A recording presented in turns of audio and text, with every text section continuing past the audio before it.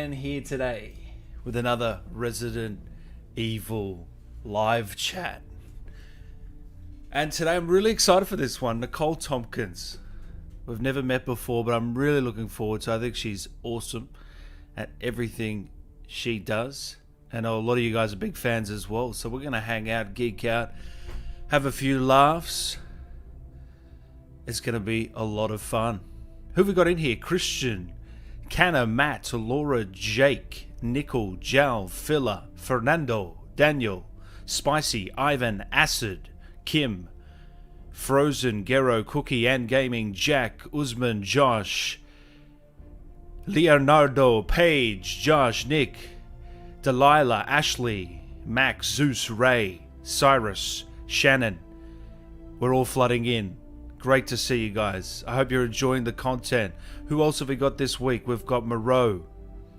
Possibly got the Hag. We've got Donna.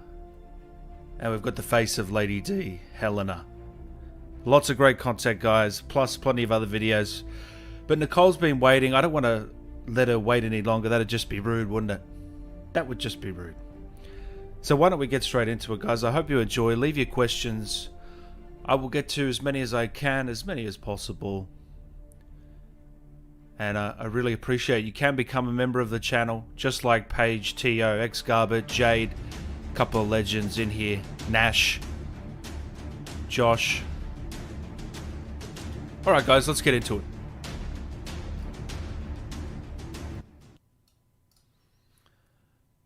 This is going to be fun.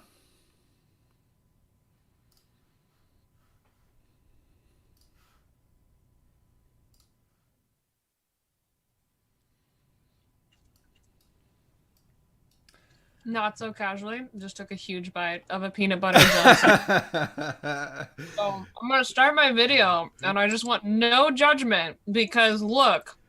Hey, you know we're live, don't you? We are not. Yeah, we are. We are live. Amazing.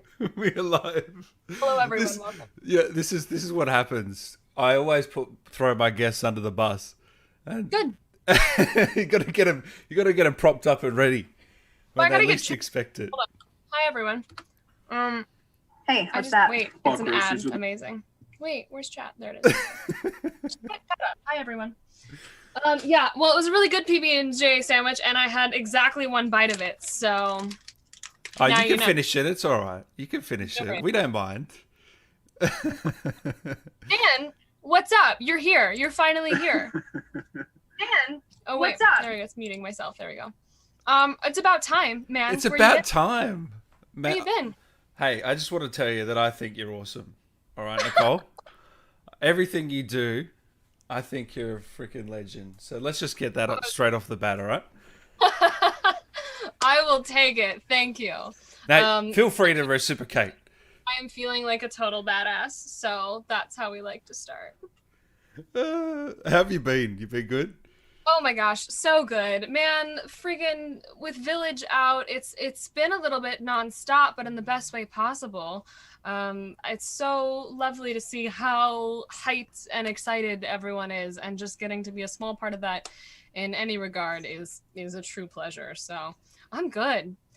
Please appreciate, I have to point this out because everyone I talk to is like, what is happening? It's just mystery. I just like my cauldron in the back. I'm brewing. It's fine. Don't worry about it. It's a diffuser, a humidifier.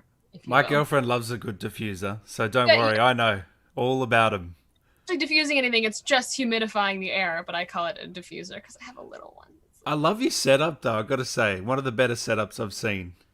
Oh, thank you. It's new. For those that have been watching me on Twitch at all, they all know the long story behind my brand new setup. And it actually looks, you know, half decent for something that just got put together. Oh, so this is just thrown together. Surely there's a bit of creative juices flowing here. I mean, always. You know, Jill gets a little spot. She had to. I mean, you got to do it. And this one's super cool because Brad Duct Tape Hale, an amazing fan in the Resident Evil community, an artist, straight up like dirtied her up, added a shotgun, just like made her very custom and sweet. So she gets a spot on the shelf. I love it. And then you got the little lava lamp, which they've You don't see as many of those these days, do you? I'm bringing them back, Dan.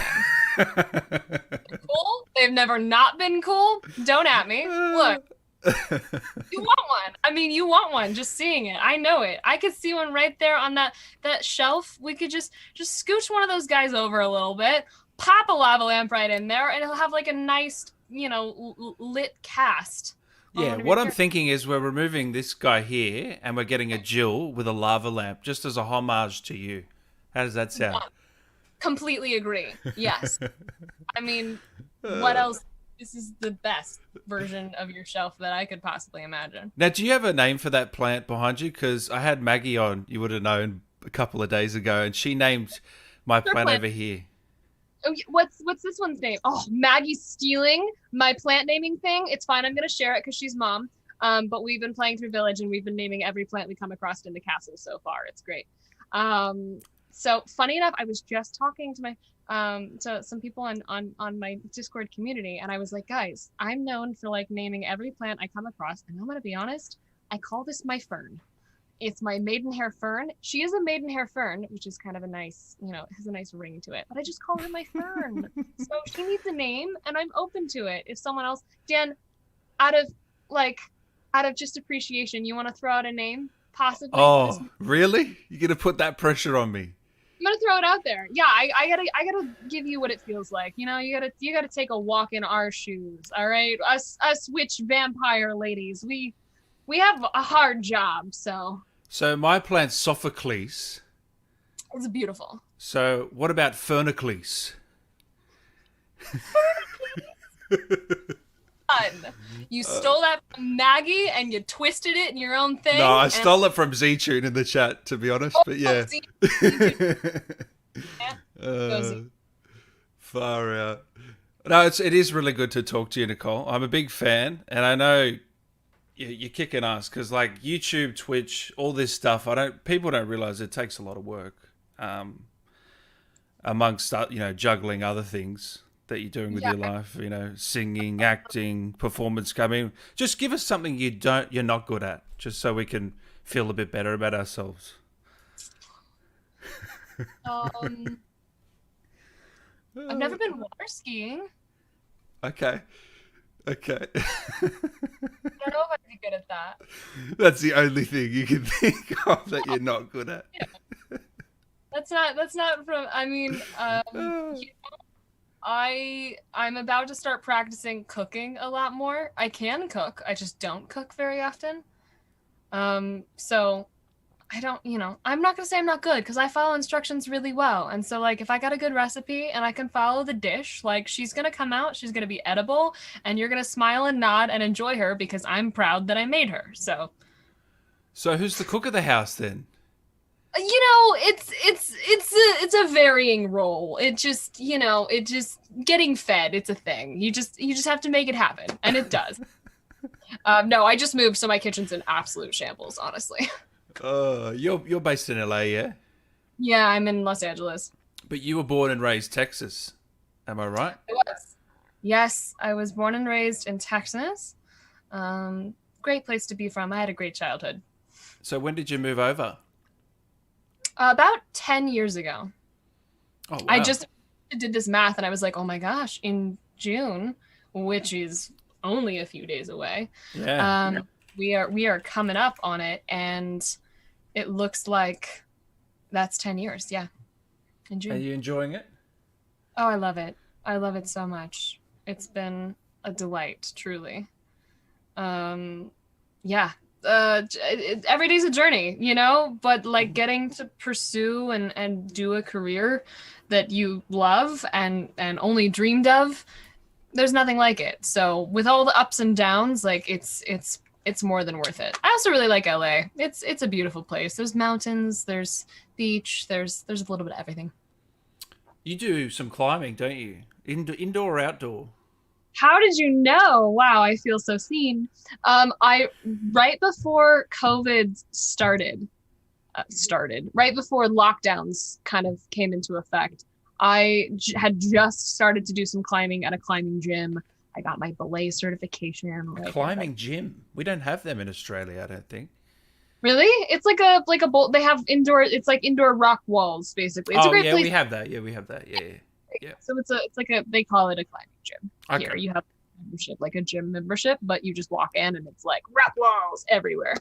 Right. So I got belay certified, and then COVID hit, and I was like, I am not ready to just go climb out on rocks in the wild without someone who knows what they're doing. So it just kind of put a stopper on it, but I sure look forward to getting back to it because I was finally getting strong, and now I'm concerned at my finger strength. But Stephanie Panicello, who plays Claire Redfield in our Resident Evil series, she also climbs, and we've talked about like maybe we should go climb because we've never met each other in person still. Oh, really? Ridiculous. Yes. Have you met Nick, who plays Leon? Not in person. Yeah, right. Them, they've been virtual friends that I've met through, this time and experience. So Resident Evil 3 came out during the pandemic last year, yeah? It did, yeah. Wow, that must be weird.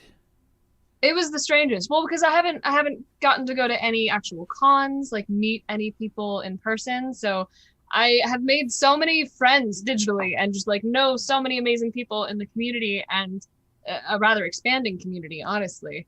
And to say like I've only met everyone on the internet.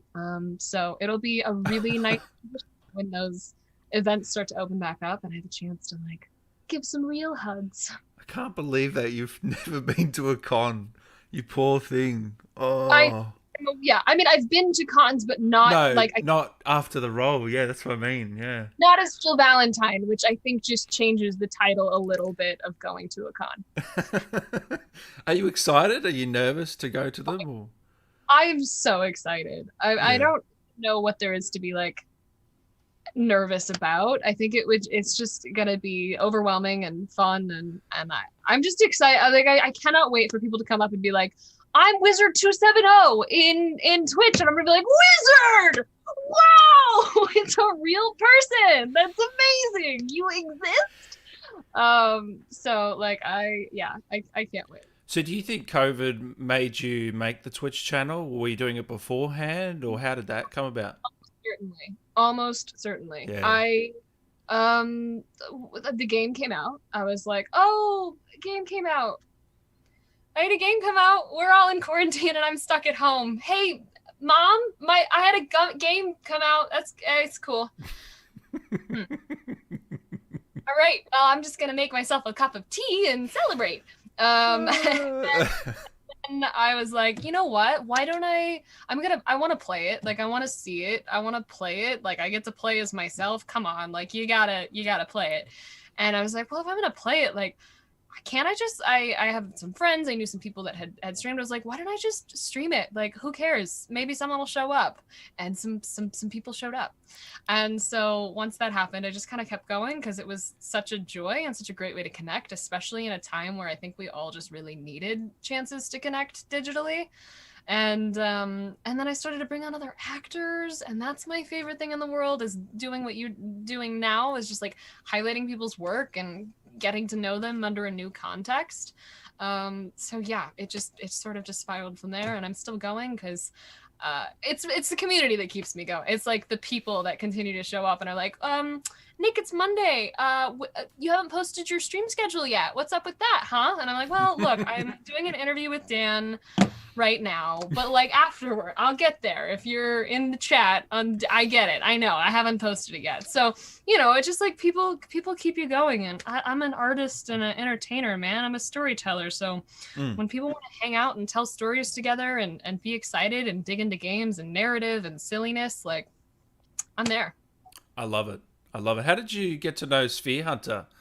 She's a great content creator, and I see her pop up in a lot of your streams, actually. Yeah, Susie. So Susie and I have literally just developed. We've also never met in person. We've just developed our relationship through once Resident Evil launched. She actually found me, like, I think before she got like an early copy of the game, and knew that I was Jill before that I could say anything. And so I remember like I was doing a test stream on Twitch. I was like, well, if I'm gonna play it, like I before the game was out. Yeah, like literally maybe 3 days, like 2 days or something before the game was out. And so I played Animal Crossing because Animal Crossing was super in that moment. And, you know, I'd been keeping up with all of my turnips and riding out the stock market. And I flipped Animal Crossing in there, and like in pops Susie, and she's just like, Jill Valentine. And I was like, I don't know what you're talking about. And look at my cute little Animal Crossing. Ridiculous.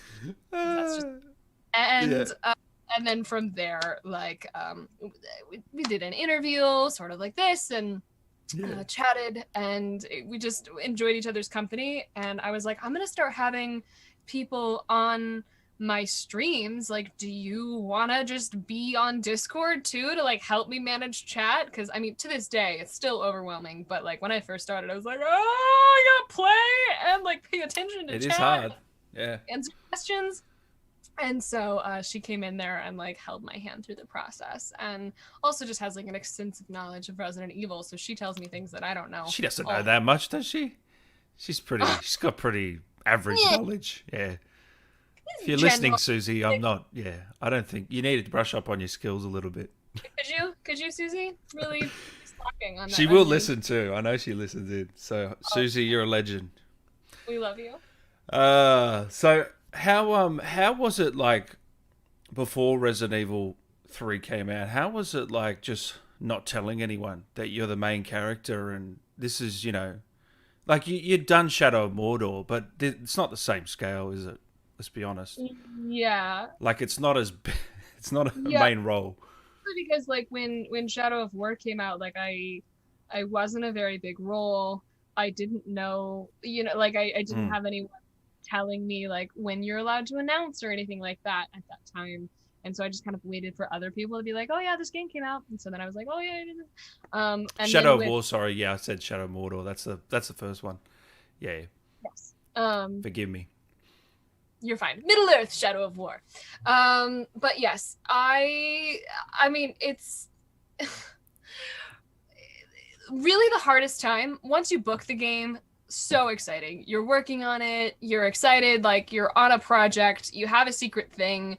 You're not telling people, but like the game's not announced either. So no one really knows. The hardest time is when I'm hoping someday in the game industry this changes, and I think it will continue to evolve as game companies decide to like use their actors more in marketing. But like the moment from when the game announces and you start like, that's my performance, like that's my facial expression and my voice, like that's me, you know, like in trailers and stuff like that, up until waiting to the day the game releases. Now you've got people that are guessing, you have fan art, you have like all this crazy stuff that starts to happen as like the hype happens, and you're just like,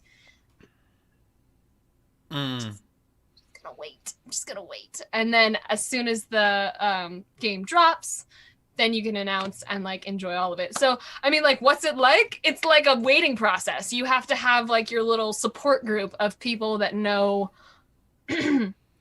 don't know because you signed an NDA, but like your family or something that like knows that you have a project coming out that you can just message and be like, look at this cool fan art, like look at this really thing. Like, people seem excited. So yeah. It's definitely fun waiting. I don't know if Maggie mentioned this at all when she talked to you, but like when Lady D blew up, we were messaging back and forth. I was sending her like fan arts daily and like articles, and we were both just sitting there like, oh my gosh, because it was her first, you know, big role as well. Yeah, so she said you were telling her, hey Maggie, she's blowing up. You know that, don't you? Yeah. Oh man, it must have been crazy. And especially when, you know, some people probably knew it was you. Did you get any messages saying, oh, I recognize that voice or not? You know, a couple, but I hadn't really done anything that sounded quite like Jill. Yeah.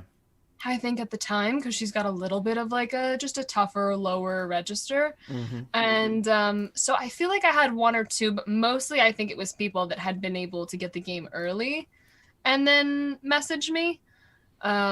Because I wasn't, you know, super well known in the game industry at that. So did you, be honest, did you play games before Resi and the streaming and all that? So, yeah, I get this question a lot. I mean, there are people that have been like passionately committed to video games from a really early age. I was always really I had a lot of gamer friends. Like I had a ton of friends that were gamers, so I was really around it a lot, and I played like on Nintendo. Like I played Nintendo games, and I had, DSs and stuff like that. And then after I booked Shadow of War and like walked on a motion capture stage for the first time, it was like, holy cow, wait, this is how this happens? No way. And worked with people that just showed me like how committed and meaningful the story was to them, which as an actor is like what you're excited about. It's what you want, to matter in so many ways. To see the artistry that went into it, I was like, this is amazing. And so from there, I remember this very fun conversation between Troy Baker and Travis Willingham, two icons in their own right in the video game world, arguing about whether or not I should get a PlayStation or an Xbox, because I said, I'm gonna get a console so I can start playing. I ended up with the PlayStation, and I played through the Uncharted series just on my own because that was the vibe that I wanted to do. And I really enjoyed it. And then from there, obviously, like I just started playing more and a lot more recently because of streaming on Twitch and whatever else. What did you think of Uncharted? Just bear in mind, I'm a fan. There it is. I loved it. It was super fun. I got to play it in order. It's my first probably series where I've played all of the games all the way through. All four? All five? Yeah. Oh, there's a DLC with Zoe, right? With Chloe. No. Chloe. Chloe. Sorry. Yeah, DLC with Chloe. I haven't played the DLC with Chloe. Yeah. You played the first four. Right. So I played the first four. I didn't play I guess, is it even a DLC? I guess it's its own game. It just seems like a DLC. It was probably going to be a DLC, but they just fleshed it out a bit for a tangent. Yeah. Tangent. Should I check it out, Dan? You'd like it. I know you were playing through Tomb Raider, weren't you, recently? Yep, I've been playing through Tomb Raider, although that series was not unfortunate. It's amazing. I'm loving it. But it got gifted to me, and it was gifted to me by someone that was like, you don't need to play them in order, and just tossed me the third game, and I didn't realize it was the third game. So I started streaming. I was like, well, I might as well just play it. And people in chat were like, have you played the first two? And I was like, this isn't okay. So I played the third one first, and then I went back and played the first one, and now I'm on the second one. And the storyline, the pieces are just really coming together now. Oh my god, you've really stuffed yourself up. Sean here says, I really love that lava lamp. It fits so well within the room. Thank you so much. All right, let's get to some of these questions. Jason here says, what do you think of Ethan Winters, Nicole? What do I think of him? I really I played RE7 before Village came out, so that no one was like, but you haven't played RE7, because I didn't want to hear it. And it was also really fun. So I played RE7, and I really love kind of watching Ethan's arc in Village. And I'm going to tread gently on that because I haven't actually finished the whole game yet. I'm currently in the middle of it. I'm just in the castle with my ladies. Do you know what happens? I do know what happens because I helped make the game. So I know most of the major spoiler plot points, but okay. I don't know exactly how they all fit into place, because with a game like Village, it's huge. I was in two very specific sections. I was in the castle and I was in the village with Elena. So I was in two sections, and then otherwise it's just what I heard at the table read and what other friends were telling me, because it all happens kind of independently. So it's going to be new for me to watch obviously how it comes to life and where these storylines have been slotted in. So are you, okay, spoilers guys, are you one of the first people to have two different characters die in the one game? I don't know. Actually, I haven't been asked that, and I hadn't thought about that. But yeah, with pride. That's how much they love you. They'll kill you off twice in the one game. Left and right. I know. it's fun to watch me die. I get it. Yeah, I'm sure I'm not the first, because there are way too many people that have played Orc number 3 and also Soldier Man 7, and you have two characters and they both die. Hey, just quickly, now I'm going on a tangent, but with Shadow of War, that's what I live for, clearly. My favorite part of that game is the orcs and the one-liners. They're so funny. Have you played the game? Do you know how they do that? Or did you see any live? I started playing it, and I honestly didn't get very far because I was really, really bad at it when I first started playing. I was like, wow, this is not a walk in the park. And it's so massive and like open world. It's overwhelming. But yeah, they basically just have like insanely talented people that go in for the most aggressively, vocally tiring voiceover sessions you've ever seen. I had the joy of like seeing part of one like after one of my own sessions, and I believe JB Blanc directed a decent amount of the orc stuff. He's just a brilliant, talented actor and mentor, and someone I adore and appreciate massively. And he's in a ton of games. He's in all of them. It's crazy. And also like in Barry, the TV show. He's got such a fun career. Anyway, tangent. But he like I think does a lot of the directing for some of that orc stuff, and it looks both like a ball of fun and also just so exhausting because those guys are getting in there and just shredding their like vocal cords for hours on end.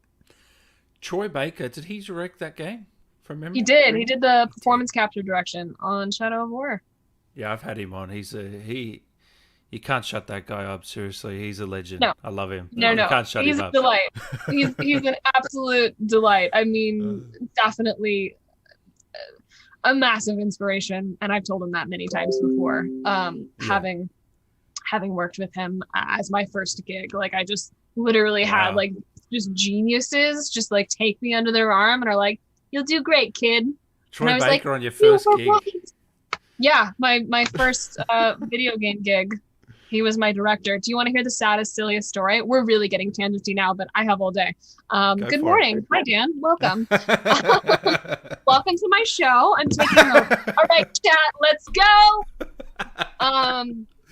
Yeah. Hey, So when I first walked into the callback for Shadow of War, I put in like 4 lines in a British accent for a human on a fantasy game, and that was it. I knew nothing else. And then here I am, just like do.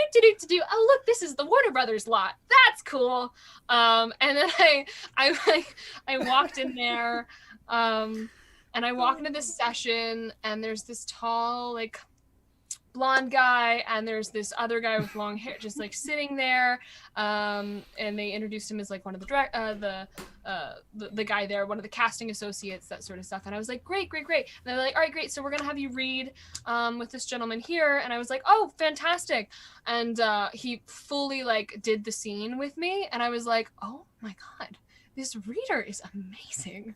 I have never had such a good reader in an audition before. Like, God, you guys should use him, is what I was thinking in my head. Like, get this guy a gig. Like, he's wasted as a reader. Oh, that's funny. Sure enough, walked out, and like I was like, I gotta look that guy up, man. He was great. And I was like, oh, Troy Baker. Oh, he's got like 782 IMDb credits. Oh, Troy Baker. Should have known. So I definitely, when I first met Troy, was just like, hey, like I know I had the energy of like, you're really talented. And he had the same energy because he was there trying to cast me in a game. So we both were just like, you're really good, as like just a unspoken energetic connection. And I just felt so silly knowing that I walked in. So you told him that story, obviously. What's that? You told him that story? I'm going to be totally honest. I don't think I have. And I have told it before, like in interviews or just like on my Twitch channel. But not him. It's one of my most amusing stories. So like if by some chance Troy has just been like, I'm going to watch an entire Nicole interview, maybe he's heard it. But no, I'm sure one day I'll be like, yeah, that was a thing. And he would think it's hilarious. I'm sure. Wow. That's so funny. And that for people that don't know who Troy is, Troy is in nearly every game you've ever played. Yeah. Have you played The Last of Us before? So this was part of the debate on whether or not I should get an Xbox or a PlayStation, was my ability to play Last of Us. And funny enough, I've watched a lot of Last of Us because I also was like friends with Hannah Hayes back when we first moved to LA, both of us. And she plays his daughter in the very, very beginning of that game. Of course. Like, I kid you not, we knew each other from like an acting class when we first both got to LA. Wow. And so like I knew a lot about it. So I've seen a decent amount of this game, but I actually haven't played it all the way through. Part of me is almost like saving it in some way. Like, I'm sure when it's time because I will play it. I'll probably end up streaming it, but I'm almost just like, yeah, I don't know. It's got such a legacy, and obviously I played the entire Uncharted series, so I love Naughty Dog, and I cannot wait to work with them at some point. They just do such cool things. That'd be good. Yeah. Now you're talking. Yeah. Are you a crier in like watching movies or games? Like. Yeah, absolutely. Okay. Yeah. So have the tissues ready then. For sure. No, yeah. It's a sad series, but it's so beautifully done and it's so cinematic. Yeah. Which I just love. Yeah, it's funny. I used to not be a crier in movies and games. And then when I started acting, like really quickly early on, almost as a child actor, I was like, oh, like being able to cry for scenes and in scenes and like be really emotionally connected to material is super important and just really part of the process. And so I started to be like, I'm going to be really intentional about like when something's sad, just really feeling that. And so then I started crying in like movies and TV, and now people pay me to cry all the time. It's ridiculous. Now my job is to just cry, I guess. Did you see that whole idol sequence with Elena just crying on her car? Yeah, there was real tears. You can't see them. Did they animate them? Probably not. Did it help anything? No. But if you could see the close-up BTS footage, Elena, man, lets her daddy go. There, oh. Really? Oh, 100%. I'm going to go back now and have a look. I mean, I don't think you can see it in the game. I'm sure not. It's the wasted tears that never were. So you can cry on command. I'm not going to make you do it now, but you can cry on command. Yeah. I can't. Wow. I can't. Oh, please don't. You're making me emotional. Your eyes are swelling up. I would never. I wouldn't do that to you. Ever. But that's a skill. I don't know how you do that. Jesus. Time. Caring. Acting queen, they're saying in here. Love your acting. Oh, absolutely love it. I also saw, so you're a PlayStation girl now, right? So you got a PS4. You don't have a PS5? I would love one. I was in the same boat as everyone else. I also at the same time was building a new PC, so it was kind of like, all right, either I'm trying to get the new NVIDIA graphics card or I'm trying to get the PlayStation 5, but we cannot try to do both at the same time. So I got an NVIDIA card, which was really exciting. Okay, so you got a big PC build. So how well do you know your specs? You know what? Pretty decently, actually. Oh, here we go. Okay, come on. Jade Allen helped me do it. I have an AMD Ryzen processor. Yeah. God, throw out the numbers and look like a doofus. I managed to get the NVIDIA GeForce RTX graphics card, the new one. I did not get the 3080, which is what I was rooting for, but I did get the 3060, which was good enough to start. So I got the 3060.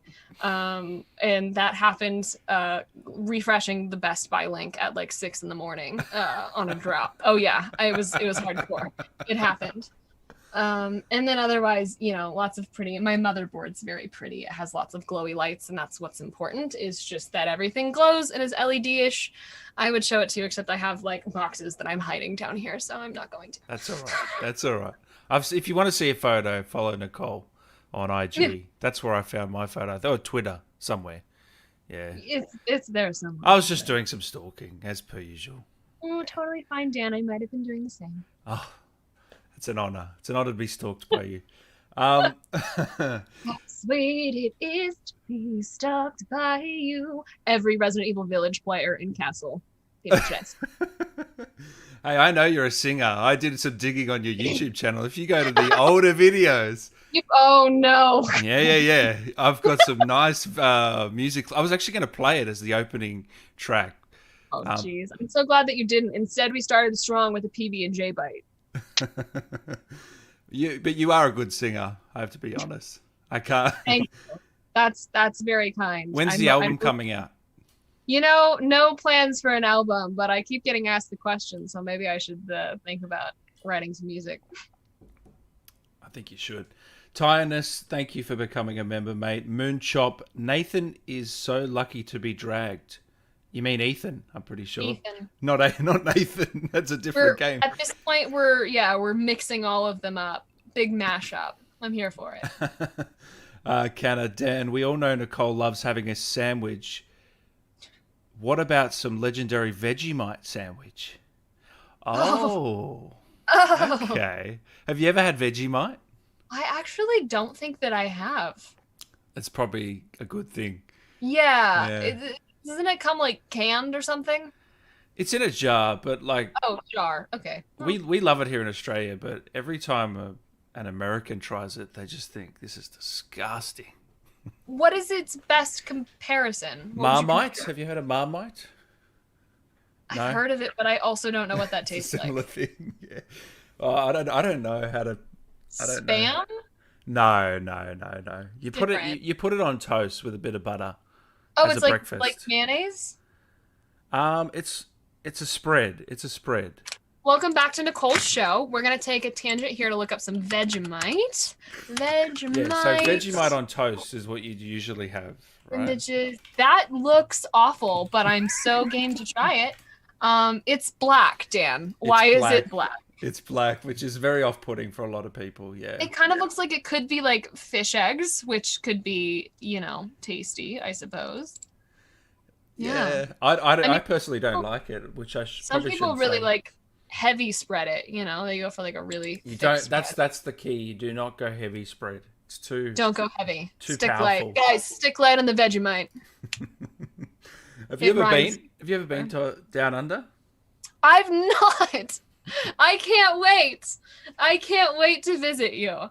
No, yeah, I've never been to Australia. It's on your list. It's definitely on the list. How could it not be? Absolutely. I've met some amazing Australian humans. I've mimicked some Australian accents. It's great. So no, I've never been, but obviously would love to go. So, what you got going on over there? Anything interesting? Everything. Anything and everything. Come on. What don't we have? Great people, great food, attractions. Oh, good. We're going good. We're going good. How's your Aussie accent?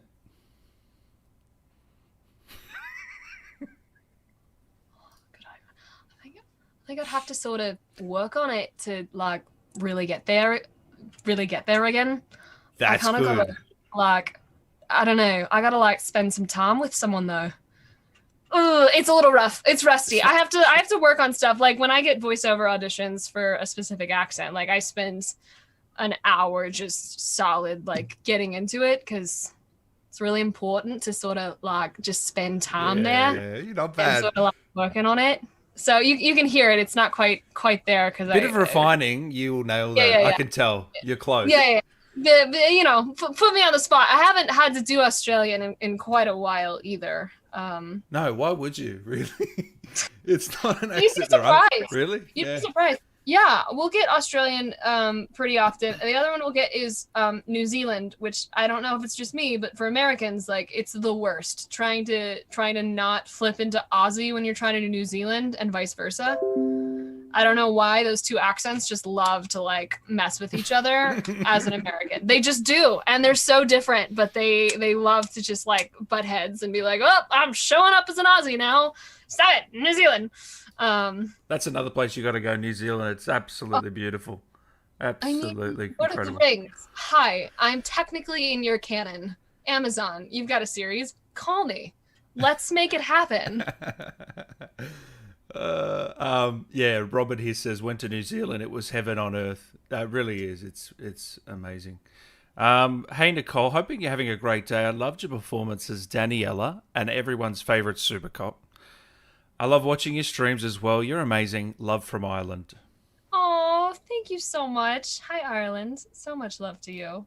And that's the first positive message you've had of this whole chat. They've just been so negative towards you this whole I know, time. they're just pretty mean. Although I do really love that chat is mostly full of, "Don't you love me?" There you go, guys. You got it. Dog Boy, could I get a greeting in Jill's fashion? All the love, you are the goat, from Tyler. Tyler, you want stars? I'll give you stars. Love it. Princess Queen Nicole, can I also get a shout out for my BFF Carly in the Daniela voice? Yeah, she has such ridiculous lines and they're always inappropriate. We're just going for it. Carly, kiss me? What are you gonna do? What are you gonna do? And that is a line. We played that earlier. That's what they gave me. All right. Yep. No, that's you didn't request that one. You didn't request that one. Skull Taker, it's the Jill sandwich. It was. I bet you haven't heard that one before, Nicole. Never. Nicholas, hey Nicole, big fan of your streams and your work. What drives you to wanting to be a part of this franchise, and what do you love about it? From Nicholas. Oh my goodness. I mean, anytime you're working on something that has passionate people behind it, that are passionate about what they are making and really care, like, it's a dream, and are talented, which is also helpful. So like doing like all of that combined, it's just really fun to be on a project like that, because I've kind of said this before. I've never been on a mocap stage where people didn't want to be there, because most people that work in games at some level are a fan of something. It matters in their childhood somewhere. They care. So everyone shows up really wanting to be there. And I think that's a really powerful thing to have at a workplace.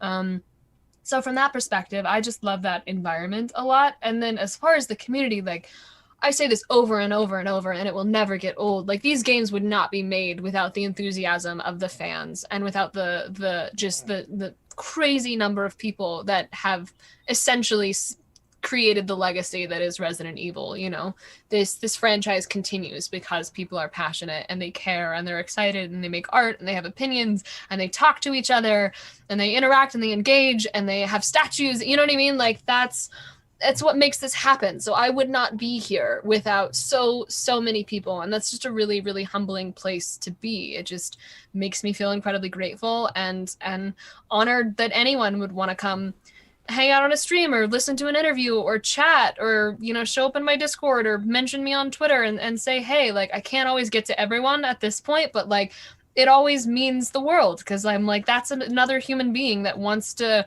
engage with me because of something that I did that hit them in some way. And like, that's, as an artist, the most satisfying, fulfilling thing you could ask for. That's all you want, right? Someone, it meant something to someone. And watching how these games mean something different to every individual person, whether you're a nostalgia player, whether you're new to the franchise. We've got people, you know, from freaking 13 to 50, 60 years old that like know Resident Evil and love it. And that's just a diverse, unique community. I'm on a tangent. Basically, I could talk all day long about how much humans amaze me and how grateful I am to spend any time at all with some other lovely beings. And you know, Resident Evil 3, you and Jeff and Neil did a great job, I tell you what, but I just wanted more of yous. Like, you did such a good job. I wanted double the content. You know what I mean? I mean, same. Yeah. Same. Would love that. Especially seeing how much like marketing and hype and stuff that's gone into Village, you know, just seeing, like, I hope that continues with all of their, you know, Capcom coming released games, just like continuing to just really, really market and put in a lot of effort and joy, because the fans want it and are here for it when, you know, they deliver that. So I've had both those guys on, Jeff and Neil. How'd you go with working with those two imbeciles? You know, they're just such they're not very nice, are they? Aren't they amazing? But yeah, they're awful. Just really cruel humans. They're just top blokes, I call them in Australia. Top blokes. Okay. That's just legends, absolute legends. They're legend. They're I mean, amazing. All I can do is just like, at this point, they're family. They just are. You know, Neil always calls me his little sister. Jeff is just like such a close friend and talented actor at this point. I'm always just like, I don't know, the way that you get to support other people when they become really close friends or family, like you're just excited for every single one of their successes, whether that's in their personal life, with their family, or their career. And being at that level is just really satisfying. I actually met both of them at the callback for Resident Evil 3. And I remember coming out of one of my reads and I looked over and I was like, these dudes know what's going on. They've done this before. All right, guys, what do you think looks better? If I hold the gun like this or like that? And I mean, the second you ask two people that have had military training and do stunts and all that fun stuff, you opened up a wormhole. How to hold a gun. You've got two guys that are like game to just like make you look as badass as possible. And so they're always like in the parking lot with them. That's great. They're like, hey, I'm auditioning for Jill Valentine. Please make me look as cool as her. That's awesome. And they did, and here I am. So you know, they can get a little credit for that. That's of course Neil Newbon and Jeff Shine. Jeff Shine. Great, oh great yeah. guys. If you're not following them, do so. They're in a few games. Yeah. Skulltaker, will you be playing through any other RE games? So I get this question on the daily. There's never not me existing somewhere where someone's like, well, RE4? Well, have you played the original RE3? Well, what about, are you going to play Resistance? Well, what about, you know, all of that fun stuff. Revelations? Come on, you haven't... Guys, there are so many Resident Evil games. I just keep saying, like, all in good time and no promises. Yes, I will absolutely continue to play. For now, everyone wants to know, like, what's after Village? And I'm like, I'm just in the castle. We have so much left of the castle. Yeah. Guys, what do you mean? I'm going to be here for, like, another 6 weeks on this game because I play really slow, too. So are you planning on getting some more of the actors on for that playthrough? Oh, absolutely, yeah. Maggie is going to come on again on Wednesday, which is Wednesday. Yeah, Wednesday, 2 days from now, to finish out the castle section. And then I've got pretty much each of the lords kind of like planned out and a few other people here and there to come hang on. So you'll see Neil, you'll see Jeff, you'll see Jesse if we can coordinate our schedule. Andy, Norris, and Paula Rhodes is my plan. So lots, as many as I can get to come say hey. I love it. And I actually want to play through Resident Evil 4 again as well. But there's just, I think you don't want to play them all back to back. You want to play something else in between. You just get burnt out, like you would with anything. Yeah, exactly. For sure. Yeah. Noctober here says, I love you, Nicole. Hope to see you return as Jill in the future. Oh, so much love to you as well. And I would love that just as much as you would. Sean says Nicole Tompkins' work as Daniela is astonishing. Thanks, Sean. Kyla Law, hey Nicole, love your work. Your voice is heavenly. Oh, I appreciate that. You guys are really nice to me. Marco, Nicole, we met at a freaky car show con in San Antonio. Hi, Marco. One small con, but still a con. So happy we met in person. Yeah, I did. I got to go to one very, very small little thing end of last year when everything was like down for a minute. And it was like, oh, I think we're going to be able to do this. And it was all like super, super socially distanced and whatever else. So I got to do one little thing. And then as soon as I got back, like numbers started to rise again and everything immediately was like, nope. Yeah. You'll be back there soon, I'm pretty sure. Oh, I can't wait. People are getting vaccinated over there, aren't they now? It's pretty... Yep. It's getting better. Yep. Oh, so much better. It's so exciting. A bunch of us Resident Evil people are all double vaxxed, so we get to go see each other. I have like a live sign with Maggie and Becca coming up, and we're all going to see each other in person. And we haven't seen each other in person for so long. We're going to get together and like sign a print together. And I cannot wait because we're excited to just like spend time and hang out. So when's the last time you saw them? 2020? Early 2020 or 2019? Really early 2020. Far out. Yeah. Early 2020 for sure. Yeah. And then like more, I actually think Becca, it's been since 2019. So you're going to do that on your IG or your Twitch, or you're going to stream? Oh that? yeah, I'll be streaming on Twitch. Yeah, we have if anyone here wants a signed print, all the Resident Evil people have Streamly shops open right now. If you go to streamly.com/Resident Evil, you'll see tons of prints, including prints from Maggie and me and Becca. Or you can go to individual shops with our name at the end. I'm going to get the trio one. Do it. Where's it going to go on the wall though? Do we get a wall? Right there. Do we? Yeah. Do we? Yeah. Yes. Okay. Great. But I need some personalization from you and the two other level ladies. All right.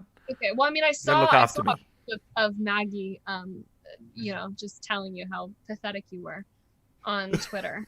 So I'm sure she could add something like that on there if that's your thing. Everyone was messaging me saying, "Dan, you're so lucky to be insulted by Maggie." I mean, it's such an honor. Insulted by Maggie. By Lady D. Far out.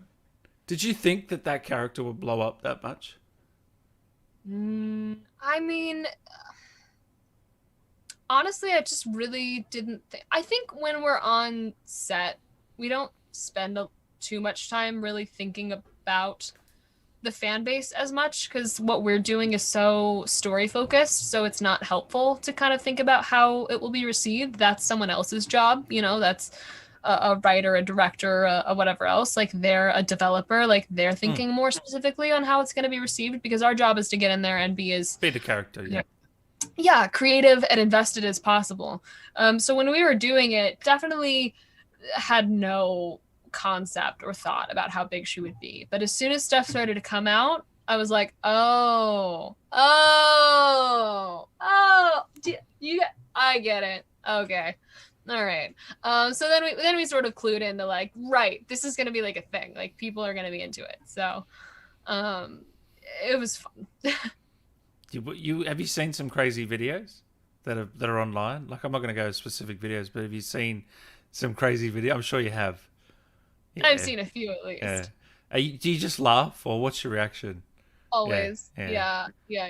It's just silly. How could you not sometimes? I mean, there's also just like there's some really good funny stuff. There's some stuff so smart. There's smart stuff as well. Yeah. I love the smart stuff. I just think it's so funny. There's some good memes that are just like, yes. So I enjoy that sort of stuff. And I sort of echo Maggie on this. I said it before because she said it and she sounded so smart saying it. So like, when in doubt, just copy your friend who's cool. She was like, I mean, once you've done the character, I also think Jeff Shine has said this. I'm going to credit everyone else around me. No, it was you. It was you. You were the first one to say it. Excuse me, I originated this. You said it back in 2018. Don't worry about that. Yeah, basically. You just didn't know it then because exactly. But no, once you've done it, like, you let the characters go. They don't belong to you anymore. They belong to the fans. They belong to the players. They belong to the people that are making fan art, that are modding, that are doing all sorts of crazy stuff. Like, at that point, it's just you've given it. You've given it out. You did your job and you had a blast doing it. You can be proud of what you did or not proud of what you did. And at that point, it's not yours anymore. You don't have any control over it. So why would you try to? Has there been a difference in fan reception from RE3 last year to this one? I think, like, to me directly or to the game? To you. To me directly? Yeah. Yeah, I mean, lots of people who have kind of like decided to latch on and hang out pretty well early on was like, so you're Elena, right? And I was like, I don't know. But not a lot of them guessed Daniela, because Elena sounds a lot more like me, but just really kind of scared all the time. So people kind of like got her pretty quick. And so, those people have all been just like so supportive and excited to have me come back. I've also had lots of people be like, why weren't you Jill? And I was like, because I don't decide these things. I don't just walk in and be like, oh, I think I'm going to put Jill in this video game today. Like, that's not my job. Wish, but it's not. I did have some people. shouting at me over that. And I was like, well, I love you. And I thank you so much for your enthusiasm. I also love Jill. You want to at Capcom and, you know, start your Jill campaign with them because I don't have any say. So otherwise, it's also been really fun to have like new people come on that are new to the series and didn't play the remakes because they're not necessarily nostalgia players. They're like new horror game players. Yeah, and because have someone them just come said on. they didn't know what Jill sandwich was. So there you go. Yeah. I mean, there's plenty. Like, we have such a diverse group, so plenty of people are also just coming on being like, I just love you, you know, as the Dumitrisk family, and like, it's so lovely, and I feel like I'm part of the family and all of that, and it's great. I mean, I have yet to, I'm not even gonna say it like that. I have had almost nothing but just really, really positive reception. And if there's anything negative, it always is like so drowned out by the army of people just being so supportive and excited and enthused. And that's just one of the best parts of this franchise and this community. So cool. So cool. Yeah. Z-Tune, can we get a link for those prints? It's Streamily. What's it? Streamily? Streamily.com/Nicole Tompkins will take you to my shop /Resident Evil. Will take you to like a whole bunch of them. Maggie Robertson, Becca Pruitt. It's Streamily.com/fill in a name. I'm pretty sure I've got it linked in the description. If I did my, no, I don't, but I'll put it in after this is done. Yeah. Cool. The trio print, if you want one of all of us signing, it's very big. I think you should. That's what I'm going to get, guys. So I recommend supporting all three. It's on all of our shops, so you can find it in any one of the shops. And then otherwise, we have lots of solos. And we did create some solos that all match. So if you just want to create an entire collage, I'm not going to stop you. Ooh, well, don't give me another option. How did you find Resident Evil 7 scary, Nicole, from Dust Pro? Yes, I did. Oh my god! When I first loaded up that game, I turned to my BTS crew, my people that are just kind of like behind me, and I was like, "What am I doing? I'm gonna," because I haven't. It's funny. Sure, have been in a lot of horror, done some horror movies, done some horror games, survival horror, especially fun. But like, did not grow up being like horror is my genre. Like, I don't watch a lot of horror. I don't choose a lot of horror as like, I'm just gonna relax to this nice slasher movie. Like, just not really where I head. You're not relaxing to The Conjuring every night. I'm not. You know, I'm more likely like gonna watch Ted Lasso. I mean, The Great British Bake Off. If we're going reality TV, like just something wholesome. I'm good for some dark dramas, but just as far as like straight horror, I love psycho thrillers. Anything that like makes you really think. Love that stuff. Like what? Like what? Well, I just mean like if you're talking about like things that kind of like scoot over into the horror genre. Like, what's a psycho thriller that you like? Give me a name. Give me The Shining. Like The Shining. Yeah. Yeah, that's a psycho thriller. Yeah. You know, and a horror film, but like it really like crosses that sort of stuff. I did a movie called Antrim that I think is kind of like a slow burn psycho thriller in some ways, though it's marketed as a horror movie. I'm gonna watch it. Okay, I haven't seen it. Yeah. Are you a lead? Are you? Yeah. I'm a lead in that movie. Nice. Yeah, it's a very like indie film. Some people love it, some people hate it, and it's kind of like split right down the middle about that film, and I'm just proud to have been part of it. Like I love indies. That. Yeah, no, I'll give it a crack. Yeah. So good. Yeah. So that's right. So RE7 back around. Here I am. I made it. Thank you. Thank you. You're welcome. I got you, Dan. This is your show. I'm removed. No, it's your show. It's your show. I'm the guest. Well, I know. I was just trying to be nice. Yes. RE7 was terrifying. I definitely got more confident as the game went on, and I had guests on. But when I was just playing by myself, just like going through rooms, I took forever because I was like, I don't want to know. And then I got a lot better at it, and I started to be like, I don't want to know, but I was at least running. We've got so many questions. I just realized we're nearly an hour in. You're all right to keep going, Nicole? I'm chilling. I'm chilling if you're chilling. Isn't it early for you? Isn't it like? It's 8. It's 9 a.m. here. Morning. Do you have your coffee? This is how I wake up to beautiful, talented actors like yourself. This is just a usual day for me. This is how I get going. This is how I eat PB&J sandwiches on interviews and apricots. on interviews with Dan. That's the only way to eat a PB&J sandwich, y'all. Andrew Johnson, Nicole, how were you contacted to come back for Village? And did you know ahead of time about this project? Riding the line. Ride the line, girl. Don't get in trouble. Yeah. No. Yes. No. I wasn't... Okay. I was aware, having worked on Resident Evil 3, that, like, Capcom has more games. So, like, I was aware that there might be another game at some point. Mm-hmm. But I didn't know at all about any sort of involvement.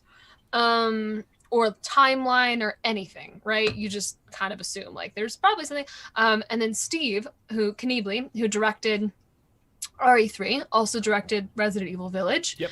And he actually called me and was like, "Hey, I'm doing the next Resident Evil," and I was like, "What?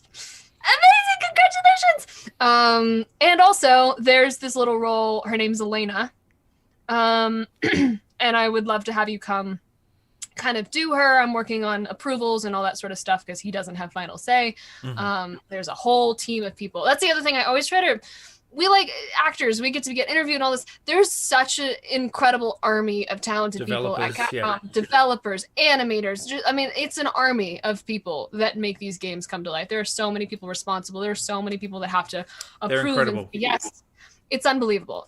Crazy. So basically, Steve, called me about that. And then Capcom approved it. And they were like, yeah, let's have her play Elena.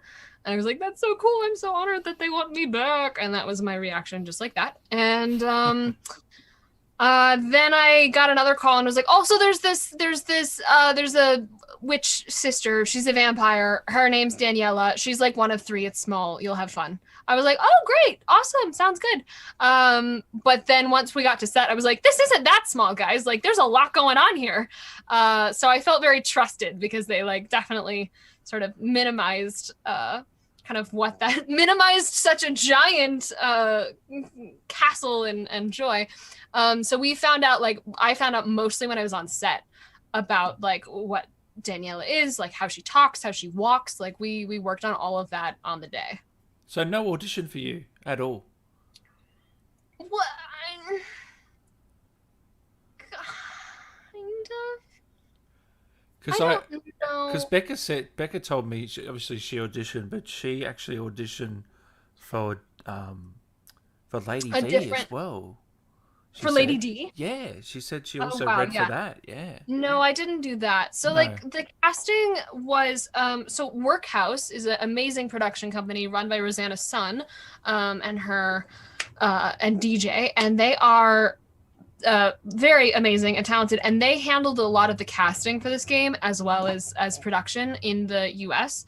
And so I kind of like got shuffled in between because I was coming from having worked on the other game, and they were casting a bunch of new people obviously as well. But you also saw RE7, they managed all of that, so you saw a bunch of the RE7 people come back in Village as well. Sarah Coates is in there, Paula Rhodes, Jesse Pimentel. So they brought people from RE7 back. And we kind of got to meet through that. So there was like, the audition process was not the same as Resident Evil 3, where you just like, here's an audition, I don't know what it's for, I'm gonna go in. I think Jeff had like a audition more like that, but mine at first, I think they thought Elena was gonna be really small, like kind of just a cameo, and in some ways like, she kind of is, and then she like her part got bigger and then smaller. Like everything changes in development always, all the time. So it was a lot less like, we don't need a whole big audition process for you, we know you can do this little role. Elena gone too soon, man. What was she thinking? Rest in peace. Believe me, I ask myself that when I first read her what death. Are you doing, like, girl? You were completely fine. I mean, Dan, try to tell me I have to convincingly choose to go back to my dad. Spoilers, guys, if you haven't played this game. Whoops. Yeah, I had to like make it convincing that she needed to go back to Papa. Far out. Good character too. Oh well. Gone too quickly. Sunset here says, hey Nicole, love watching you and Maggie play through RE8. Can't wait for part 2 this week. Yes. I found fan art of Lady D reading a bedtime story to the daughters.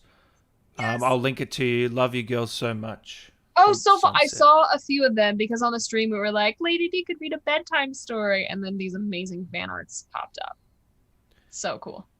Erwie Marks, love your work, Nicole. Can't wait for the next stream. I watched your Among Us YouTube video. It was hilarious. What tips will you give someone starting out for voice acting? I'm big on like getting into acting classes because voice acting is acting, just like theater or film or anything else. It has a couple more technical requirements, that come along with it, but get an acting class and get working. And also, if you have the chance, like get on a mic, record yourself on your iPhone, create your own stuff, listen back, listen to commercials on the radio, listen to people that you like, just kind of be a sponge to people around you, and then listen back to your own stuff and say like, is it there? What's missing? And big time, if you can find mentors and people that inspire you and hold you up. It's a challenging career because it's an artist's career, and that always can be challenging in some ways, but maybe not any more challenging than any other unique and amazing career. So my suggestion is have a life outside of it. You got to be a whole person, I think, to be a really a whole actor as well. Like just lead a good life as an individual too, because it'll make your work that much stronger. I think I was saying this earlier, like a lot of people, we absolutely make art from our pain as, people, as artists, as individuals, but like, I don't think people should have to forever, make something good out of that pain and then heal. Like I think with what they're up to. And I wouldn't call you a voice actor either. I would call you performance capture artist, actor. Yeah, that would be. I mean, You don't mind. Labels mean very little to me. Yeah. I act, I sing, I'm in games, I'm a performance capture artist, I'm a voiceover artist, I'm a motion capture artist. And it's so funny, like there's a difference between performance capture and motion capture, because motion capture technically happens without facial capture, but we just say mocap for all of it. So you're not performance technically, or you are? It is performance. I am. I did all. So I was right. Thank you. Yeah, you were right. So yeah, it's a performance capture artist. We just nowadays mocap is such an umbrella for all of it. Yeah. Because it's easier to say. Yeah. PCAP. Yeah. I'm from PCAP. Yeah. Dan and Nicole, you guys are great. Nicole has revitalized my love for Resident Evil, made me fall in love with Jill again. I'd love a shout out to Jill. I'd love a shout out from Jill, and his name is Everett. Everett, thank you so much for being such a fan. I appreciate you immensely. I mean, what do you want? Everett, bitch can't even swim. I love that one. And I actually platinumed RE3 earlier this year. Amazing. All the trophies and achievements. So thank you, everybody. I'm, well equipped to talk about. Get a round of applause. Hype chat. This is my show. Let's show some kindness to our guest, okay? If you would, we really want to boost him. We want to make sure he keeps showing up for things like this. We really do. We want to just encourage him. Congrats, donate, Dan from Jack. Support your artist. Oh, thank you guys. I appreciate the claps. Oh, you are very, very funny. Mickey fan, Nicole, I just wanted to say that I loved you as Daniela.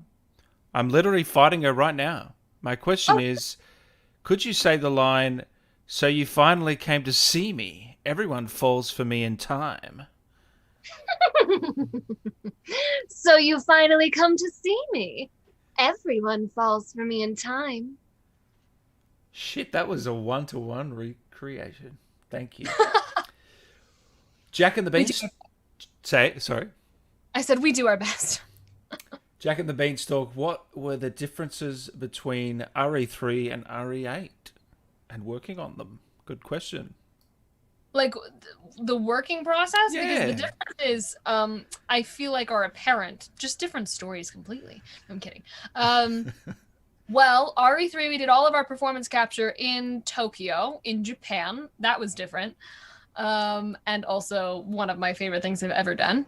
And all of the performance capture for Village we did in Los Angeles. So different locations, which just changes kind of the energy of, you know, oh, I'm living here for a month and then coming back and then just kind of being at home and getting to go in every day. And then also like the cast for Village, I don't know if you noticed, but there are like a lot of people in Resident Evil Village. So there was just so many cast members, and I think that was really fun because we just got to meet a ton of people and work with a ton of people. Resident Evil 3 was a pretty tight-knit group, and they like 5 or 6. Neil played like 7 characters in that game. That's all I'm gonna say. You know, like he's everywhere. He is Nemesis, isn't he? He is Nemesis, Nikolai, a bunch of the zombies. He did some performance capture. He also played you. He played Jill, yeah? You were just a cover-up. Yeah. Oh, yeah. I'm just a face. Like, I'm just here for this kind of stuff, you know? Kind of talk. That's all me. All the, like, the real work is Neil. Yeah. What was that like in Japan? That must have been an amazing experience. Oh, my gosh. Living there for how long? I've been there 3 times now, and like it's kind of 2 to 3 weeks each time.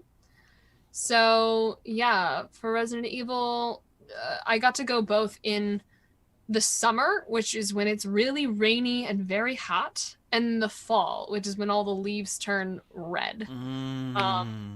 Which I loved getting to kind of see both. And in the fall, I went and traveled and went to like Kyoto and some other cities around Japan, because if you're in Japan, you do that. I'd love to go. I always just say, like, if you have the chance to go, like, definitely go. It was a really moving experience for me, not only because I was working on something that just was so cool, with very cool people, but also I mean, the cuisine, the culture, the city, it's just such a fun experience. And I loved it. I wouldn't trade it for anything. Oh, I'd love to go. Absolutely love to go. I will go soon. Aren't you guys close? You're a lot closer in time zone, aren't you? I think so, yeah. I think so. Yeah, because for me to go to Japan, or for you, like literally right now, it's such an insane time jump. We're 7 hours. We're 7 hours. But usually we're 5 hours. But it's daylight savings and all that sort of stuff comes into... You're 7 hours from Japan? No, 7 hours behind you, but a day ahead. Does that make sense? Yeah, that's not 7 hours behind. That's a full bazillion hours ahead. That's how I work it in my brain. So that's what I'm saying, though. Japan's like it's like a 14. Yeah. I think at one point there was like a 17 hour, like it was an insane time difference. So I mean, day 2, when you first get there and you're like working, by lunchtime all of the American actors look like they have the flu. Like we're literally just stumbling around. It's like lunchtime and we're like, it's 4 a.m. What's happening? So I mean, that's the time to do the zombie work, honestly. So I asked Maggie this question: how much sleep are you getting, Nicole? Because me and her, we're not getting enough sleep. We're only getting 6 hours. We're night owls. We need to work on it. Are you a bit better than us? Dan, I'm an 8-hour or bust. 8 Oh, hour. yeah. No, yeah, I'm a. The other day, like I take pride. I finally like had the chance after like a really long week, like I can sit in for like, I just got 12 hours of sleep. I just did a 12-hour shift, y'all. I am a new human. But mostly 8. I'm there for the 8 hours. Are you a night owl or are you off early? What's early? I think it really just depends on the day. I would say I'm probably I do mornings pretty well, but I don't mind staying up because I mean I did theater and all that sort of stuff. Like growing up, you do theater and then after you wrap your performance at like 11, you've got school in the morning and we're like all going to IHOP, which is the International House of Performers if you're a theater kid, but it's the International House of Pancakes if you're American. That's what I thought. So you go to IHOP because IHOP stays open 24 hours. It's the only place to go when you're underage and like in a theater thing. And so you like go to IHOP and eat pancakes at 2 in the morning. So like I've definitely done the night owl thing, but I pretty well get up by 8 in the morning, which is not that early for some people. Yeah.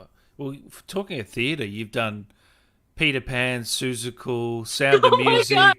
Les You see the Mis. resume. I'm Les impressed. Mis. What else have you done, Annie? I mean, what haven't you done in the theatre space?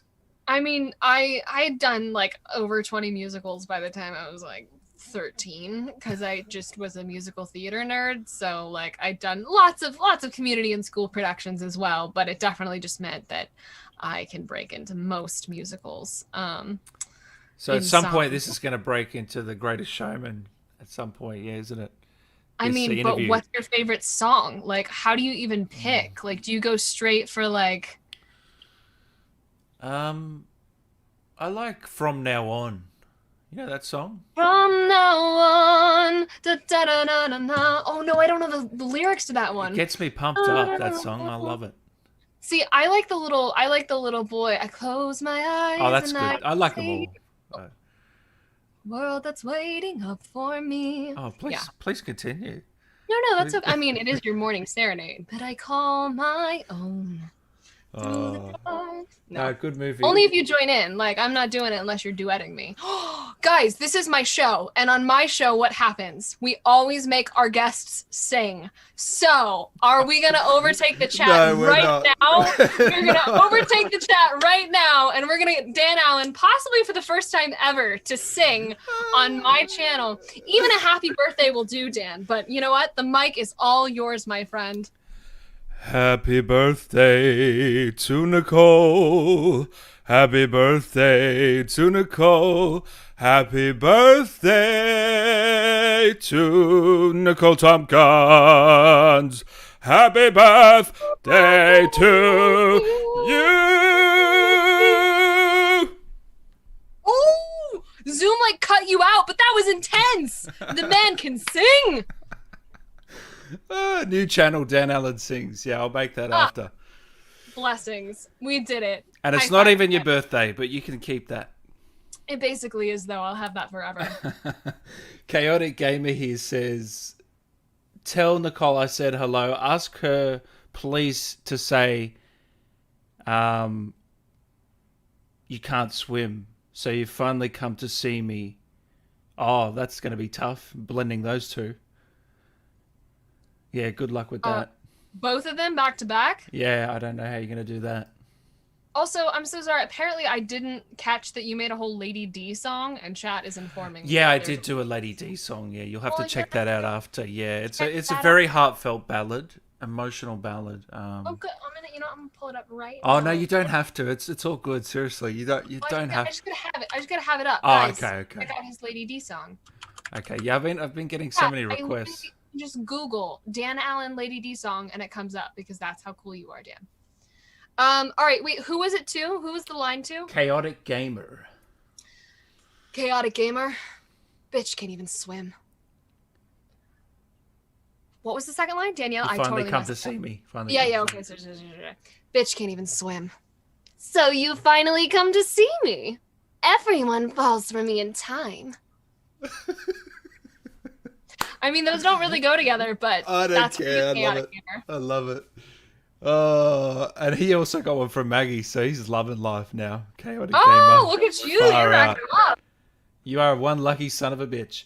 Goku Neku, still waiting for Chris to ask Jill to marry him or at least team up again. That would be awesome. Same. No such proposal. Hey Nick, you're a sweet person with a heart of gold. I just want to ask if there's a superhero you'd like to voice or play as. Love from Malta.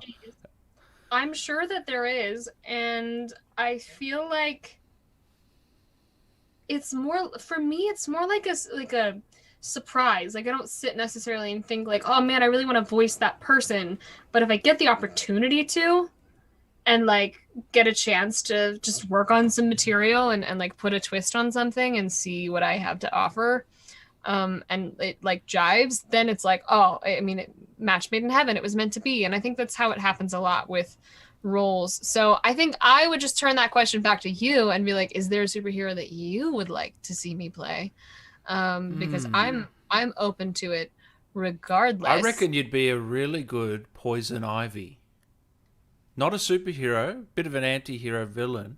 Bit of an anti-hero. But I think you'd knock I've that out seen of the really park. sweet Poison Ivy costumes in her time. Go a little bit more red again. My hair's been sometimes red and sometimes not. Yeah, if you get that bright red, Go for the bright red. We could do it. You could knock it out, I reckon. Jeff Carroll in chat asked, who did the mocap for Nemesis? It's still Neil Newbon. He did all the performance capture for Nemesis. And he looked silly doing it. There's BTS. Go find it. I haven't watched that, actually. I should. He loves his creature work, doesn't he, Neil? Oh, loves it. Loves it. Can't get enough. Dan, where's the album? I'm working on it. Me and Nicole are going to do a joint album. Oh my God, Nicole. yo, Yeah. bro, we weren't allowed to talk about Oh, that. sorry, shit. We've broken You didn't sign the NDA? Oh, shit. Oh, Yikes. shit. All right. Yeah, well, there you go. It's out there now. Guess you guys know now. Dark End Concept. Game, what's your opinion on the outcome of Godzilla versus Kong, Nicole? I haven't seen it yet. I'm Oh, sorry. no. You don't know who I'm wins? sorry. Do you want the spoiler or not? No, I don't want the spoiler. Okay. I haven't seen it. I don't want the spoiler. And I wanted to go see it in the movie theater. And I just haven't been to a movie theater yet. But I'm committed to I want to go see it in a movie theater. So you haven't been at all since the pandemic, eh? Yeah. No, it's been crazy. I'm so ready to go back. They're opening now, and now that I'm vaccinated, I think it would feel comfortable. What movie will bring you back? No, I mean the movie's out now. I would go see any movie. I just I've my life's just been a little bit crazy. So by the time I get to movie watching time, I'm just I'm gonna lay down. No, but I mean what movie would bring you back? This is my cup of tea. You know what I mean? No, I mean I want to see Godzilla vs. Kong. Yeah. I want to see Mortal Kombat. I've heard mixed thoughts about that one. That was shot in Australia. That one. Oh, well, good, aren't you nice? And I mean, there's just so much good content coming out right now. I've been on a TV kick recently, though. I've been watching a lot of TV. What have you been watching? I've been watching *Handmaid's Tale*, which is a very it's just too depressing, Nicole. I can't. It's so depressing. I put it off for the longest time because I was just I don't think that's my cup of tea. But now I've been watching it with my mom. Actually, my mom and I have been watching *Handmaid's Tale* together, and we're both really cheery, optimistic people. And we're just why are we still watching this show? It's so sad, but it's just really well done. It's well acted, and it's very interesting. Yeah. So I love the actors in that show. I'm invested at this point. So now I got to see it through. It has some episodes that I think dip, that are just nah, I don't know if I needed that one. And then it has some ones that are just so good. Yeah. But if we're advocating for TV shows, Ted Lasso is my show of the year.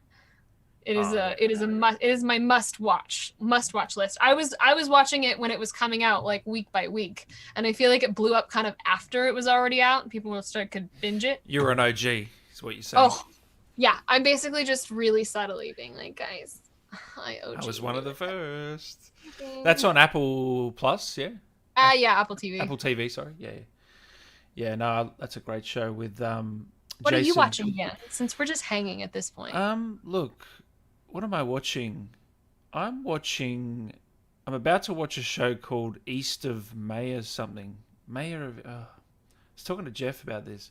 It must be compelling. It's a new HBO show. Someone in the chat will tell me, but it's a crime thriller about a murder, and I just love HBO shows, so I just know it's probably going to be quality. Mayor of Easttown. *Handmaid's Tale* is dark. HBO loves to be dark and overly gritty and just But I love that. I love that. They're so indulgent in their darkness. Get out of here. Indulgent as heck, but they're very, very good at making Mayor of Easttown, it's called. I've heard really good things about it. So. Is it Mayor of Easttown? I feel like I did hear Jeff mention that. Yeah, so I've been watching that. And then also, The Boys season 2, I've been watching. Yeah. HBO has just some really good TV. They really do. I feel I don't know if it was Game of Thrones alone, but they just really, I think, kind of reminded a lot of led the way in some ways of hey, TV could be really, really cinematic and good, guys, and re-inspired some of that. Maybe I shouldn't credit that. I'm sure more people know more about that than I do. But No. Game of Thrones definitely helped. Definitely helped them. There's no doubt about that. Chanel. Hey, Chanel. I really adore you and the rest of the cast and the performances of the Demetres family. What is your favorite line? Of the whole game?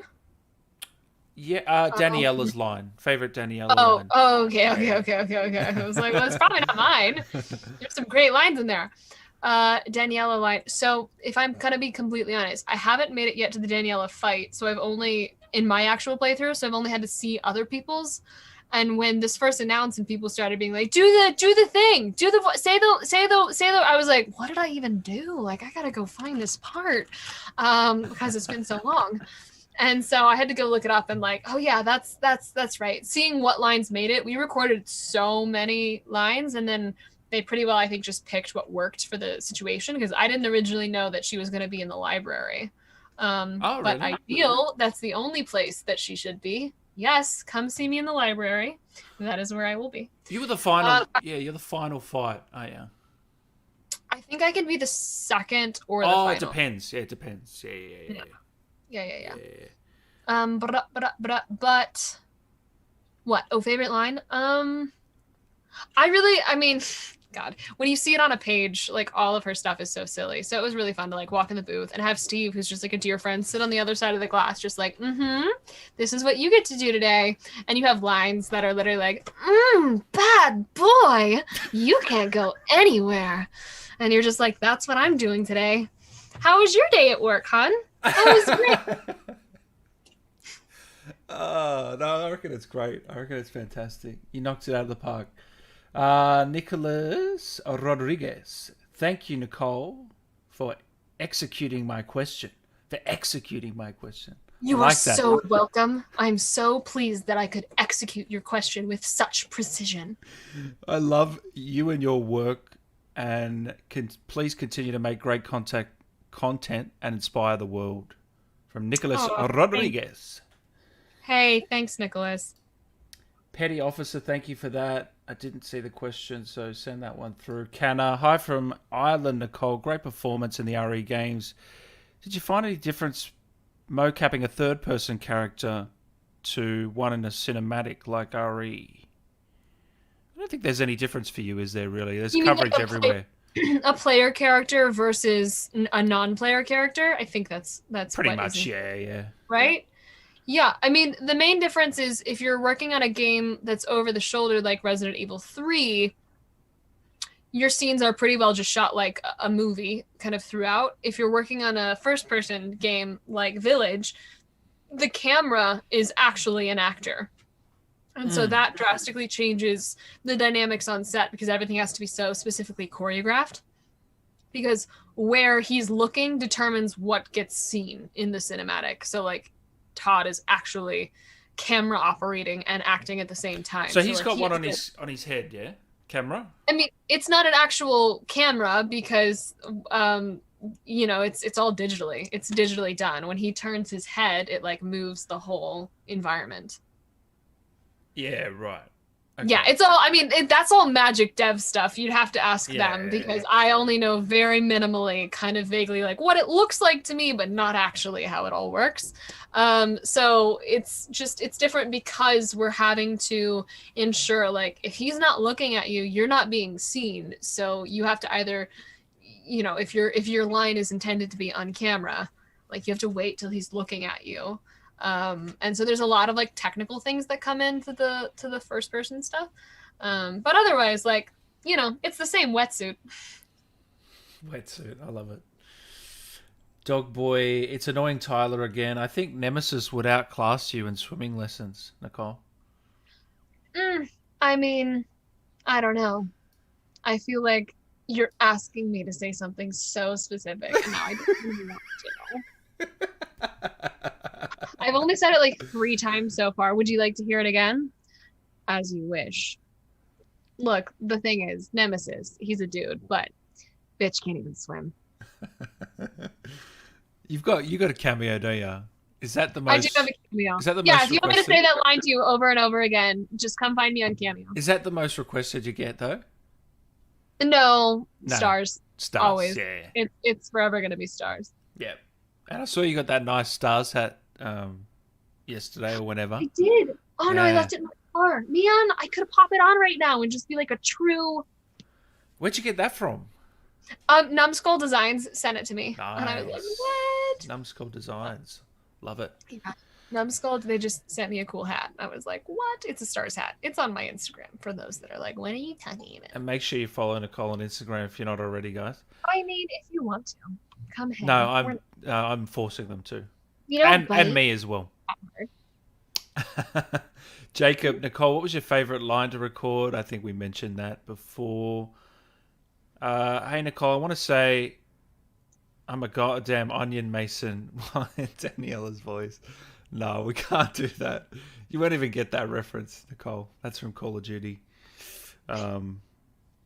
It's a big line in Call of Duty because I used to cover it here a couple of months ago. Princess Queen, thank you. Call of Duty kick? Did you talk to Jeff about Call of Duty? He said some COD. Yeah, we talked. He was in Warzone. Yeah. He loves Since it. this is my show, I just want to make sure that I'm highlighting you well, Dan, and all of your available videos. Oh, he's so good. Make sure to check out Dan Allen Gaming. He's literally been interviewing like all of the cast of Resident Evil Village because he knows what's hot. Get in there.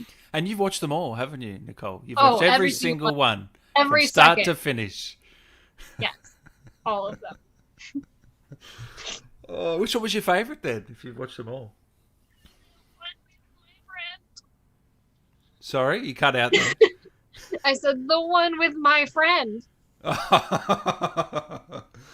Oh God, what a cop out.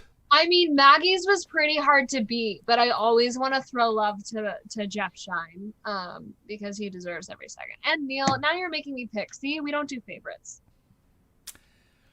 Princess Queen, thank you, Nicole. I'm also from Texas too. Hey, what's up?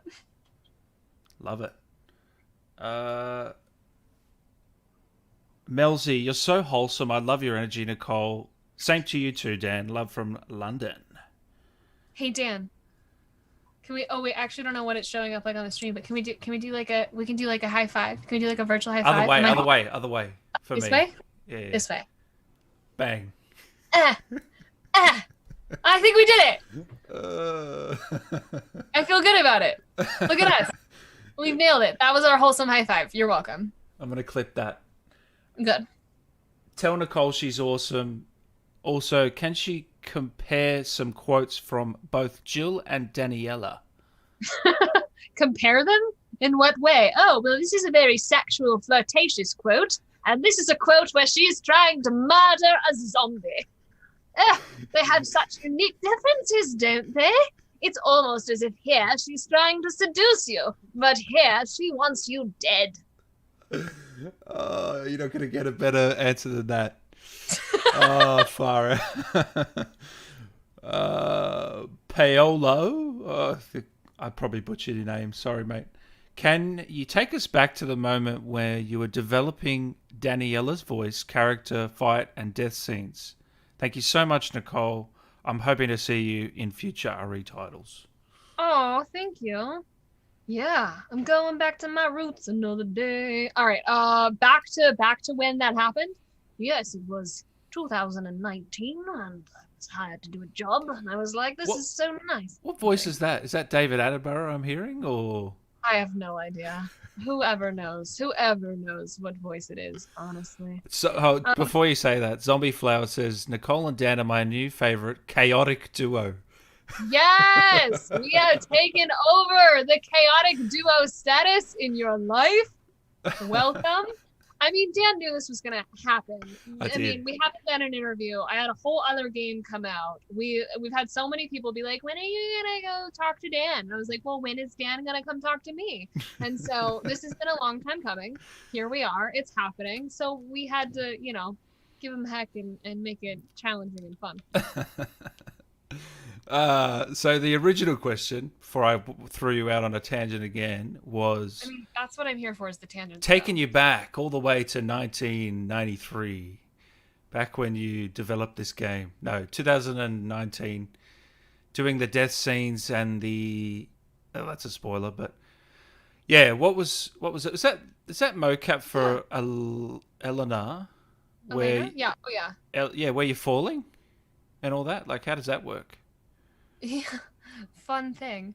There was a couple different ways her stuff was done, but I think for the actual fall, I think it was all video game magic. I'm not sure. I was going to say it must be, yeah. I think it was video game magic. I don't think there was a stunt. I didn't do a stunt fall for that version. But you wanted to.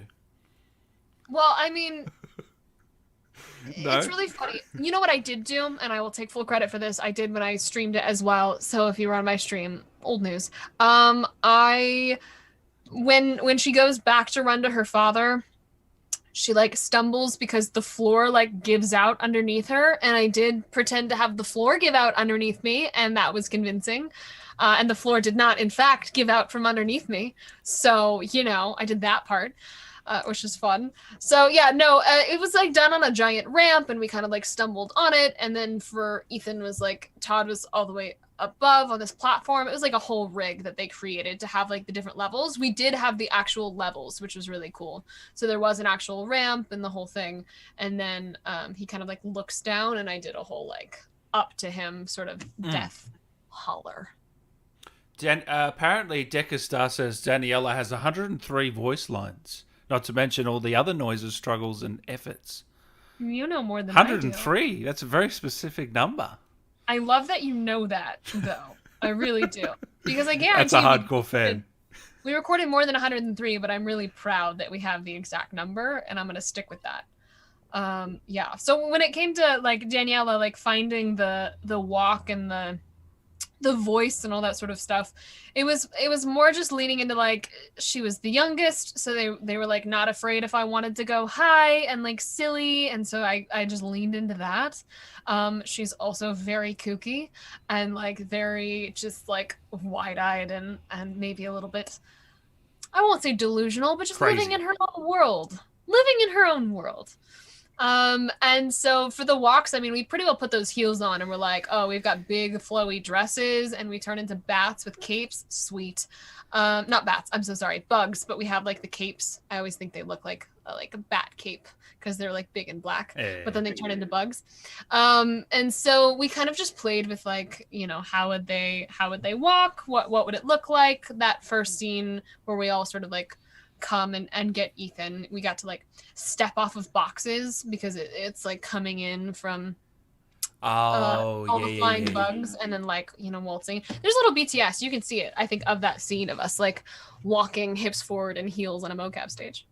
Yeah, you know, I uploaded that behind the scenes. It's on 4.5 million views. Would you believe that? Look, you can go watch it on Dan Allen's channel. Why play the game? You can just see it there. Go to Dan Allen. But don't you find that crazy? Yeah, that's so insane. Many people have seen it. I just crazy, absolutely crazy. Cameo link. Can we get a cameo link? It's just Nicole Tompkins, yeah. Cameo. Pretty sure it's just cameo.com/Nicole Tompkins, or it's Nikki Lee Tompkins. Regardless. Either way, you just if you type you'll in, find me. Yeah. You could also just type in Nicole Tompkins. T.O. our mod here. Can you just pop it in if you can, brother? Thank you, mate. Thanks, T.O. Barely stranding. If some lady, gent, or other was to romance Daniela, how would one romance the library's resident vampire? I don't know if Danielle is really romanceable because she wants to romance you. So like you'd have no chance. I think just offer her a drink from your neck and you've got her heart. Like pretty well, and you know, begins and ends there. How do you think Daniela and her sisters would celebrate Mother's Day? Oh, we have a huge bash for Mom. Huge bash. We fly around, we bring her flowers, we do like a whole cake sort of deal. It's cake, like really nice. Has the cake got like a hand coming out of it, or? Oh yeah, Ethan's. That poor guy, his hands don't catch a break, do they? He doesn't need them. Jesse, question for Nicole. How do you feel about the LGBTQ community adopting the Demetres family? Amazing. Love it. Thank you so much for all of the like amazing art and love. I mean, like I said before, once we let these characters go, like the people that take and bring them and find meaning in them, that's all you know? So I just feel honored to be a small part and so glad that I could create something that was meaningful to you in I don't know, a way that you admire or appreciate. Like that's all I could ever ask for. So thank you so much. Carl Johannesson, maybe a little weird request, but Nicole, are you able to say I'm gonna enjoy drinking your blood, Carl? It would make my day. I'm gonna enjoy drinking your blood, Carl. When you say it now, it is a little bit weird. Yeah. Yeah. If you ask me to say something in a Daniela line, it's just gonna be weird. It's fun though doing the voice. It must be. So fun. Yeah. Oh, I've had a little bit of a sad week. Am I able to get some encouragement from Jill Valentine from Melzy? Melzy, I'm sorry that you've had a rough week. Hey, good news is rough weeks always highlight the good ones. So feelings are temporary. They really do pass, even if they feel super, super heavy or super, super big in the moment. With a little bit of space, a little bit of time, it always gets smaller. And my biggest recommendation, hydrate, rest, be super, super kind to yourself. There's no reason to beat yourself up on top of already feeling, down. So just like be really nice and do something kind to yourself and recognize that you will feel better and it will pass. And in the meantime, thanks for hanging out here and hopefully maybe laughing a little bit. Love it. Avi, does Nicole watch Star Wars movies? If so, what's her favorite one? I do watch Star Wars movies, and this is man, you get the Star Wars fans out to fight, it goes down.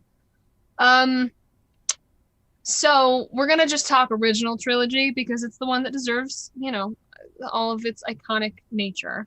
Everyone's like, Empire Strikes Back is the one, but I don't know. I'm really here for the plushy little squishy teddy bear creatures in number 3. Right, okay. No, it's not even them actually. I think they're really, really silly, but I actually really like I guess it's number 6, episode 6. I like that film not because like I will actually get into film conversations with you about why I preferred that one when I love it. Please do. I just felt like it finally had it brought together all of the original concepts, but like very well edited, very tight. And like your final moment, you had 3 storylines happening. I just felt like it was really well crafted and pretty captivating. So I liked that film because of its pacing and the way that it sort of played out. It was just one of the most enjoyable ones. Of course, I can appreciate what the first one did for cinema, literally, and how people loved the second one and like what it stands for. But for some reason, that third one to me, I was like, ooh, like it just worked for me, pretty well. Ewoks. And then like the new stuff, Ewoks. They're not actually my favorite part. That's a joke. I just know that whenever I bring up the third movie, they're like, but Ewoks? And I'm like, look, here's the thing though. Yeah. What's some other favorite movies of yours? I mean, I watched the Lord of the Rings series. I love fantasy. I'm a musical theater nerd, so like I will pick movies that aren't actually technically supposed to be good movies, but movies that I totally love. Like what? Like Phantom of the Opera, which is a great movie. Don't fight me. Like love the Phantom of the Opera movie. Watched it recently. Is that Paul, the director? What's his name again?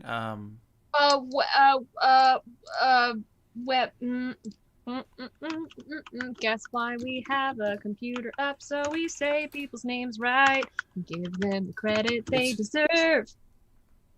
Oh, Phantom of the Opera. I know it's Gerard Butler was Phantom. This is necessary. Who directed it? Joel Schumacher. Oh, really? Directed it. Yeah. Okay. Yeah. Anyway, that's just like a silly, like I just love that movie because it makes me happy. Yeah. Right. You just got to pick those. You got to pick the ones that make you happy. I also really really enjoyed some of the Joe Wright movies recently. Watched some of those. I'm all over the place. I love a good film. I loved some of the recent ones in the past couple of years, like 1917. I loved like the cinematography in that film. What a movie. oh, just epic, just amazing. And Visceral I thought experience, I call the it. actors were so good. Like the two lead actor guys, I thought they were amazing in that film. What a great movie! What a great trying to do Fantastic. one shot the whole way through. I mean, it's just An epic, a masterpiece. you haven't seen it, guys. 1917 for sure. Difficult to do. So I loved that. I mean, when we get on movie chat can last for hours because I love different reasons. You know, you have like stuff that just changed cinema or like really contributed well, and so it's worth mentioning or talking about. And then you have stuff where it's like the acting, and then you have modern stuff where you're like, it was just so much fun. So I noticed you mentioned the cinematography in 1970. Is that your photography background sort of? Like, do you look at cinematography in movies? Because I do. Yeah. Are you the same? Oh, yeah. Absolutely. Oh, absolutely. I mean, I'm the worst to watch a movie with. People that watch movies with me know this. I like to pause. I like to talk over. I'm so bad. Because I talk about movies all the time. If the character's doing something, that's me too. Yeah. If I can guess what's happening, I like that shot. Oh, come on, guys! Like, why was there no foreground there? Like all of that. Oh, that's going a bit far. Oh, for sure. I love it. For sure. Mimicking people when I like don't like their vocal performance, or when I love their vocal performance, and I'm just like, oh, that voice. Yeah. Yeah, just all that. You still doing photography? Like, you still? Yeah. Oh yeah. I actually did 2 photo shoots this weekend. In addition to everything that's going on, because I love it. And I had 2 friends, one that is having a baby and one at a maternity shoot, and I was like, done. Say no more. I'm there. Nice. And then another friend that needed some portraits. I did a whole session with Maggie. You'll see more of her Lady D inspired outfits coming out, like any of her Lady D outfit stuff. Like, we did a whole session. I'm so excited for her to post more. And you've edited them and they're all ready? Yeah. I did she has all of them. Yeah, go bug Maggie. I have the secrets out. She's got a whole session of super That's awesome. Sweet photos of her in like different kind of Lady D-esque cosplay-esque. Do you think because I know you did the Jill Valentine cosplay, will you do one as Daniela, you reckon? So I originally was like, I didn't have plans to, but then everyone was like, where's our Daniela cosplay? And I was like, oh yeah, I guess that's something that we look forward to, huh? So then I started nosing around. I think I might at some point do like a nod to her. I might not do a full on cosplay. I'm gonna leave that to the professional cosplayers that like really make some super sweet stuff. But like I might do like a hooded black dress, add a little lipstick, you know, play with something. We'll see. Yeah. Little bit of time. I did find a dress that I liked that is like a nod towards the character, but not a direct replica, but I kind of like that. And I ordered it. So we'll see if it comes in and if I like it. Nice. Military training from Zeus. Did you do any military training? I think you did. Military training! You wouldn't call it military training, but... This is also an inside joke because Ethan in RE8, in RE Village is like, I guess, yeah, it's Village. In Village is literally like, the military training. It all happens so fast, and then he just proceeds to like be a badass for the rest of the game. And so it was an ongoing joke like on set, and now it's an ongoing joke in my streams. When anything happens, right. like you know, something happening, you're just like, military training. Okay, so that's what it's from. So I'm pretty sure that's what that's about. But as far as like stage combat and that sort of stuff, like yes, I've done some stage combat training, and then of course just like choreography and stage choreography and whatnot, but not any actual military training. Did you get any cool props to take home from the set of RE3 or RE8?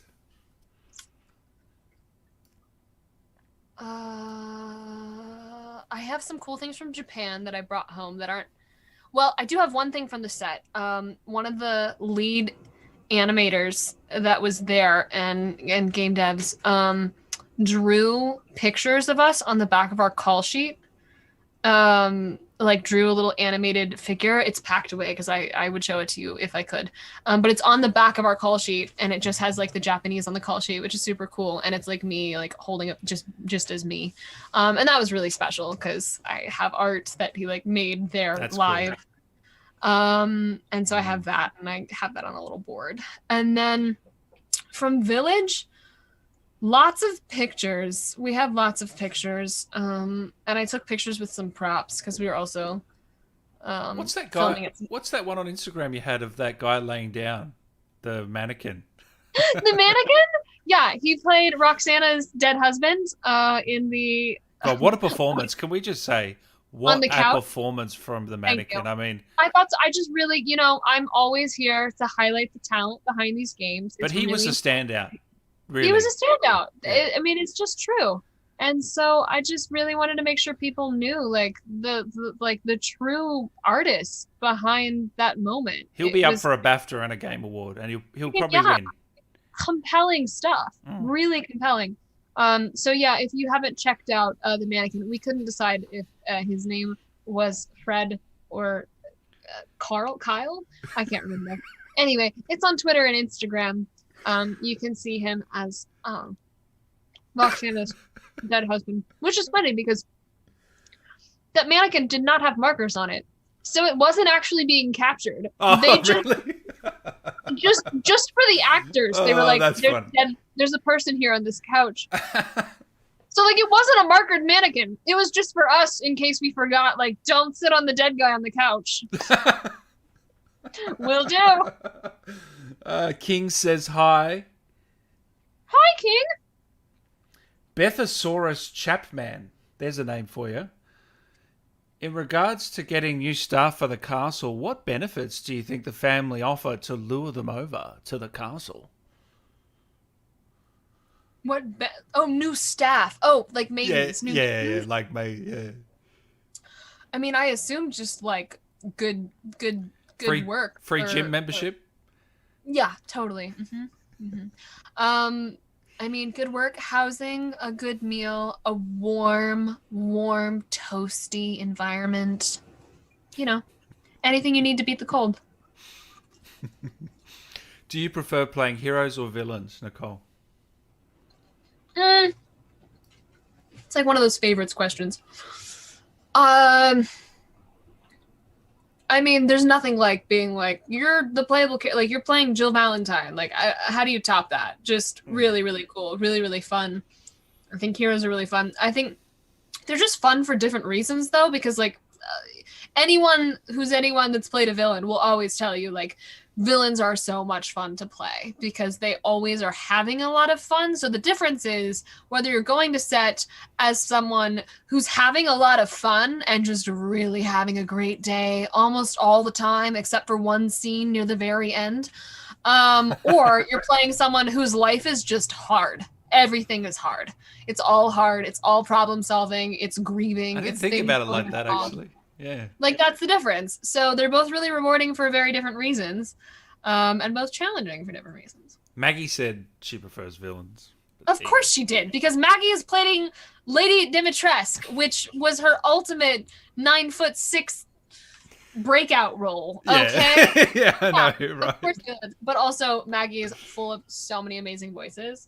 And is such a kooky, amazing character. Excuse me while I peel this. No, please do. Please do. We need you. Snack time. We started with sandwiches. We need you fueled and ready to go, Nicole. No. Cappy, how the fuck am I supposed to kill Daniela if she says, "Don't you love me?" Well, don't you? The first time I came across you, I just ran away. I wanted to hear all the voice lines. So there you go. That's my experience. I don't know. I've watched some takes where like people walk in, and I'm sure it's like speedrunners, but I feel like even just some average plays, and I pretty well get through. So you finally come to, and they've murdered me in 3 seconds, and I'm like, I didn't even get through my first line. You didn't let me welcome you. And they just were like, I'm gonna open this hatch, and so she's like, everyone falls for me. Yeah, I mean, she's not really smart luring him into that room where there's a specific hatch in the middle of the room, is she? She didn't think about it. It's her favorite place, and she just wanted to play. Shit, my cheeks are hurting from laughing. Do you think Lady D uses the naughty step when the daughters misbehave? I don't even know what that means. But anyway. A naughty like for discipline? No. Oh, I naughty doubt it. step as in stepping on them. Oh, the naughty step. No, absolutely not, because they're bugs. They would just turn into bugs and be like, Mom! Nicole, you're amazing. With the No Flies Blood mod, I love that I can clearly feel the vibe and know with the expressions Danielle is making. Oh, yeah. I've seen that mod. Yeah, she's got a lot of flies in her face if you just play it normal. Yeah, I've seen that mod. There's a lot of mods out there.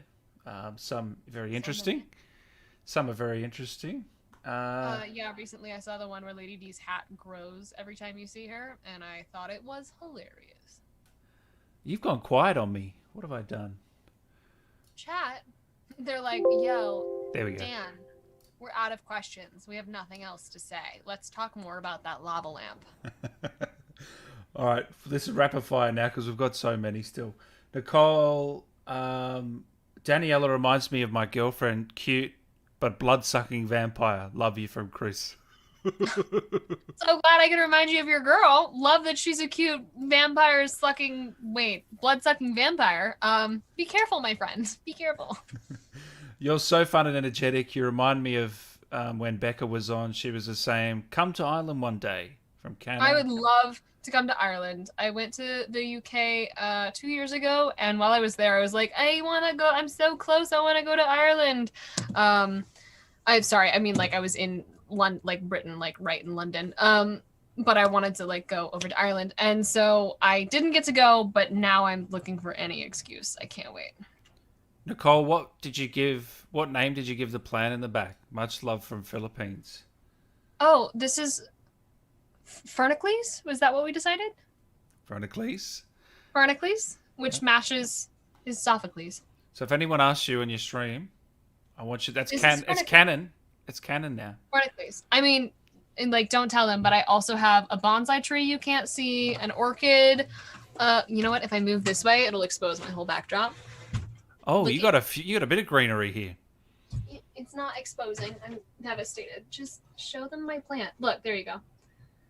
Bonsai, orchid, like pearls. I don't know what they're called. It's a succulent that looks like pearls, and I love them. Look pretty. Are they all real?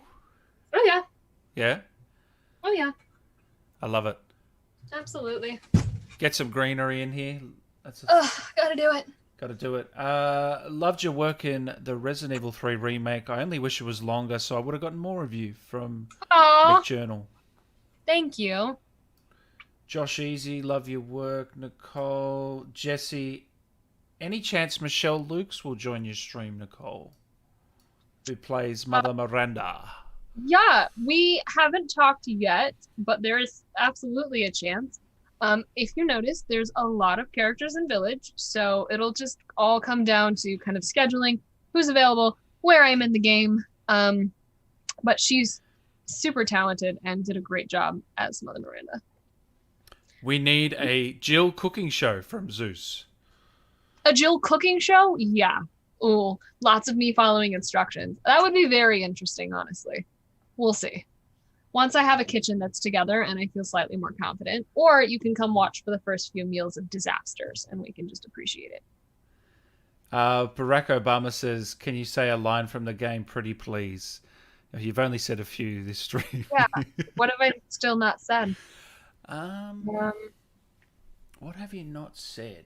What else does she say? She says a lot. I mean, I could just do an Elena line, but she mostly is just sounding Yeah, give us an Elena line. Come on. Please, don't hurt us. Really chill. Mostly just scared. But, I mean, she doesn't have much else to work with, really. Yeah, she's surrounded by... Louisa, where is your husband? Is he... No, he's out there. Now I'm going to do Sarah's part. I'll just do the whole scene. Don't worry, guys. You can just play the whole cast. I'm ready. Well, it's been an absolute pleasure to have you on, Nicole. We've been nearly going and for 2 hours. Thank you so much for joining me. Lovely to have you here. We really appreciate you. Chat, can we get a round of applause for our guest, Dan Allen? My gosh, what a trooper. Please make sure that you follow Dan Allen on Twitter and Instagram. Drop them a follow. We really want to show support to those that come. I've also got a Streamily Live coming out on June 6th with Demetress family. Yes. So I hope you'll join me for that as well. Jinly.com/Resident Evil. Please find him there. It's been a pleasure to be on your show, Nicole. I really thank you for coming on. Anytime, letting me Dan. come on. Yeah. Yeah, anytime. I'd love to have you back. In all seriousness, though, that has been a blast. 2 hours has flown by. And, It has. No, I really am appreciative of you coming on and what you're doing. I love what you're doing. So for streaming, content, acting, everything is awesome, Nicole. So I really appreciate it. Thank you so much. And guys, thanks in chat. I appreciate you all. If you're here live or watching later, thanks for hanging out and staying awesome. Anything else you want to say to chat before we go? Oh, I mean, no, just my unending gratitude and keep showing up and saying, hey, I'm gonna continue to stream Resident Evil Village on Twitch. Like we already said, Streamly live signings coming up. Don't miss them. It's gonna be really fun. Lots of those kinds of little events kind of coming up. We'll be doing lots of stuff together in the next few weeks. And otherwise, just have a beautiful day and be kind to yourself and others. What about, so you've done 3 games. You've done 3 games. Is there more on the Did you guys horizon? hear a new question coming on? Did you hear that, guys? That was like a new question. There was like a throat clear and everything. It's almost like we wrapped up and we're going to say goodbye. And he was like, you know what? Actually, I am kind of interested. One more. Can you just tease us? You'll be in more games, I'm hoping, in the future. I will be in more games in the future. Yes. And movies and TV shows. Okay. I will be in more of all of it. Beautiful. Follow me if you want to know when that happens, because when I can tell you, I will. Well, I look forward to doing it again, Nicole. Before I let you go, can we get Daniela to say something to Dan to wrap this one up? Oh, 100%. But what would you like? Because you've now heard most of it. I think you got to go a little bit crazy for this one. A little bit out there. What should you say? I don't know. Whatever you're feeling, just feel the moment, and all right. Whatever comes out. Let me think about this. All right, everyone, quiet. Can I have a quiet set, please? Thank you, Aslan. Shh. Oh, she's asleep. Thank you. Let's see.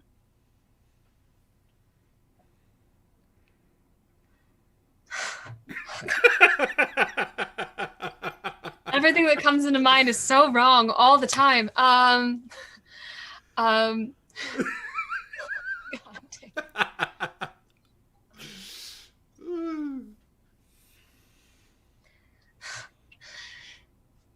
Dan, I knew you'd love me. Come on now, just a little taste.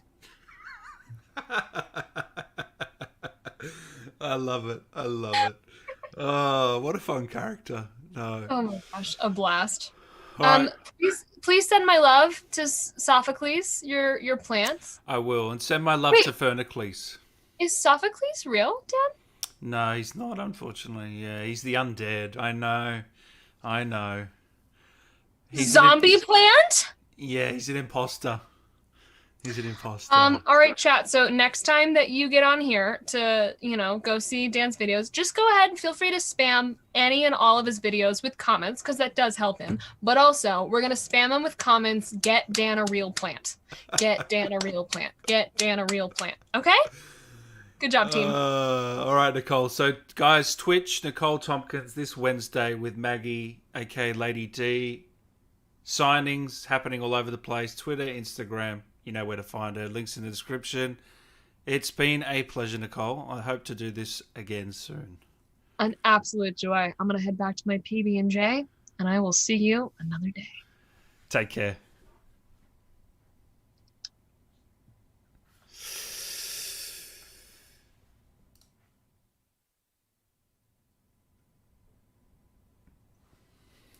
And there you have it, everybody, ladies and gentlemen, boys and girls from around the world. Dan, get a real plant.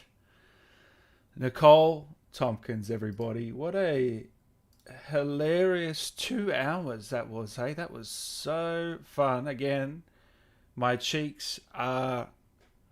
And no, not my butt cheeks. My cheeks are sore from laughing and smiling, which is always a good sign, isn't it? Who have we got in here? Who's been joining us from around the world? Paige, as always, Nash, a couple of absolute legends here who are members of the channel.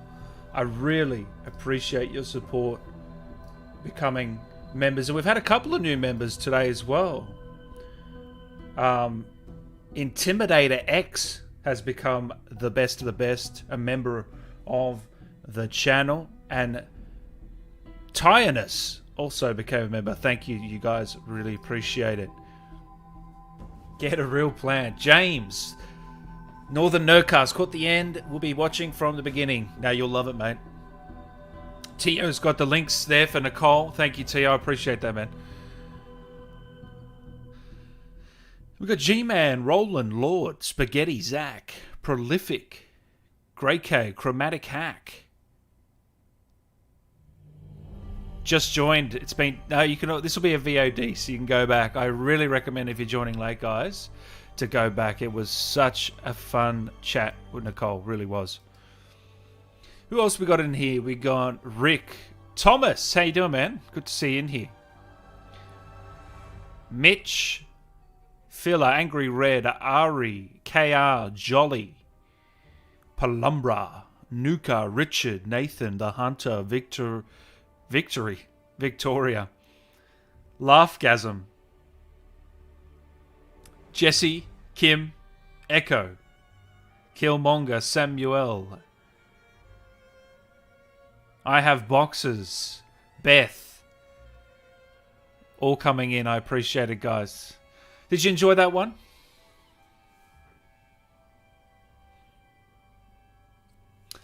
So next up, guys, we've got Donna, a big fan favorite.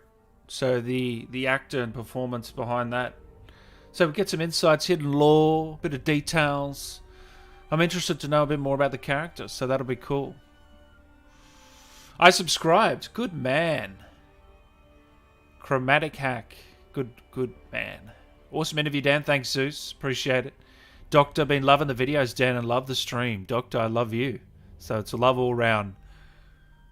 Dan, you should chat to Kano, the Aussie man. I'd love to, man. I really would. Dan, did you see my comment from earlier? No, Nicholas. What was your comment from earlier? I think we read out a... Did you send a super chat? I'm pretty sure we read out your super chat. Yeah, man. Oh, I mean, it was flying by, so I did my best. So just got to bear with me.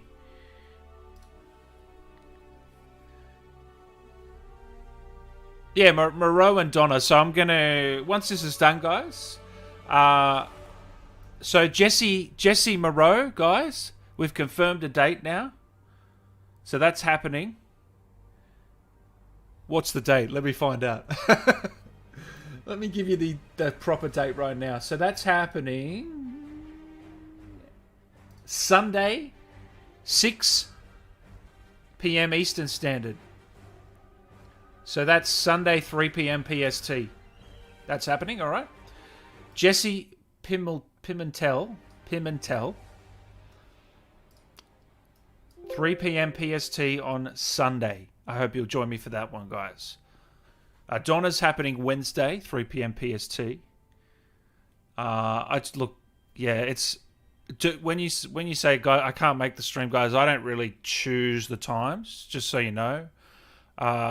The guests choose the times most of the time.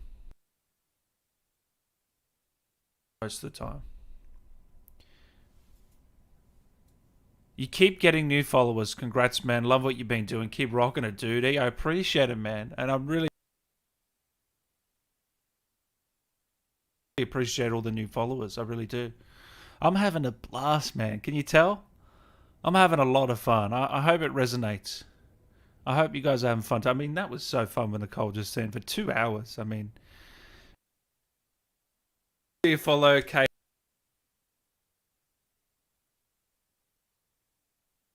Hey again, everybody.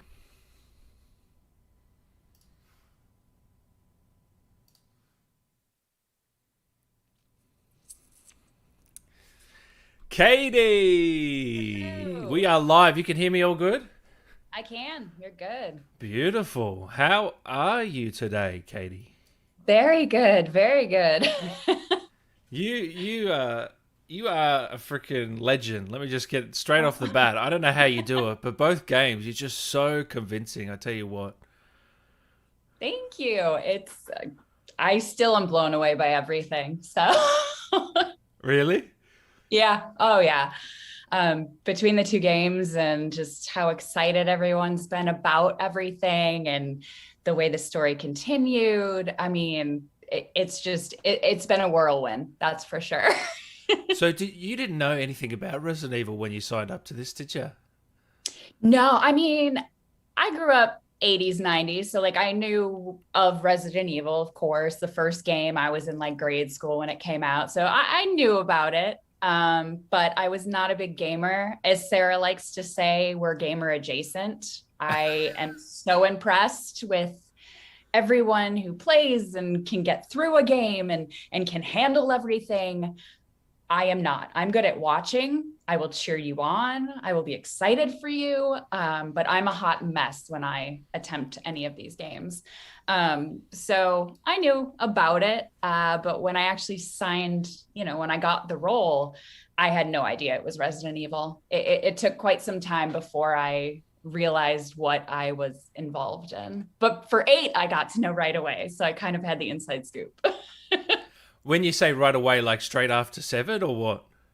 No. So it was a couple years after 7 that I got a phone call from the producer saying they were bringing Mia back and they wanted to know if I would reprise the role. And of course, I said yes. There was really no. Yeah, no, I'll think about it. I'll get back to you. Exactly. I'll see, maybe. Like it was the coolest role I've ever played. I was like, yeah, I'm 100% in. So it was cool because they were like, yeah, you and Todd, Ethan are coming back. So obviously we knew it was Resident Evil because it's our characters, but a lot of the other actors, I don't know if they knew or not. Because for 7, we didn't know for a good couple of months or so. Until a table read that we realized, oh, wow, this is what we've been working on the whole time. So I remember, was there a demo back in the day of Resident Evil? Yeah. So The Kitchen. What a great demo. 7 demo. Yeah. So that was actually the first thing I ever worked on. So that was really, really cool. I got to work with 2 different actors on that one. And, I just thought I was doing this like super creepy, demonic, chick who chops people's heads off and crawls around and makes lots of noises. Like, which is a part of it. It was cool. I mean, it was cool. I was totally all about it. And they told us it was just a demo and they definitely, thinking back, it's like, holy cow, how did I not know? But they were like, so we're just doing this little thing and maybe it'll become like a bigger game. So we'll let you know. So I did the demo and it was like a few months later that they were like, yeah, we're doing the full game. Like, come back in with this character. And I was like, all right, cool. So I was pretty clueless, but I don't know. I think that kind of helps when you're not intimidated by the scope of everything. I think if I knew off the bat it was Resident Evil, maybe I would have been like a little bit more nervous or I just think it opened it up to just an ease with all the actors. None of us really knew. So it was like, we were all just having fun, having a good time, working on this crazy mocap. So you weren't nervous going in. This is your first video game project.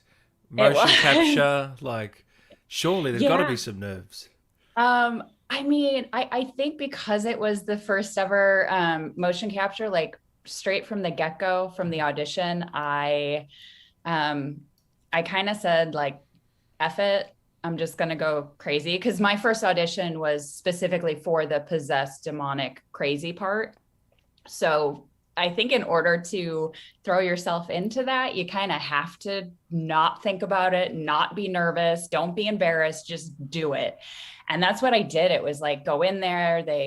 I was, I didn't totally know what I was going out for. So like I looked all cute and I had a pair of like boot heels on for an audition. And I got in there and I had to take like my shoes off so I could like crawl around and run and do crazy things. And it was well worth it.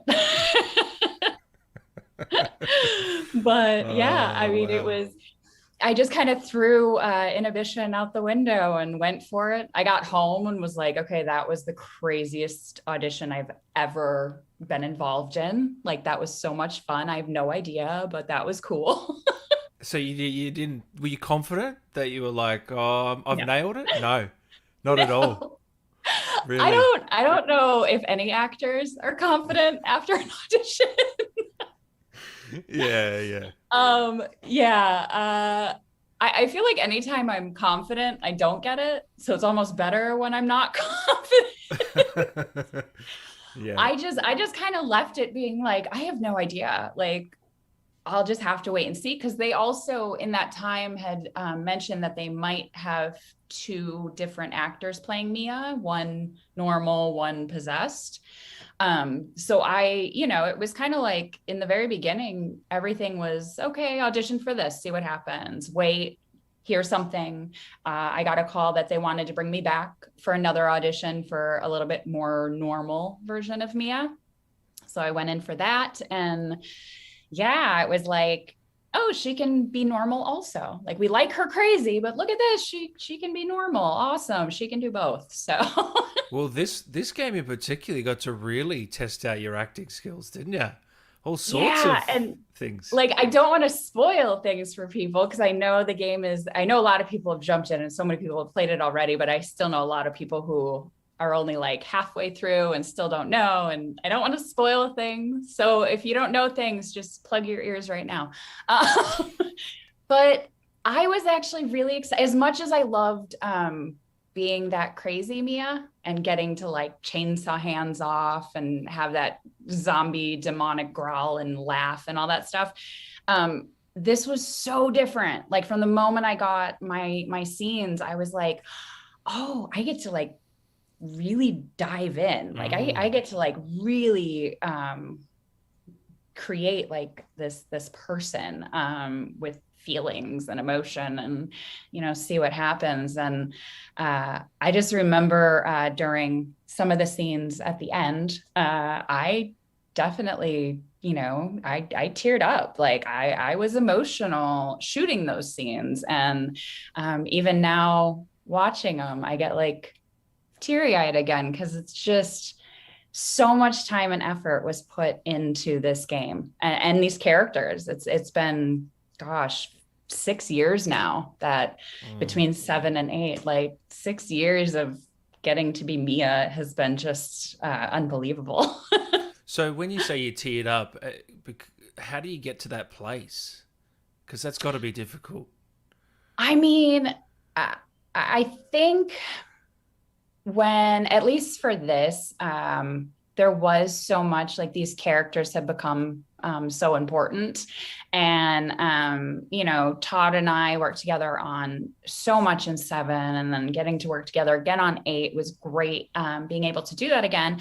And we built like a friendship. We built this, great relationship on set. And we had that chemistry where, it felt real. The heartache, the heartbreak, the pain, like it's all there. And then also as an actor, you pull things in out of, your real life possibly. And, things that maybe you went through in your past where you can remember how you felt back then or when something happened to you. And so when you're in these scenes, you kind of have that knowledge already of, what it was like, what you remember, how that felt. And it just kind of builds up and comes out. It just pours out sometimes. Yeah. If everyone that doesn't know, Todd is obviously Ethan Winters from the game, and the bastard won't come on the show. You've got to convince him for me, Katie. He is private. Yeah, I know. I think we're all kind of talking to him like maybe one little thing, maybe something. So we'll see. Okay. We'll see what this year brings. Yeah. What's it like working with him? He's fantastic. He actually reminds me a lot of like my brothers and stuff. So we got along so well from the get-go. Like he's, you know, a Midwest guy. And I'm from the Midwest. So I think we always had that. We always had like a football rivalry. So we just got along right off the bat. It was always really comfortable just hanging and talking. And, you know, with 7, things very different than filming with 8 because of COVID. But with 7, there was a lot more downtime where you could hang out and chat and work on stuff. And then with 8, half of the filming was pre-COVID. So you still got some of that. And then COVID hit and things kind of went crazy. But we got through it and we were able to do more. But it was a bit, it was just a little bit more like spread out and stuff, which was good. It made me feel safe on set, being able to do these things. But you didn't get that intimacy of like really getting to hang out with people again. So I missed that a little bit, but next time, hopefully. I'm going to stroke your ego a little bit here. Mariah says, hands down, Katie is the best voice actress in 7 and 8. Oh, thank you. That's Katie, incredibly sweet. Katie, you are amazing. That's from Barbara. Oh, thank you, Barbara. Mr. YG says, love you, Katie. Zim says, question for Katie, what's the difference when you first started to now with Mia? Okay. Like compared to now, I'm guessing? I mean, when you first started playing the character to now, what's the difference for you? I think she grew up. I think she matured. You know, with 7, like original Mia, you had that pull and push of crazy, possessed by Evelyn, and then fighting it. She knew she messed up, but she still was like, what do I do now? Like I'm stuck. But with 8, you know, it seemed like she grew up. You know, Mia and Ethan have a baby now. They have a life. Like it seems like she just matured. And I felt that in the script. I felt that in my scenes. I felt like that motherly and wife role was there. Whereas I feel like in 7, she was more selfish. I know a lot of people out there are very torn on Mia, not liking her because she caused a lot of things to happen. I blame the company, not the person. Capitalism. Yeah. So yeah, like with 7, she was definitely selfish. You know, she got this job, didn't really tell her husband what it was. Then she disappears, causes a lot of drama. Not all of it her fault, but a lot of it her fault. And in 8, it just feels like there was more, I'm going to protect my family. I just, you know, want to have this life and love this life and be done with all of that. And if you play the game, you see how that worked out. So we've got some really good questions in here. I'll try to get to them all, guys. Yeah. So we've got one here from JS says, which one do you prefer, 7 or 8? Oh, that's tough. Love from Ireland. That's so tough. And I've had a couple of people ask me this. And I'm going to be honest, I don't have a preference because the 2 games were so different. You know, they linked up, you know, characters and stuff, but the games themselves were so different. And I got to play so many different personalities and emotions all within one character. So as an actor, that was like the coolest thing for me, to take one character and be able to literally do the whole spectrum of. You really have, haven't you? Yeah. It's crazy now that I'm thinking about it. Like you've done everything in 2 games. Between 7 and 8, it's like, you know, babysitter, crazy company, crazy person, possessed, normal, fighting, dying, coming back to life. And then all of a sudden 8, it's like, oh, now I'm a sweet wife again. And now I'm a mother. And like, it's just so much stuff. So now I'm excited for 9. What are they going to make you do in 9, hey? Oh, God, if they asked me back for that, I'd jump for joy. Well, they must. They're going to have to. It wouldn't be the same without you, really. Capcom's amazing. Their storytelling, what they've been able to do, how they revamped the franchise and brought the horror back. Like, I think I'm most proud to be a part of that. I'm a big horror junkie to begin with. So finding out that, I was part of the Resident Evil game that went back to its roots was pretty badass. So take your Capcom employee hat off, or where would you take it? Where would you take 9? Oh gosh. Would you make it Rose as the playable character? You reckon? That's what I think. That's where I think they'll go. I mean, the way they leave the way they leave the to be continued on 8. Yeah. Definitely feels like that. Let me just put it this way. Again, spoilers, so plug your ears, people. I was just happy not to see a Mia tombstone in the graveyard. I honestly, no. When the first scene I shot was the Mia, Chris, Ethan scene in the very, very beginning of the game. It was, yeah. And I didn't know that. I thought that was the end of Mia. I didn't know. Oh, you did originally. not. When I first got the scene, because they don't give you the whole script, you just get scenes. And I was actually at my sister's wedding, so I missed the table read. So I would have known, but I unfortunately had to miss the table read because I was at my sister's wedding. And so I was just kind of bummed out. I was like, oh man, like, so cool to do 7, and then I just get killed off right away in 8. Like, that kind of blows, but it'll be interesting to see what they do with the story and why. So I just kind of went for it, and halfway through the day of shooting, oh, that's cool. I was filled in. Oh, yo. I don't even know if they realized, because everybody else knew, because they were at the table read, but I just happened to miss it. And they didn't know that you knew, that you didn't know. I don't think they realized I didn't know that. So it was a little bit into the first day. It was before, like, we had shot like one little thing, and then we had some downtime, and I was filled in, and I go, oh, that makes so much more sense. Cause I was like, why is she acting like this towards Ethan? Like, she's kind of being like weird. And then, yeah. And then it all clicked, and I was like, I get it. I want to ask you more about that scene, but I've got a super chat. Thank you. Ali says, I'm playing RE Village right now on the hardest difficulty. Ooh, good luck. Oh, good luck. Gnome, it's not, says Mia for president. Ah! I'll play one on TV or in a video game. Thank you, Gnome. Mitchie says, can Katie say je bois les gloomy? Oh, I can't even. You know the start, the dish that you're cooking. How do you pronounce that? I can't even say it. Embarrassing. It took. I still don't think I can say it. I would have to like hear it again. I think it's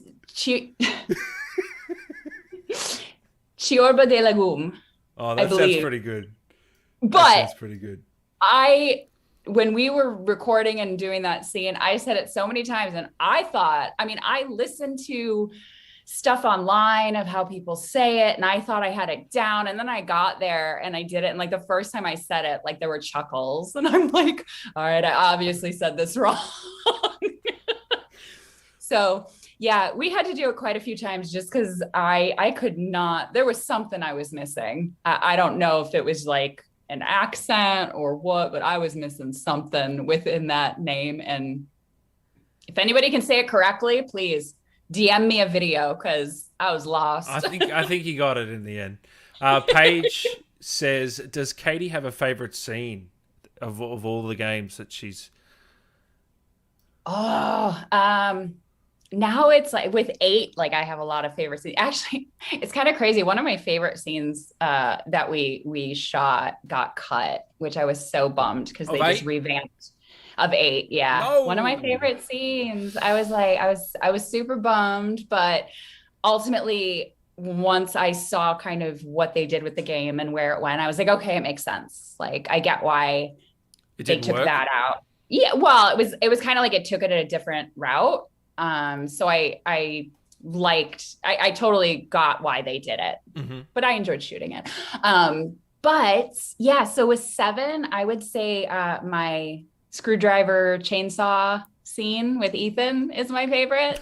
That was a lot of fun because I got to be all sweet and then crazy and then fight like everything. So that's all you.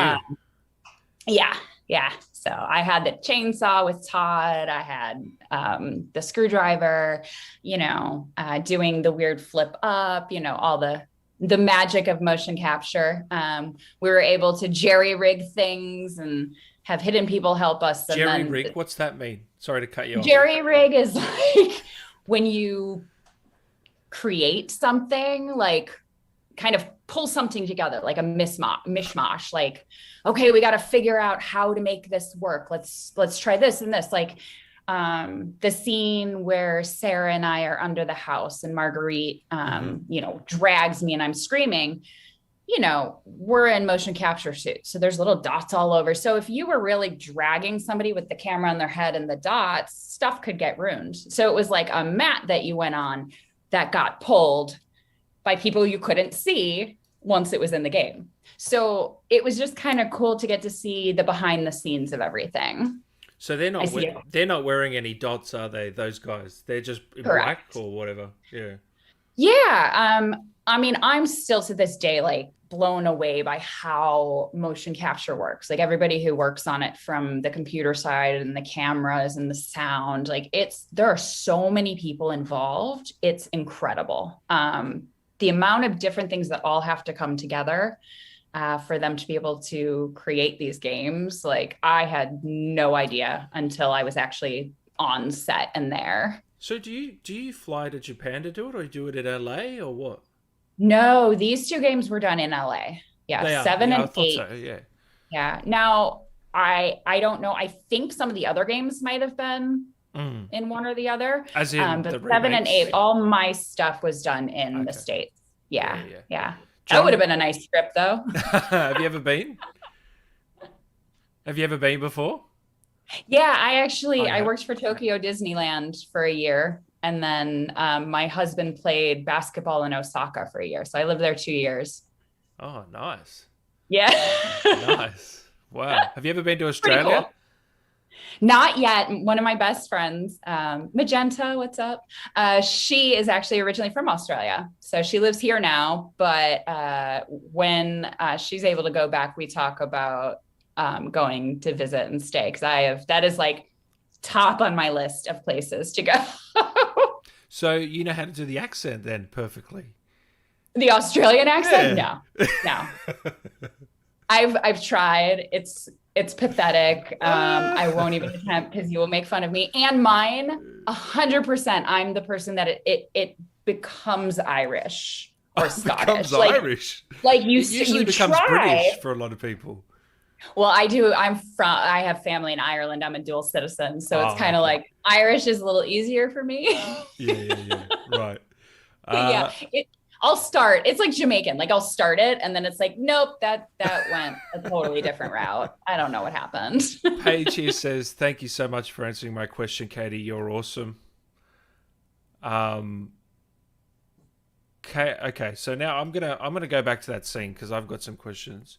Yeah. So that opening scene, that was the first scene you shot, and you didn't get any direction on you're actually not Mia.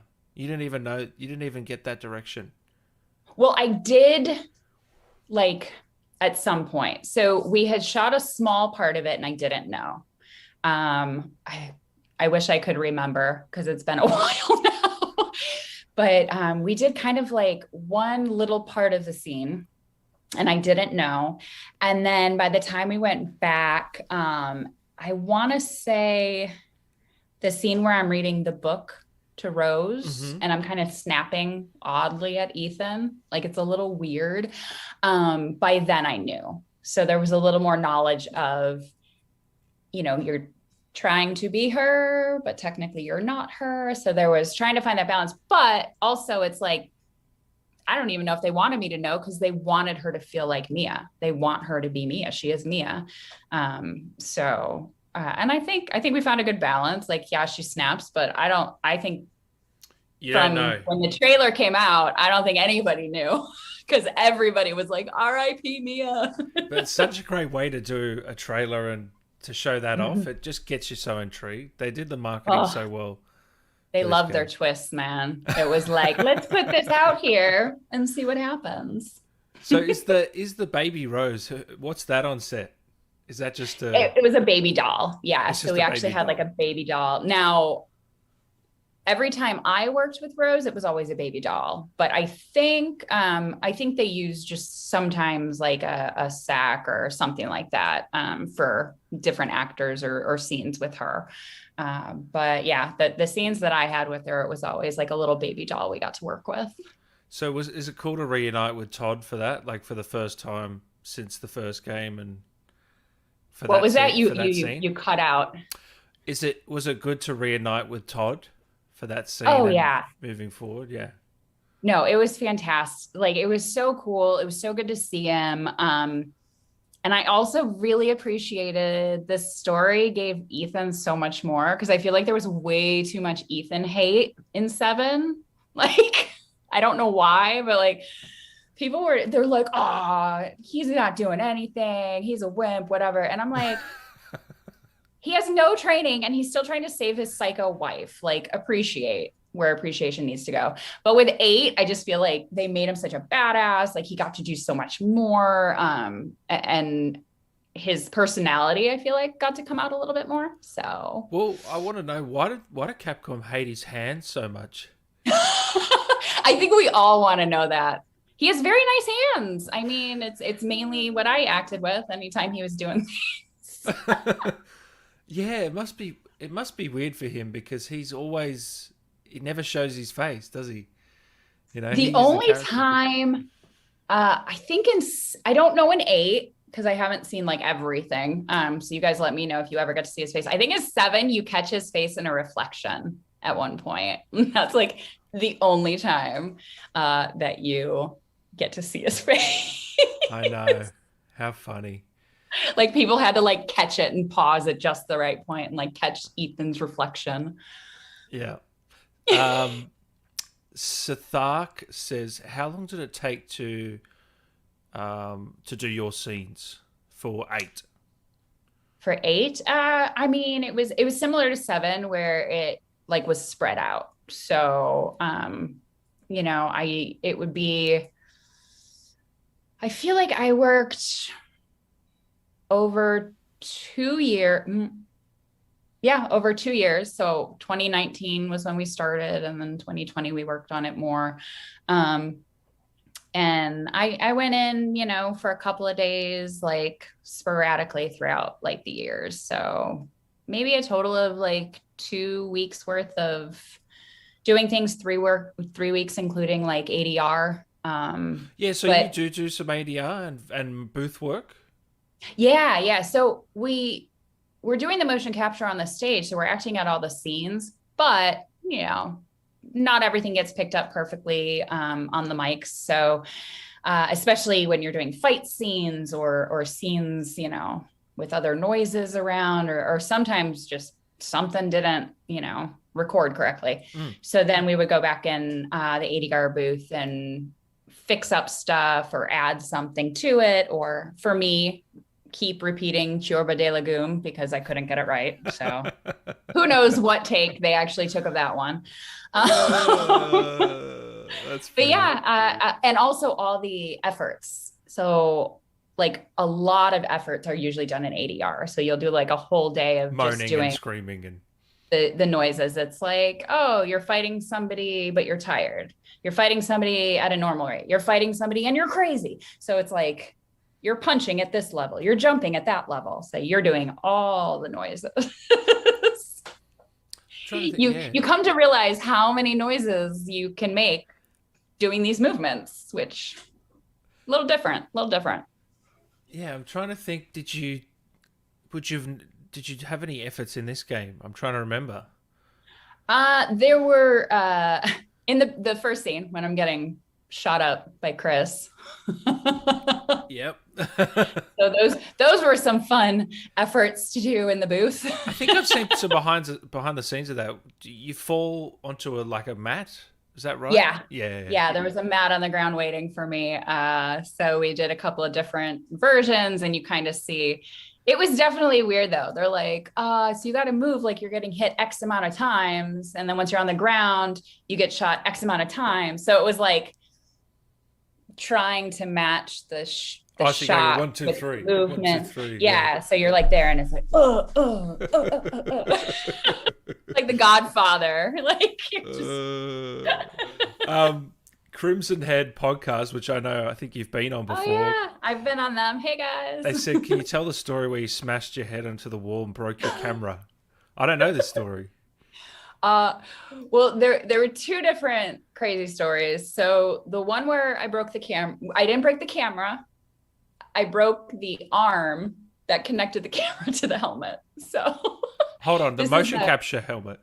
Yeah, so Sarah and I were doing the scene under the house, and I went to kick her, and the motion capture ball on my knee caught onto the little arm, and when I kicked, it yanked it off the helmet, and all of a sudden I was like, literally, Sarah and I both froze, and it was just like dangling there, and we both were like, are we gonna get fired? Like, what's happening? So that was that was pretty nerve-wracking, but luckily it was the arm and not the actual camera. So I was like, oh, thank you to the motion capture gods, because I don't even want to know the cost of the camera if I broke that. And then the other scene was in 7 when Mia's banging her head after she has been attacking Ethan, and she starts banging her head against the wall, saying how she's got the voices in her head and she just wants them out. So she hits her head 3 times, and I shot that scene quite a few times.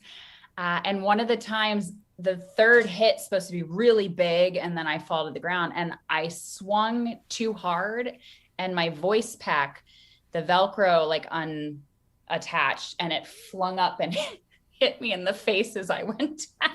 Oh my God. I've never heard this in the motion. You're one of the first I've heard these sort of stories. Yeah, I get really into it, I guess. I need to reel it back. So the pack flew up into my face, and I had a little baby swollen lip for a little bit, but I mean, nothing terrible. Like battle scars. Battle scars, hey? Yeah, battle scars.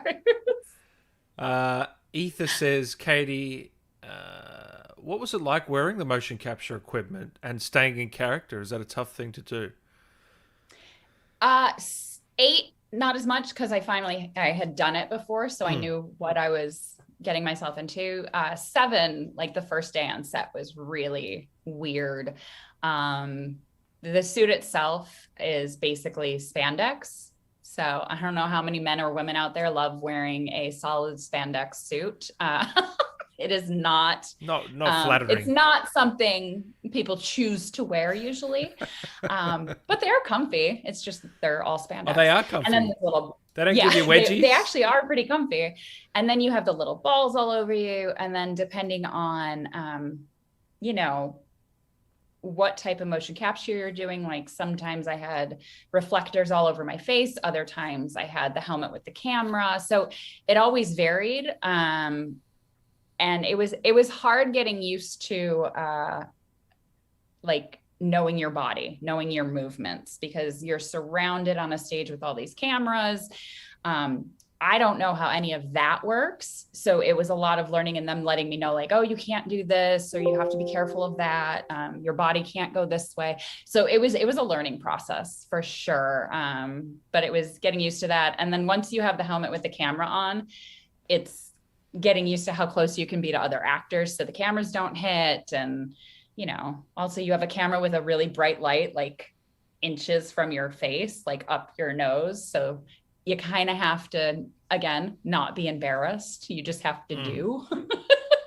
Yeah. So yeah, it's very different. It takes getting used to, but once you're used to it and you just kind of let stuff go, it's so much fun. It's actually like what I prefer to do now. I mean, I'm an actor, like I'll do anything, but It's your favorite?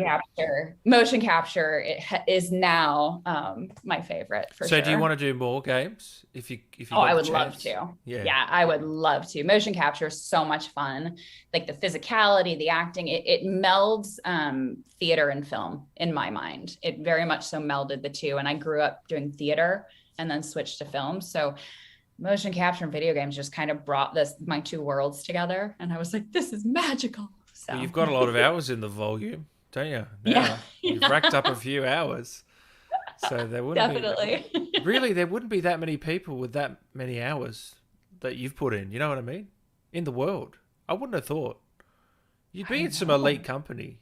It's only been around for 10 years. It's only been around for 10 years. So. I'm like, that's kind of amazing to hear.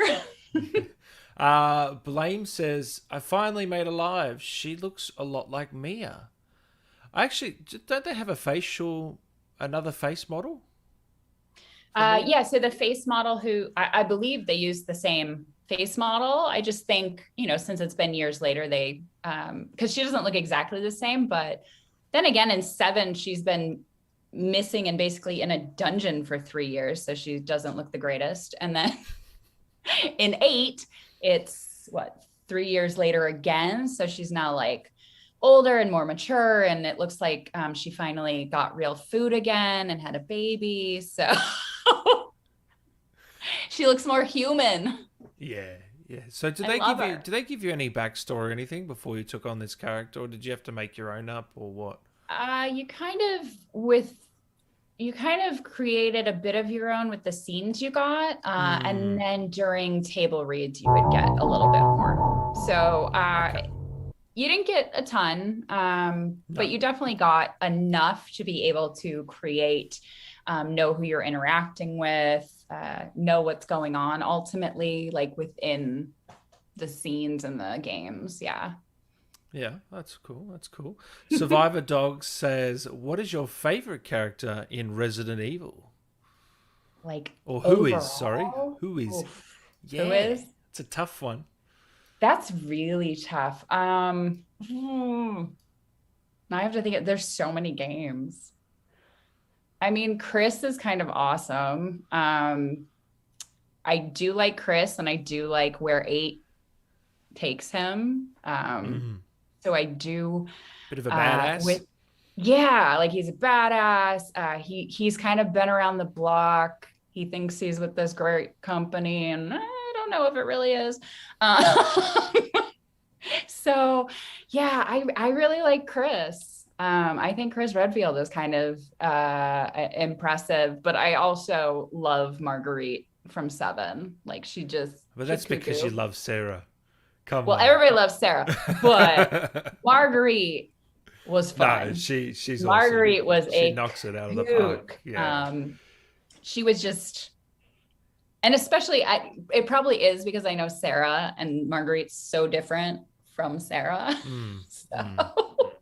Seeing those two, it's like, this is amazing. Yeah. So what was it like working with Jeff Shine, who plays Chris Redfield? Because most of your scenes were with him, weren't they? Yeah.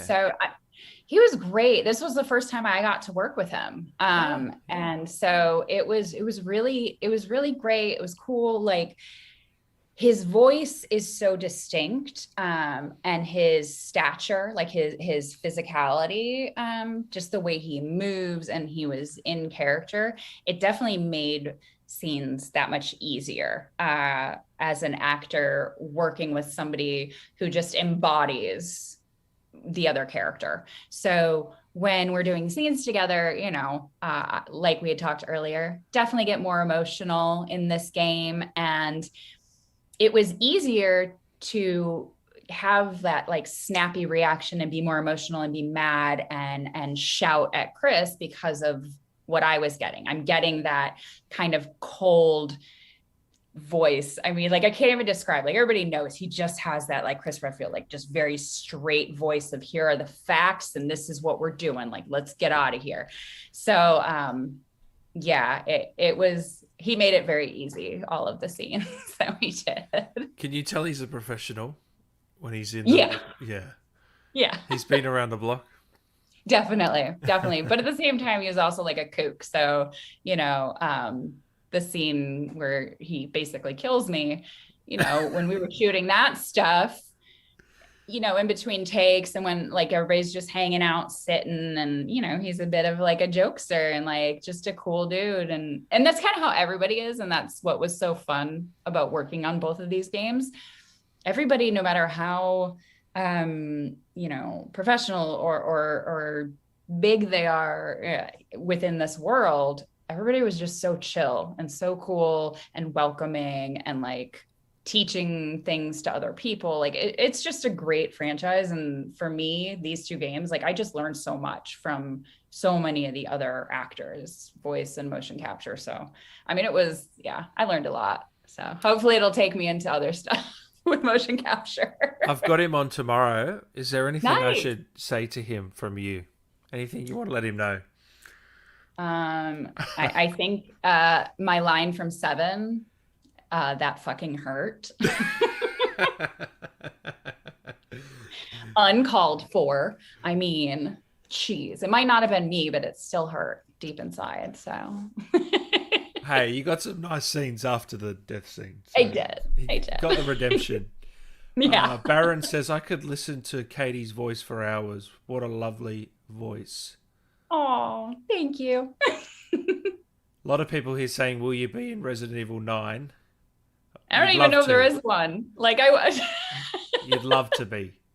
I would love to be. I'll let you know after it comes out if I am or not. So Jack here says, did you get to meet the entire cast of this one before you started recording or during or what?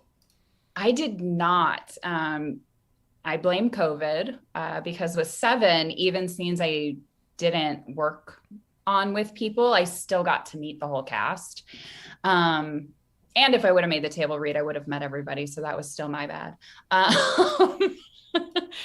I blame my sister. Not really. You can't miss that. Come on. I can't miss her wedding. I was a maid of honor. Can't really miss your sister's wedding. Yeah, that would be bad. That would be bad.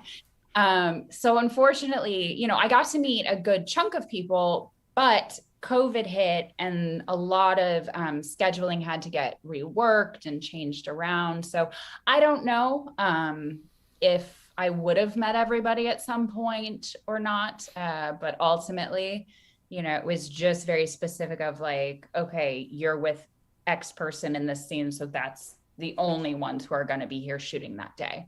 So I did not get to meet many people. I got to, obviously Chris, Mother Miranda, Ethan. So there were a handful of people here and there, but now that it's out and we're doing a lot more streams and other things, I'm meeting more and more of the other actors, which has been really fun to finally feel like, we're in the same game. Yay, nice to meet you. Yeah, it's a bit like that, isn't it? Exactly. So who's your favorite out of the villains? I've asked this to everyone. Have you seen all the cutscenes they're in yet or not? I have not seen everything. Ooh. I think next week I'm still waiting to hear officially, but I believe next week I'm going to be doing something where I get to actually watch. With Nicole or what? No. I would love to do it with Nicole. Hit me up. I had so much fun doing 7 with her. That was a blast. So yeah, 8 would be really cool to do again. But I've had some other people reach out. So I'm kind of waiting to see when it's going to happen and if, and then I'll let everybody know. So I'll get to watch it play. So I'll finally be able to see everything. As of right now, it's only been bits and pieces, but Lady D is kind of awesome.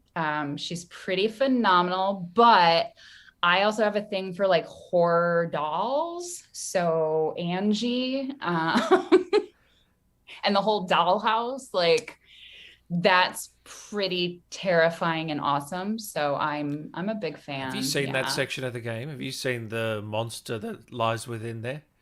No, I've just seen my like goodness. little clips. So Okay. You're in for a I'm going to treat learn then. a lot. You're in Don't for ruin a it for treat. me. No, I won't ruin it, but just Bring a nappy or something, because you Oh, might no. shit yourself. I know I did, but I played it at like 2 a.m. and well, it's not a good idea to play that section at 2 Yeah, a.m. no. with no. headphones on in the dark. Oh, God. Yeah. Question for Katie. You've been both a protagonist and an antagonist. Which is your favorite of the two? I love me a villain. I love Do ya? being evil. I love being a villain. I mean, the whole reason I even auditioned for this was because I saw a casting call looking for like a crazy, possessed, demonic woman. And it just was like, yes, I need to get an audition for this. So in 7, that's what pulled me in, getting the audition, getting to crawl around like a crazy zombie monster and scare the director. Like, it was just so much fun. Just all the voices, like I love doing the gurgling and the scratchy and all that stuff because you just don't expect it. I like when a crew is surprised by what comes out of my mouth. Because it's a little bit of improvising, isn't it? Yeah, I mean, you definitely have your script and you have your lines, but that sort of movement and stuff is sort of, yeah. You got to fill that in between, especially when you're trying to scare somebody from a distance without them actually seeing you. So you're just like, what creepy things can I do? Can I sound like? How can I scare people in the dark? So what was your reaction when you saw your villainous self? Oh, I was like, somebody needs to go see a dermatologist. Like, when she gets all like veiny and she just starts screaming. No. And what I notice whenever she gets like that craziness, she loves to animation wise, they just love to get that nice close up of just like, yeah. But it's all you. It's all you, right? That's all your facial animation. I mean, it is. And that's the weirdest part. The first time I saw all of 7 and saw, everything, I was seeing my facial movements, my body movements, and hearing my voice on another woman's body and face. It was so trippy. Because I was like, that's my tick. That's my little quirk. But it's on a different person's face. Like, what is happening? It must be surreal. It must be surreal. Very much so. Jay says, your performance as Mia was such a standout, made me so invested. Your chemistry with Todd was so believable. What's he like to work with? I guess we already answered that. But Jay, He's thank awesome. you so much. Thank you. Katie appreciates the kind words. Yeah. Kings just says, hi. Hi, Katie. Hi. Nice and easy. Nice Hi. and easy. Greensome. Hi, Katie. Just wanted to say that you look amazing today and you're awesome. Oh, thank you. Thank you very much. Blessed. Any future projects down the line, Katie? Movies, games, makeup artist work. Love your work. Oh, thank you. Slowly getting back into things with the world opening back up. So nothing that I can flat out announce as of yet. So I always tell people I am really big on interacting with people on social media. So Twitter, Facebook, Instagram. I try. Make sure you follow this woman, guys, on Instagram. Katie. I've got Katie Oax. Katie Oax, yeah.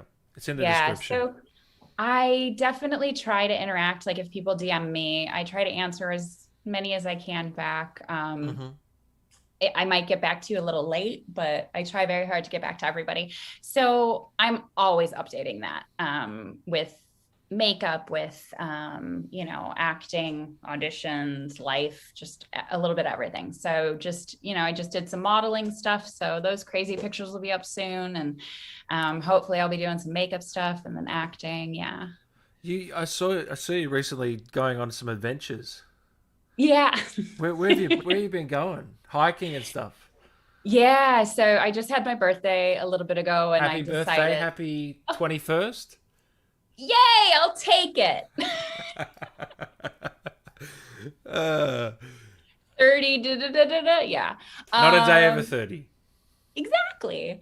I really just wanted to do something, get out of town, go out into nature. I love hiking. I love the national parks. So I've always wanted to go to Zion. So we decided to head out there.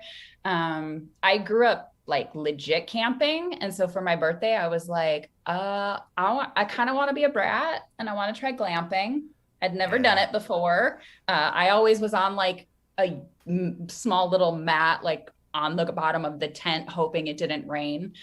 So glamping was a little different, and it was really fancy and really cool. Hold on. So what's your version of glamping?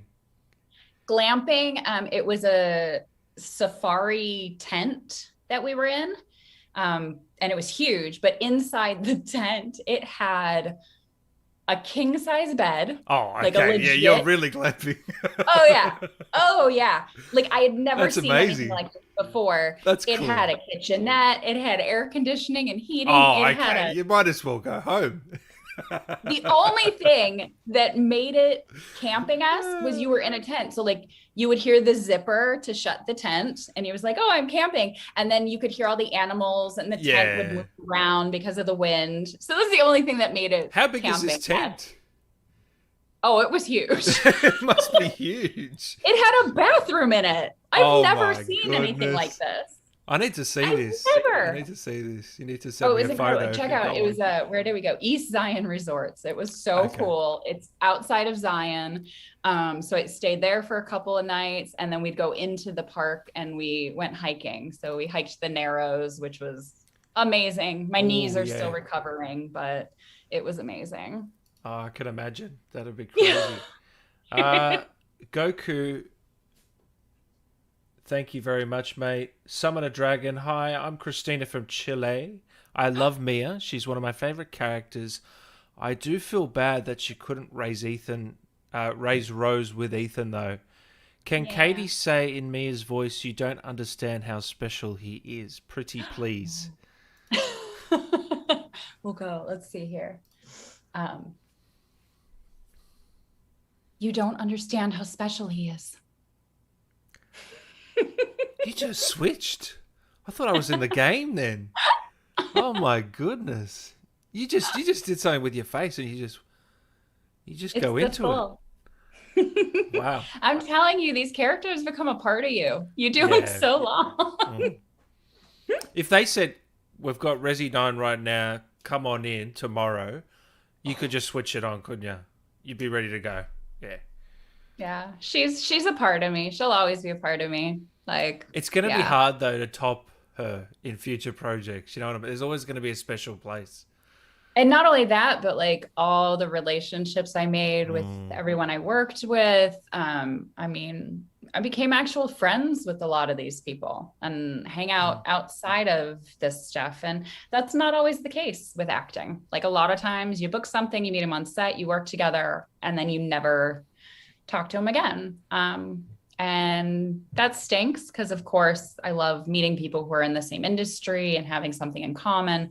So this was a really cool opportunity to get to work with so many people who I actually made connections with and like wanted to hang out with them and continue a relationship. So yeah, I it's gonna be hard. And like I've told Todd this, he's like ruined me for any other video game husbands. Like I don't know if I'll ever find another video game husband that was as amazing as he was. I've heard that a lot, actually, how good he was to work with. The bastard won't come on my show. Bloody hell, Todd, if you're listening. Yo-Yo Skull, I've got a question. I noticed in the mocap you didn't land on the table as Mia, but in the game you did. Why was that? Would it mess up the tracking? I'm not sure. Like we did many takes of it.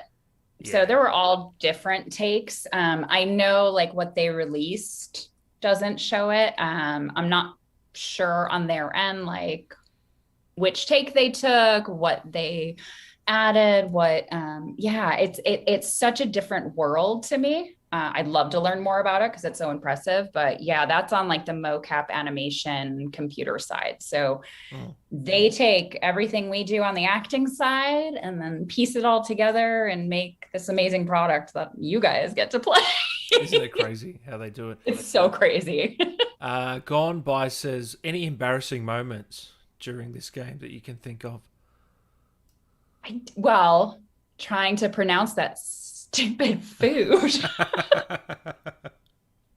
That was probably the worst for me.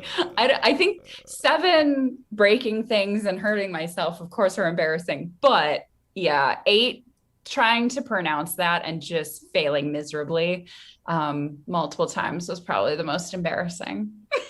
Do Mia or Katie have anything in common?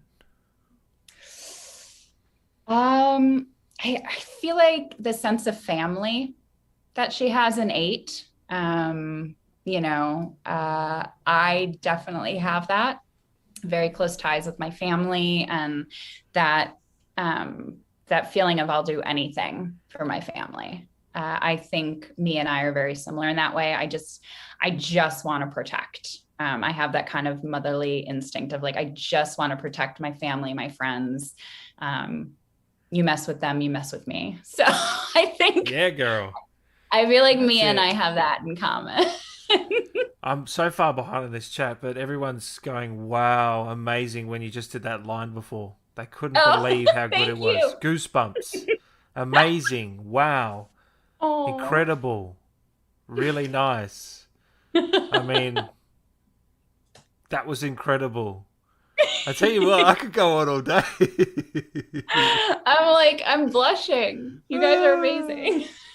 Edmund here says, I have a question for Katie. Will you be watching Resident Evil Infinite Darkness? Yes, I'm so excited, especially now, like since doing ROECon last year, we did like panels. So I got to actually chat with and talk to a lot of the other actors from other games that I never met. So it was really cool to get to know them, and that was announced. So I'm like, oh my gosh, I know, even though we're actors doing this stuff, we still get all excited and starstruck. We're like, oh, I know the person who's doing the voice on this new show. So I love it. Yeah. So that's very excited for them. And I'm just excited to see.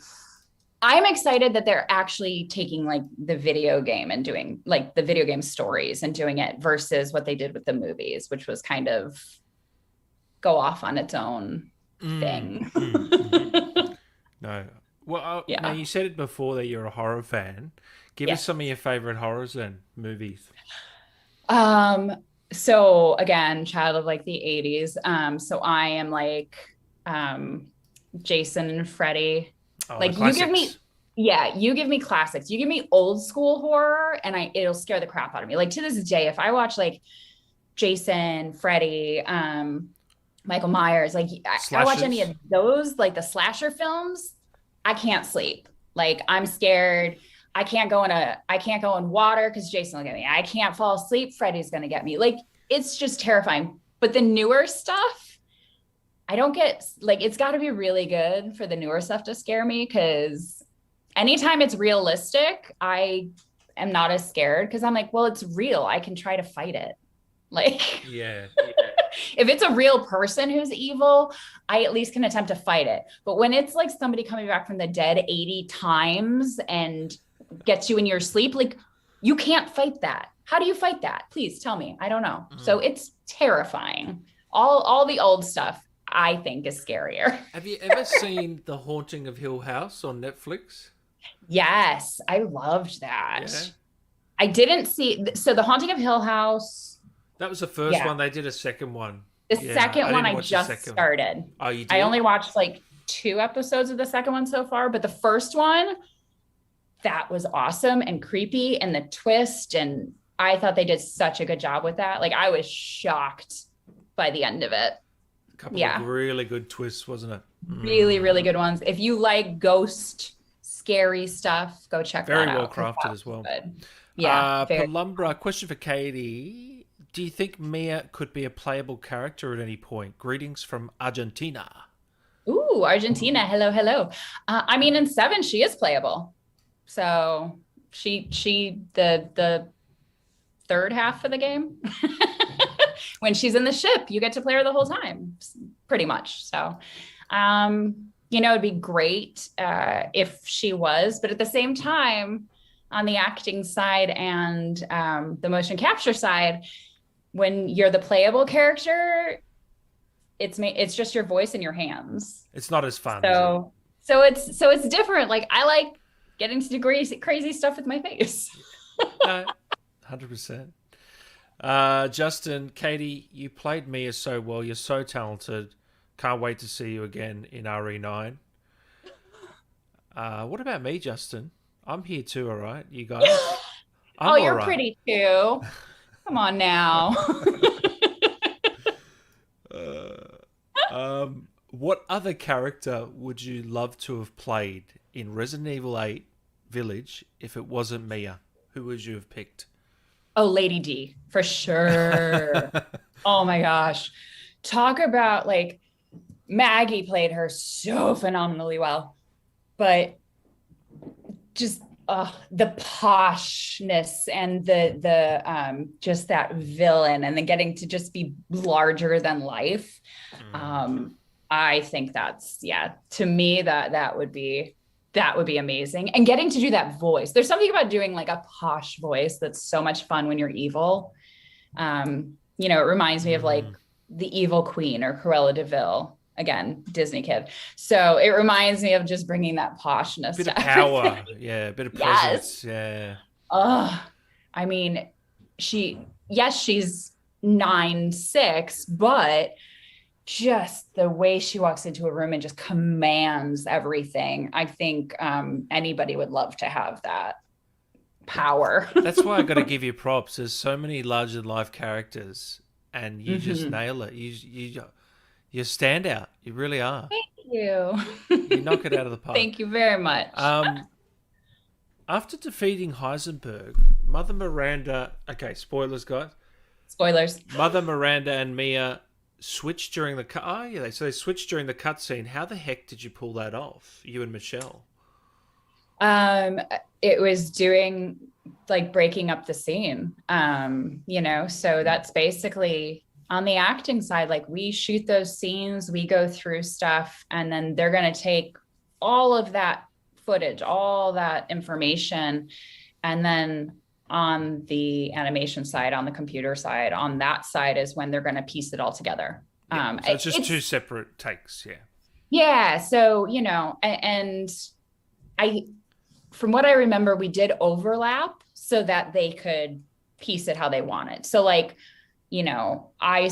my scene I did, and I went a little further into Mother Miranda's scene, and then she started earlier to go into than her, so that they had overlap to decide voice wise and motion wise, like, what they would want to do and use. But if you watch that scene, you also notice it's not like she morphs person to person in front of you. Usually, like, she goes behind a tree, or she turns into, like, crows or, like, craziness. So you don't ever see her transform into someone, I don't think. Yeah.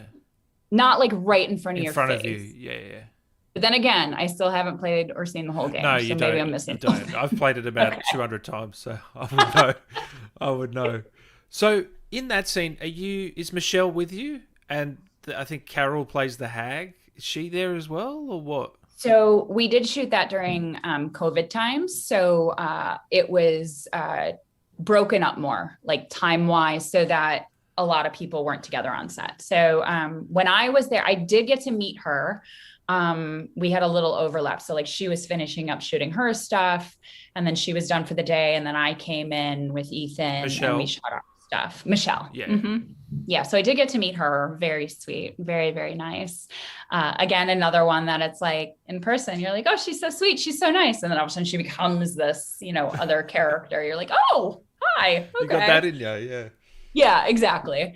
So that was really cool. And, they did such a good job making all of us feel comfortable during that time to get this game worked on and out in time for all the fans and everything. So I was just kind of blown away on their side, everything they did and pieced together to make everything doable. And that's with Steve, the director? Mm-hmm. Yeah. Yeah. Did he work on 7? No. No, he worked on another Resident Evil. Yes. Yeah. I don't want to say the wrong one, but I think it was one of the 3. I think it was the 3 remake. Yeah. Yeah. So they brought him. He was great. My first time working with him. Nice. Yeah. Frozen Ozone. Katie, what was your favorite scene to shoot on both projects? And was this experience really a life changer for you, wanting to be in horror franchises more?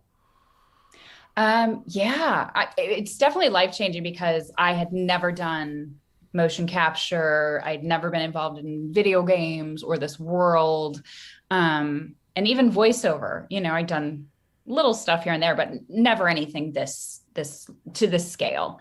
So for me, it kind of took my whole idea of this industry and just opened it up even more. I had done theater, I had done film.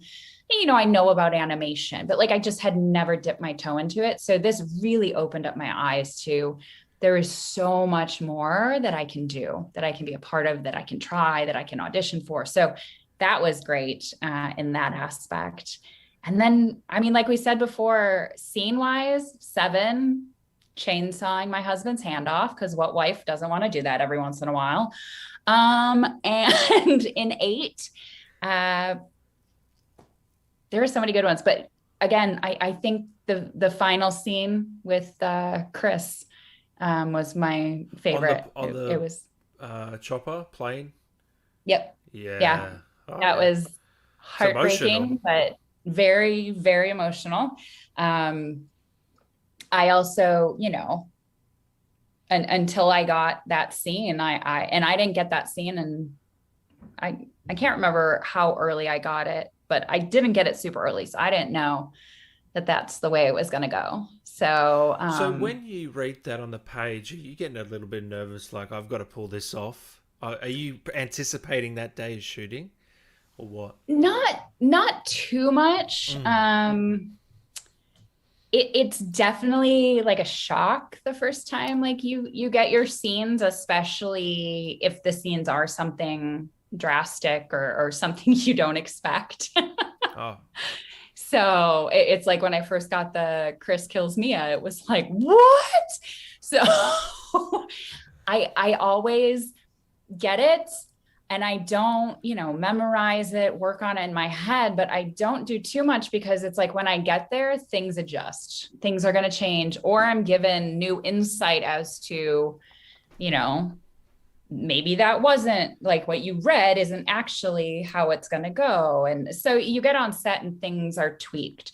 So it's not till you're on set and you're actually doing it that all of that starts to build up. And for that scene, it was pretty easy the moment we started shooting it, and just saying the lines and knowing what happened. I get all goosebumpy, and I feel it in my heart when I talk about it, because it's just so. Oh, that's sweet.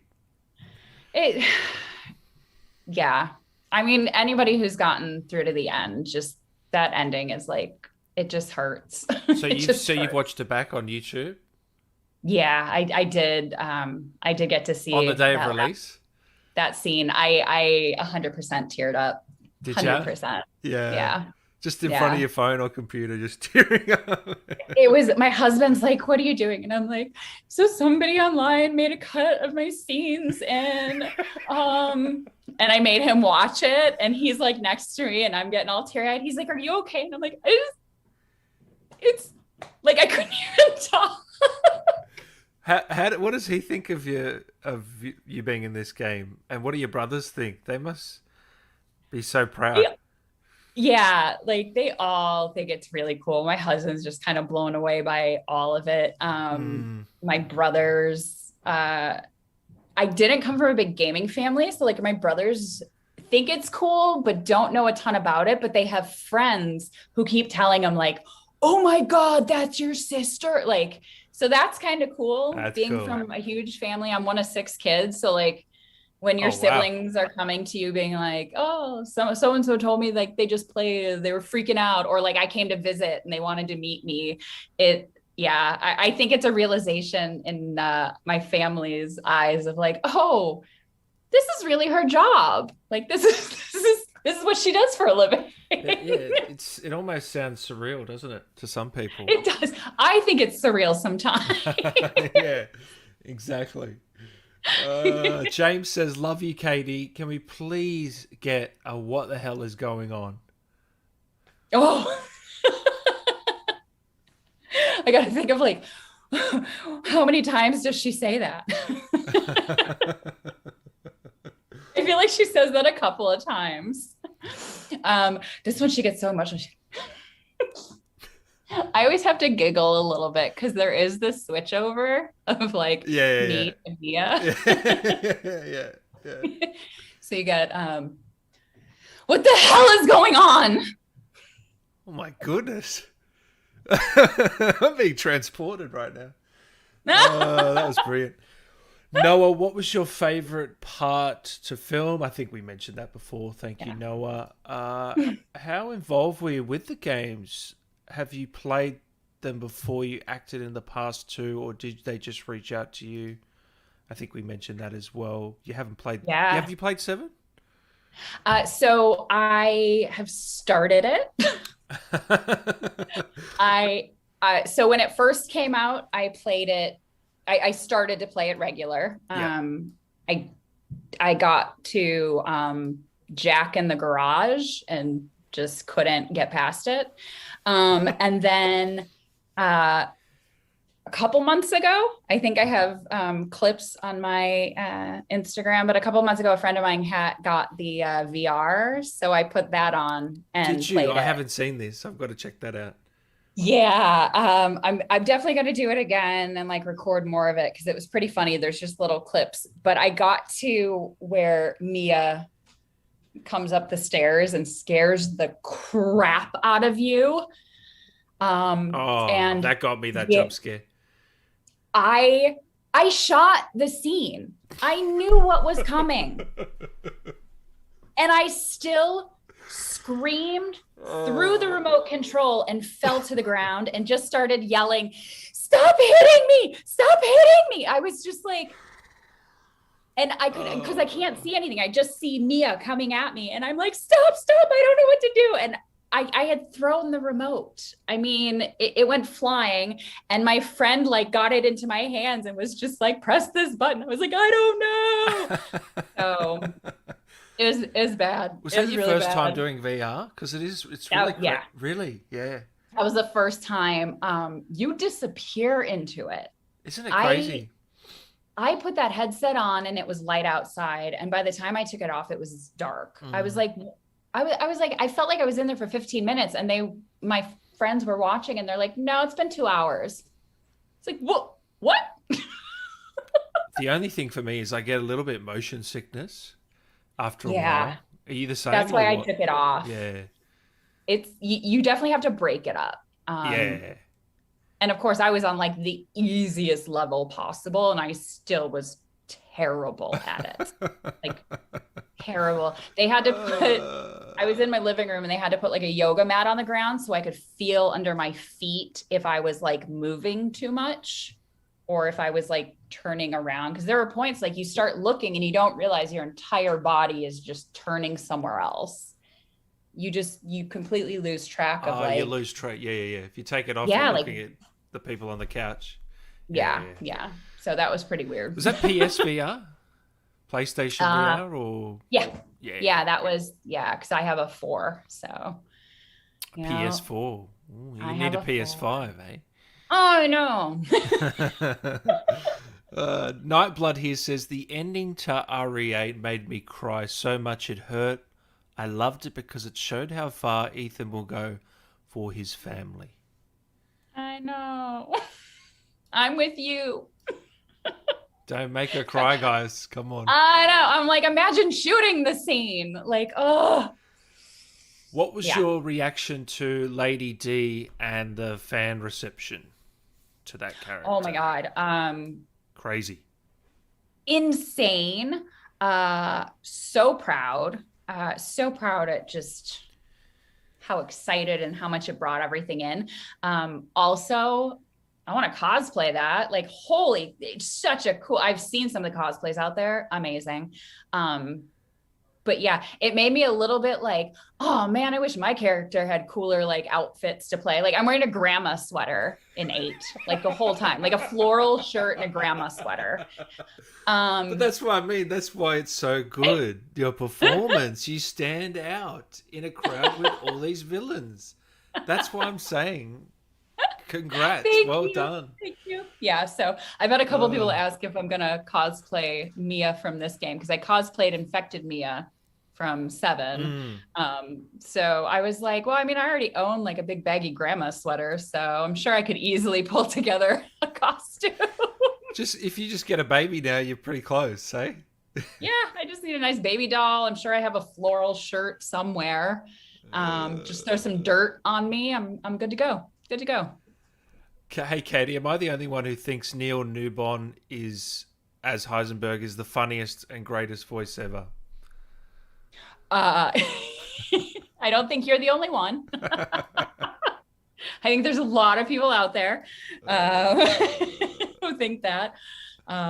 Big shout out to Neil. Big shout out to everybody. I know like in the next, I'd say like 2 weeks, there's lots of like signings and stuff going on. Have you got one coming up that we can promote? My Streamily shop is open right now for any autographs. Most likely, because I just did a signing earlier this month, so I'll probably do another one in June. Nice. So I'll have another one in June. But a lot of the other actors are doing signings and live streamings like in the next week and 2. So go to all their accounts and you get to hear Neil's voice again.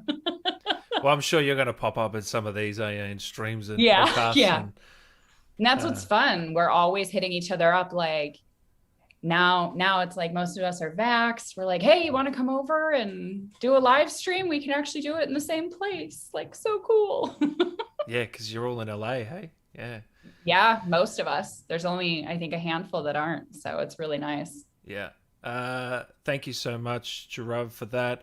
Sleepy, what was the scariest part of 7 for you?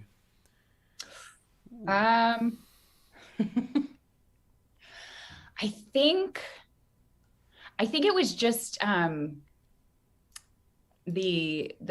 physicality of a lot of stuff was kind of, for me, worrisome. Like, am I going to do it right? You know, when we would try out a lot of different things for scenes. So I think that physicality of like, okay, now you're going to be like crawling up these stairs like a crazy zombie person, or how you're going to flip up this way and throw somebody across the stage.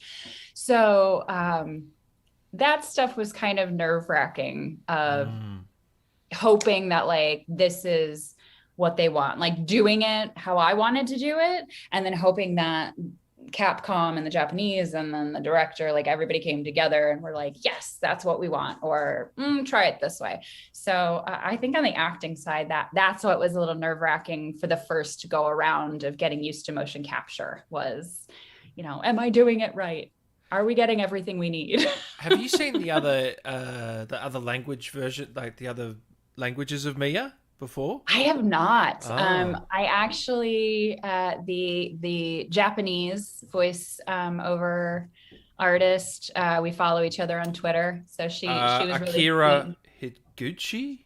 Yes. Am I right? I hope I'm not butchering it. I would say, last names are a little tough. But she's on Twitter and we follow each other, and she was really sweet, reached out, and that was really, really cool to meet her. And then I know there's the Argentina and Brazil audience. I think this is the first time, I want to say, Portuguese is being in the game, I think is what I read. Spanish, Portuguese, you've got Japanese, French, German. There's a few. There's a few. There's about 8. I kind of actually feel bad for them, because it's like they're like voice actors. It's what we're supposed to do. But still, anytime I'm doing all the crazy stuff and they're supposed to match me or Yeah. my vibe or whatever. Like I kind of feel bad sometimes, especially in 7. I was all over the place in 7. So I was like, wow, they're talented because they're, I know what they have to try to do and match and whew. And they go, Not yeah, easy. they don't get the mocap. They just have to voice that, I'm guessing, yeah. Which is hard. It's hard just to do the voice. Oh, yeah. I Dubbing give and props that sort of to thing, yeah. everybody who is just doing voice and like they didn't do the motion with it. Like to me, it's so much harder to do just the voice, to get your level up to whatever was happening on set. I give such props to people who do just the voices for stuff because it takes work. 100%. Drav, amazing job on the voice of Mia and motion capture. Can we get a nothing wrong with my memory in a funny way? I'm sorry, I'm giving you all these requests here. They keep coming in. No worries. Well, I'm so used to getting requests for 7 stuff, and now I'm like, Okay. oh wait, now And there's you all got these 8. lines Yeah, from yeah. 8 that people like. Yeah. There's nothing wrong Wait. with my memory. Wait, so he wants there's nothing wrong with But my in a memory, funny but way. In a funny way? Yeah, okay, that's a tough one. I don't know how you're going to do that, but... Like, what's funny about it? Just put me on the spot here, why don't you?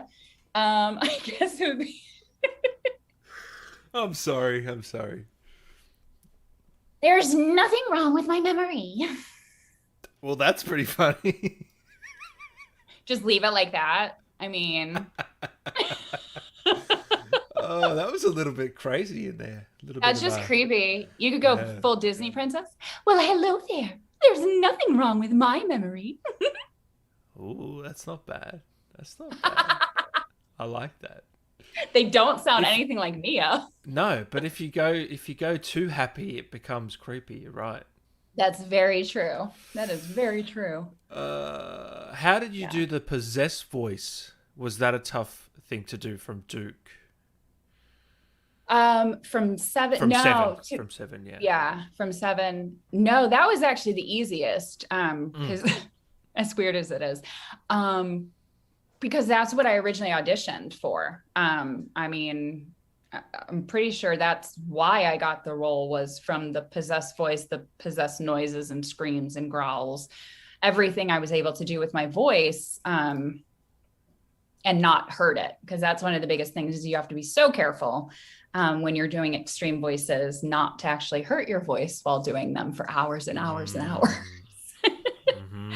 So possessed Mia, she just kind of came out of something that I've always kind of done and had. Like I've been in a lot of like zombie type roles. So I always had a little bit of that creepy, like gravelly sound to my voice. And in my mind, it was just bringing in that with a little bit of like Wicked Witch of the West and kind of melding the two. Yeah. Love it. We've got a new nickname for you here that I don't know if you've heard before. Katie O'Hagan's initials are KO. I guess that means she's a knockout. Yeah. Woohoo! Have you heard that one before? I have, only because okay. I'm well, not like that people are saying it. I grew up knowing that because my dad is TKO, which is total knockout. Nice. That's cool. And then I'm KTO. So I was like, okay, get rid of the T and I'll just be knockout. I'll take it. Jay, what was the fan reaction and love for Mia like to receive, as she's a bit of a mystery? Yeah. I'm still blown away by it. Like I'm still very blown away by everything, all the love, everything people are saying, the love and the hate. Like, hold on, so you get hate? I don't personally, but like Okay. like I see people being like, I hate Mia. Like she caused everything. She's such a pain. But that's all right. That's not hating on you, I guess. And like I don't get it. Like everybody's been incredibly kind and sweet. But at the same time, like when I first shot 7, in my mind, I thought everyone was going to hate Mia. Like, I love her because I got to do a lot of crazy stuff, but I was like, she's psycho. She's like, her husband's trying to save her. And she's like, what are you doing here? Leave. I'm going to chop off your hand. I'm going to fight you. Now I'm going to do that. Like, it just, in my mind, I was like, no one is going to like this person. Like, how am I going to make her likable? Like, I was very nervous. I was very scared, but as an actor, I was like, this is really cool because this is definitely going to be a challenge to get people to care about someone who did all this. So that was kind of my biggest challenge. And you guys tell me, it sounds like it worked. It sounds like people cared about her.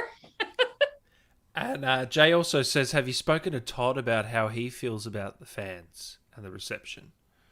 Oh, I know a lot of people are asking about him, and a lot of people, want to see from him and hear from him. He is private. I don't know what his plans are, but I have talked to him just about the fans and the welcoming and how great everybody is. And he is on social media here and there. So he's been on Twitter. I know I've seen him respond to people on Twitter. Yeah. Yeah. Like, he's been answering fans on Twitter.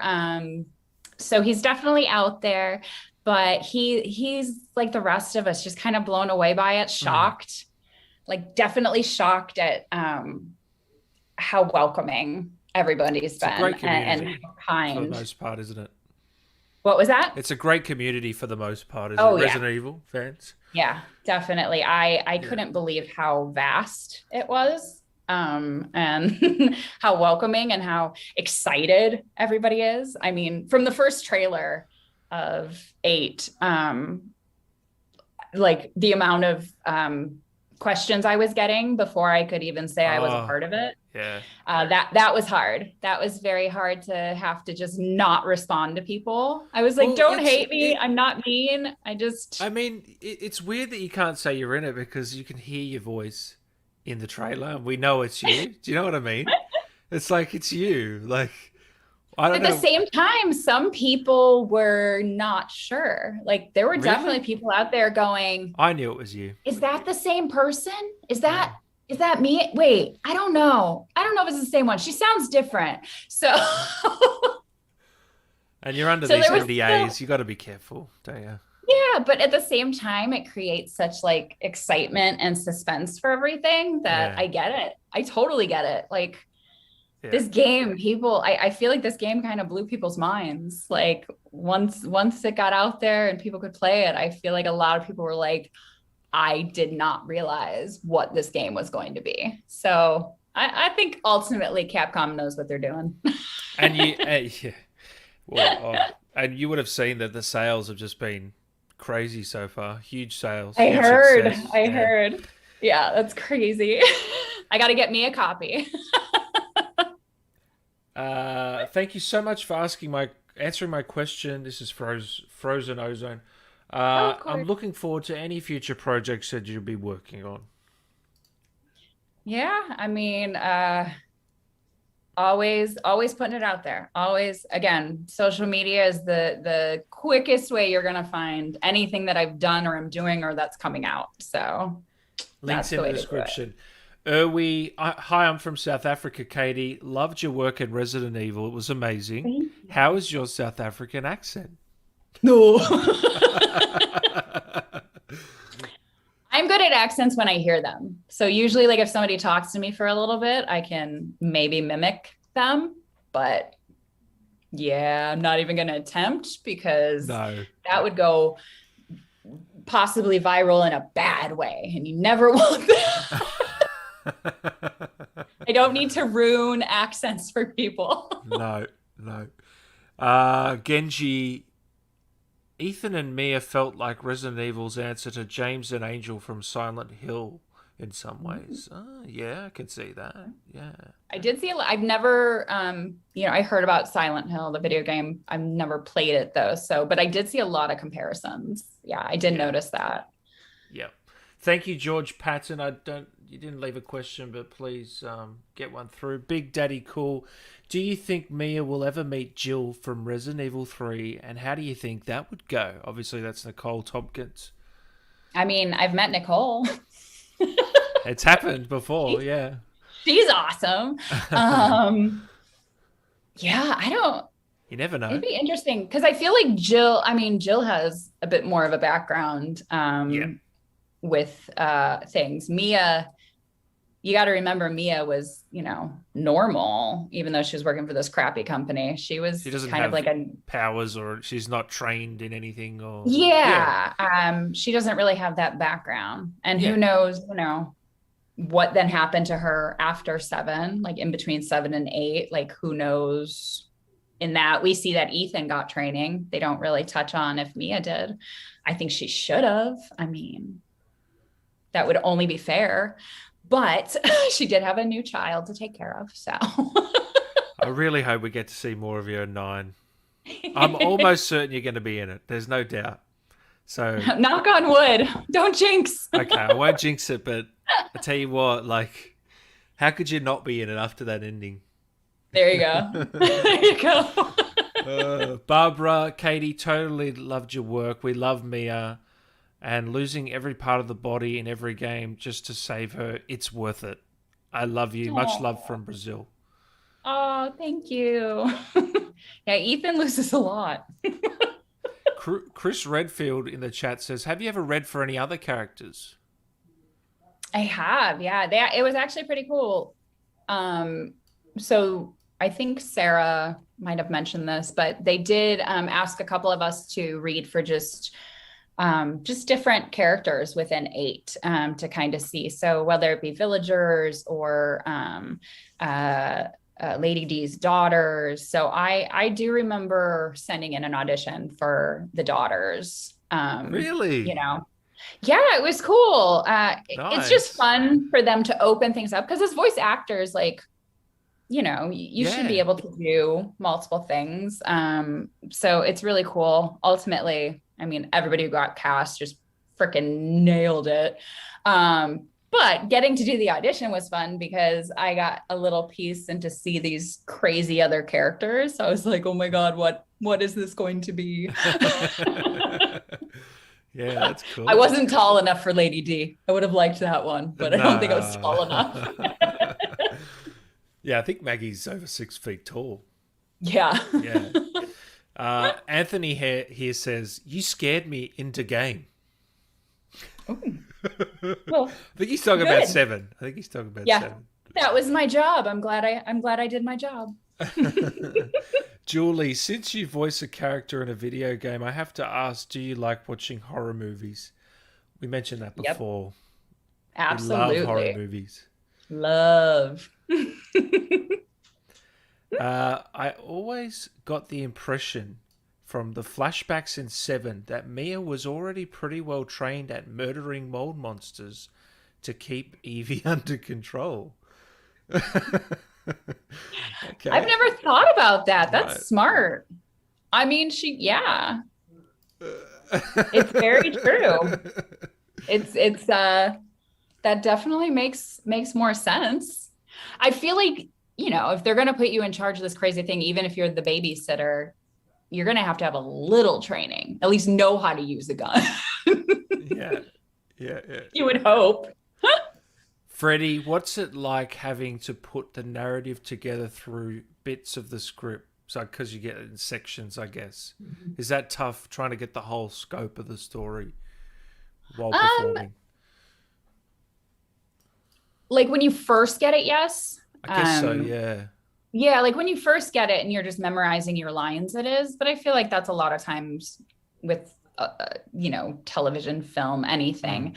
Because ultimately, once we're on set working things out, like there's rehearsals, there's table reads, there's, the actual working on the scenes with the director. So you are getting it pulled together at some point. It's just, you're getting it pulled together in sections. So it's like, this section all makes sense. And then X amount of months later, it's the next section. And then it's like, oh, now this makes sense connected to that. So it just doesn't come all at the same time. It ultimately comes just in these little groupings as you go along. And you can obviously ask questions to the guys at Capcom and they'll answer anything. Exactly. Yeah. Yeah, exactly. Blessed, Katie, will you ever do a live stream of Resident Evil 7 in VR? I do want to. I want to practice a little more first so that you guys don't have to sit through 80 hours of me screaming, going, why won't I go? How do I jump? How do I do? Like, because I don't know anything. So I'm still learning how to do everything. And then once I have a better understanding of the controls and what to do, then I will attempt a VR live stream. Geez, that even I would struggle to put a VR live stream together. There's some setup there involved. Yeah, I would need with help. I would definitely be talking to a friend who's more on the technical side. Yeah, 100%. Jigglypuff. I feel like if I'm getting motion sickness, anybody who's watching it will be getting motion sickness. So it would be difficult. Yeah, you'd have to have the gameplay and you as well, the two. Yeah. So yeah. Jigglypuff, does Capcom spoil it for you when they give you the script and explain it, the character development? Or yeah, pretty much. That's the question. I've probably butchered it, but no worries. As always. No, I mean, I don't think they spoil it because you're getting it in pieces. Yeah. So even though what you're working on all makes sense, like that ultimate story, they're still pulling things in. And even once you read everything, by the time it actually gets to shooting, a lot of times stuff has been adjusted, stuff has been slightly changed or tweaked. So I feel like there's always surprises. Like by the time I shot my final scene with Chris, I was shocked. Like I did not know that was going to be the ending. Did anything change the fact that you're a mother in the second game, in the latest game, for you? I mean, I think personally, Mia matured. Yeah. I mean, when you see how she acts and how she responds to things in 7, it was very selfish. And by the end of 7, I felt like she had a better understanding and wasn't as selfish, but it still was there. Whereas in 8, I feel like it was just about protection. It was just about protecting her family and having that happy life. So I saw a bit more maturity, and I also saw more of a love for Ethan in 8 versus 7, because she had that kind of immature, selfish vibe to her. She cared about him. She loved him, but she still lied to him. She still hid things from him. And I feel like she did it for her own reasons in 7, and then she did it for the family in 8, if that makes sense. Yeah, that makes sense. Yeah. Yeah. I'll give you a couple more because I know you're a busy woman, but we really do. We appreciate your time very much. Of course. This is awesome. Daniela says, any advice for people wanting to do voiceover or mocap? Where do we start? I mean, a lot of you are like me. I had never done it. I was doing acting, but I had never done anything in this world, and just kind of saw a casting call and went for it.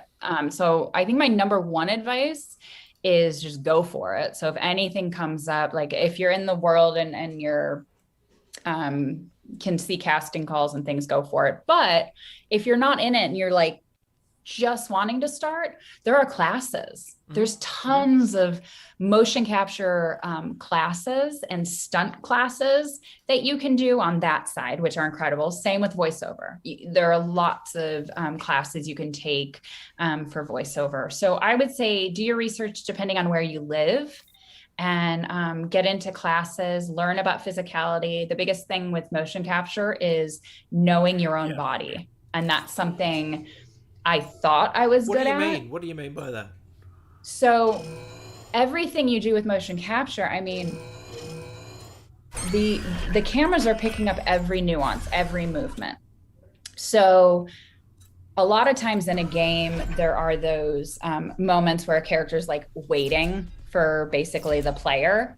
So you'll see them idling. And we actually have to do that stuff. So like we'll be in a scene and we'll go and take a few steps, and then we kind of idle. And it's like this little movement of back and forth, just waiting, or turning and looking. You know, we have to do that stuff. Do you ever have to do this one? The T T? pose? Oh yeah. Yeah. T pose, A pose, Z pose. Really? All of them. What's the A pose? I think A was like basically slightly down. Yeah. And what's the Z pose? It's so bad, but I think it was, let's see if I can tilt it here. It's like that, kind of like a doll. Oh, okay. Right. I think it's called Z. Okay. So bad. My mind is like, yeah, crazy. Yeah, so when we would do stuff, they have to loop you sometimes. So after a scene, you know, you would take 2 steps and then they can loop it. Or you have to turn this way back and then the other way and back, so that they can get an equal way, and then they can take care on the animation side of what they want the character to ultimately do, which is really cool. So like on my side, you know, they just told me, okay, stand here and now turn 180 this way, turn 180 that way. Yeah. And I didn't realize that like I am more closed off on one side than the other. So like you have to know your body to really have things be equal. So it's like you're taking a big step this way, you're also taking a big one this way. And I did it. And the director was actually like, do you realize that like you open way up this way, and when you do it this way, it's like, dude, like really tight and tiny. And I had no idea. And it was having that realization of like, oh, I have to pay more attention to my body, my physical, how I move and what I do and when I stop and when I go, and even your face, like eyebrows, one up, the other one up, face, like there's so much involved. It's mind blowing, like just mind blowing. It's crazy, but it'd be so fun. Yeah. It'd be so fun. So fun. So fun. So fun. Verified Zay says, do you have a YouTube channel, Katie? I do not. No YouTube channel. I know. I don't. IG and Twitter. I'm IG, Twitter, Facebook. I'm looking at Twitch because more people are talking about it, and I am doing more live streams. So probably gonna end up on a Twitter feed soon. Or Twitch, sorry, Twitch. That's what I meant. Can't even get them right. Twitch. So that'd be cool. Working on that stuff. But for now, it's IG live. It's usually what I'm on. Yeah. Irwi says, Katie, what would you say is the hardest part of being an actor? Ooh, the rejection. Yeah. Getting used to the rejection.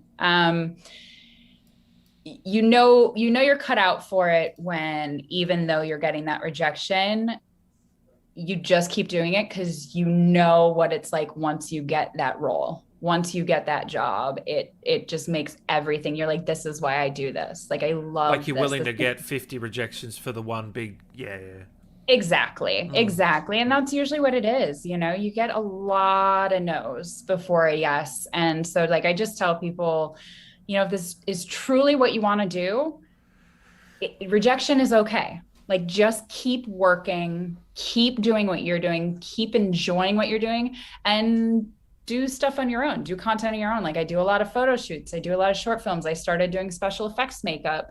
I just found other things to fulfill me at the same time, so that, you know, if I'm not booking something, I have these other things I can be working on that are still all within this industry, all within this creative side of the industry. So yeah, it's hard, but you just keep doing it because it's worth it. This makes it worth it. The fans, the excitement, the love, like, it's awesome.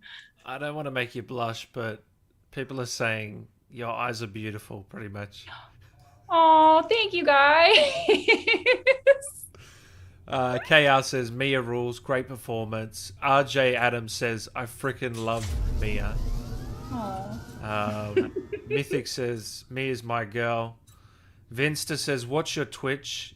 I don't think it's created yet, but look out for it. It's not created yet, but I'll let you know.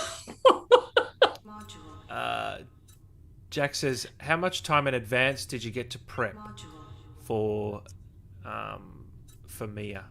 In this game, For this game, oh gosh, I'm trying to remember. I think, I knew in early 2019 is when I got the call that they were bringing her back. So I got the phone call early 2019 and I started shooting. Early 2019. Wow. Yeah. Okay. Yeah. Cool. So that's when I got the call that she was still alive and was coming back. She was officially still alive and coming back. Do you jump up in the couch at that? You know the Tom Cruise. I was actually on set. We had a break when I got the call, and the producer left me a voicemail. So I called him back right away because I was like, "What is this? What is this?" So I was shooting a short film, and I like stepped away to make the phone call to see what exactly the call was about, and they told me, "Hey, so she's coming back. We don't know how much she's coming back for this game, but they are bringing her back. Are you interested?" And of course I was like, yes, send me anything. Yes. So yeah, I was super, super excited. You don't go, "Oh guys, look, I need you to pay me double and then I might think about it," you know? Yeah, no, I was way too excited. I couldn't even fake that. I was way too excited. Well, Katie, there was no negotiating or playing around. It was just like, yeah. And then my agent was, don't say yes right away. I was like, too late. Already did. Don't care what you're saying. Like, I want to do this. I love that you're passionate about it and you love it, because there's nothing worse than, having an actor that just doesn't really care. You know what I mean? Yeah. Yeah. I'm lucky enough to do this. It really does. Really? Yeah. That shocks me, just because I'm like, I just feel lucky that like I get to do this. This is the coolest thing ever, to be in the games, to do this as a job, to talk to you, to talk to all the fans. Like, to me, it just blows me away. Like, it's just fun.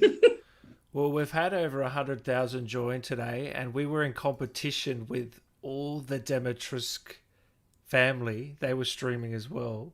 Oh yeah. So you and me, we're too good. Woohoo! You know what I mean? Just quickly, RJ says, can you do a quick scene from the part of the beginning or the end of Village? That's all right, RJ. We'll get something at the end here. Katie, I just want to say thank you so much for coming on. I hope you've had a blast. Of course. I'm so glad you reached out. This is awesome. And anything you want to say to the fans? Well, got you. I know. I'm like, I say this over and over again, but just thank you to everyone for loving this game, for keeping this game alive, like the whole series, and for just like welcoming me as, a new character with 7 and 8 into this whole community, because it is amazing. Everyone is so kind and welcoming and fun. You make me want to do this stuff. That's why I love doing interviews. I love answering questions. I love doing live streams, and it's because of all of you. You make this worth it. So thank you guys. And I'm going to keep, as long as you guys keep wanting it, I'm going to keep doing it. So Jason, love you. Just Vincent, love you, Katie. Kevs, don't go, Katie. Summoner, love you, Katie. We love you. Thanks, Katie. Hasim, we love you. Finish the game. It's a masterpiece. We love you. Thank you, Katie. You're awesome. All right, guys. Send over all this love to her on our IG, which is Katie O-Ax. Yep. Twitter, Katie O-Ax. All of them, yeah. Are you anywhere else that I'm missing? Facebook. Facebook. Yeah. Beautiful. Yeah. For people who still use it. I'm glad you said it, not me. It's mainly for like the much older, like my mom and dad. Yeah, I know, isn't it? My it in-laws, really they're all on Facebook. So I gotta give the love out there too. Yeah, I checked my Facebook page and I had 9,000. I don't know how. I don't do anything on there, but there you go. You just link them. You just do a quick link. Yeah. All right, Katie. Well, before you go, is there anything Mia can say to Dan just quickly? Am I allowed to swear? You can swear. You can call me anything you want. Go for it. All right. It's okay, Dan. I know you didn't mean to hurt me. But you shouldn't have done that. It fucking hurt! How can you smile like that so nicely after that? What's wrong with you, Katie? How can you? Oh, the chat's going off now after that. Oh, far out. Brilliant. You can't round it off better than that. Far out. All right, guys, make sure you follow Katie on all socials, and we'll definitely have you back at some point, Katie, if you'll For come sure. back. And head over to the Streamly site. Myself, along with a bunch of the other RE actors, all have prints and personal messages and craziness all up there for you guys. So go check them out. Get one from this woman, guys. All right. Thank you so much, Katie. We'll talk soon. I really appreciate your time. Definitely. Thank you so much, Dan. It was awesome meeting you. Awesome meeting you too. Take care. All right. Bye. Whoops, I cut her off a bit early there, but she said bye. You know. How good was that ending, guys? That was brilliant. I did not expect that at all. I did not expect that at all. Oh my god. How good was that ending? Excarbon, how are you, brother? Oh man, she's awesome. She is. How good is this cast, guys? Really? I mean, we're spoiled. Every single person in this cast is a banger of a person. That was so good, that ending. I'm gonna have such a good compilation of these characters talking to me. So good. Absolutely love it, hey? I can't wait for the next Resident Evil. Oh, whether it's the 4 remake or Resident Evil 9 or maybe a spin-off, the DLC, I can't wait, guys. I really can't. Tomorrow with Chris, it's going to be like, Dan, no, and get knocked out. Yeah, what am I going to get Jeff to say tomorrow, Chris Redfield? What's the best quote from this game? We've got to get him to say something. You're doing awesome, Dan. Thank you, Filler. You're awesome. Mia, that was an awesome interview. Thank you. Resident Evil 9 will be awesome, I know. Yeah, book the compilation will be great. Dan, Jeff Shiner's going to knock it out of the park. He is. I can't wait. I can't wait to talk to Jeff tomorrow. That's going to be a blast. You like that, Alan? Best interview so far? I'm sorry, Ethan. I'm sorry, Dan. No. It's got to be I'm sorry, Dan. You're out of your depth, Dan. That's a good one. That's a real good one, yeah. Very fun interview, Dan. Thank you, Paige. Again, if you want to join Paige and become a member of the channel, I'd really appreciate it if you help support the show. I've also been in talks with the Rob Wiedoff, John Marston's actor, and we're gonna do something again, guys. So stay tuned for that as well. Probably in a couple of months, but I've been talking to him. It'd be good to get him and Arthur Morgan, of course, Roger Clark. That'd be cool. But tomorrow, guys, Chris Redfield. Now, guys, I've got to thank you because at the same time there, we were going head to head with a couple of big rigs, and we were going pretty strong. The Demetres family were on, and we did all right, hey? Everyone enjoyed it. Lady D interview is going to be fire. Oh, can you imagine the turnout for that on Saturday, 3 p.m. PST. Can you imagine the turnout and the chat? We're going to have to really watch it.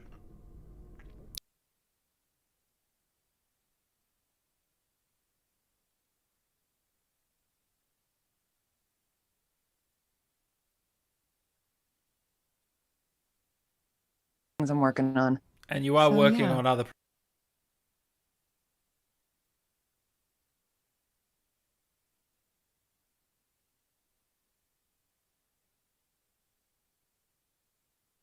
Let her in. All right, guys. I hope you enjoy it. Send your questions through. I will get to them as much as possible. I'll try to look to the chat. It's flying by, so you need to bear with me. Let's do it, guys. Enjoy.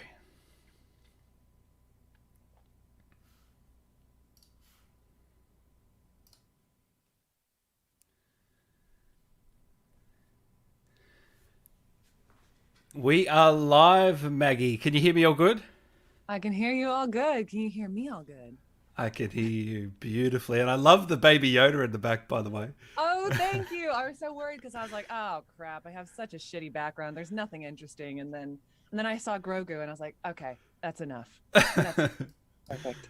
That's amazing. How have you been? Thanks for coming on, by the way. Oh, thank you for having me. I'm so happy to be here with you and with everyone else today that's tuning in. So thank you. I'm good. We've had, man. It's all very surreal. People are literally tuning in from all around the world. I mean, name a country and they're here right now. Which I think is the coolest thing. I mean, the fact that this game and this character has a global reach is just mind-boggling because my background is in theater. So in theater, it's like, you know, you do the show, and I was also in regional theater. So it's a very small community and a small audience base. And so you do the show's great, your community loves it, and then the show's over and you move on, and that's it. Whereas with this, I mean, it blows my mind every day. Something new blows my mind of somebody reaching out to me. People now care about who I am and what I have to say. I'm not anonymous. I'm not invisible anymore. It's absolutely bonkers, but I'm so grateful. It's been overwhelming in all the best ways, and all the love and support has been fabulous. It must be hard, though, to keep a lid on it when the character started to blow up maybe earlier this year, and you can't reveal that you're the character, and it must just be eating away a little bit, no? Oh, it was excruciating. My God. I mean, she blew up. She blew up the internet, and I was just like creepily in the corner on the internet, like hiding away all secretively. But what it also made me laugh because back in the day when people were trying to guess who the voice actress was, they were kind of guessing wrong, and there were a lot of different like threads and Reddits going on trying to guess who it was. And then once my name was finally released, I looked back at the threads and everyone was like, who the fuck is Maggie Robertson? Who is this girl? So that was funny. But yeah, it was excruciating. But luckily I had I've kept in touch with some of the cast and crew that we've worked on. Steve Kniebly, our director, Nicole Tompkins, Daniela, Neil Newbon. So once everything was blowing up, I at least had them to text and geek out with. And I think Nicole is the first person that texted me being like, oh, by the way, you're blowing up. Did you know that? And I was like, oh, okay, cool. Oh, and you put out a tweet on your Twitter just revealing you're the character. And how many views did it end up getting? 700,000? Something insane. Something insane. Something insane. Everything about this says something insane. If you want to talk about numbers, I had just gotten a Twitter literally before the game came out because I knew that the gaming community is so big on Twitter. I had 6 followers. And one of them was me, I'm pretty sure. I think it was. Hey, an OG. I'm an OG. So yeah, I went from 6 followers. Now I have 18K. Oh, just to put that in perspective. In a couple of weeks. In a couple of weeks. And overnight, even the opening weekend, I went from like 6 to 600 overnight, or 6,000. Yeah. Numbers are hard. And this is why I'm an actor. I don't do math. Okay, the video you're talking about, let's see. Oh my God. It's about 45K views. Yeah. And that's insane. Just people from all over the place. And I remember I was desperate to beat the game because I was playing it early, and I just wanted to see, because I was so impressed by the performance. I'm thinking, who is this? And then the credits roll, I see Maggie. So I tried to find you online, message you, but you were like, I knew you couldn't respond because you're under NDA. I'm so sorry. I felt so bad, but I was like, I literally cannot engage at all until the game comes out. So I just left you hanging. I understand. I completely understand. Oh, far. So how has the last couple of weeks been? Have you just have you just been soaking it up? Trying to soak it up as much as I can. The word I keep coming back to, and I'm going to sound like a broken record, I know, is surreal, because it is totally surreal. This experience, this game, this role has changed my life. This character will be with me for the rest of my life. And I am so grateful to Capcom and everyone who worked on this game. They took a chance on me. Rosanna Sun, our producer with the Workhouse, Steve Kniebley, they all took a chance on me because I was a newcomer. And I am just so grateful and honored to be in their company. They did such a good job on this game. I did a stream with Nicole where I watched some of the playthrough. My God, it is stunning. The attention to detail. One of the characters you find a body and it has nail polish on the hands, and you're like, oh my God. It's so cool. Like the barrel of wine, there's a hand coming out of it, and just things like that. Yeah. It's stunning.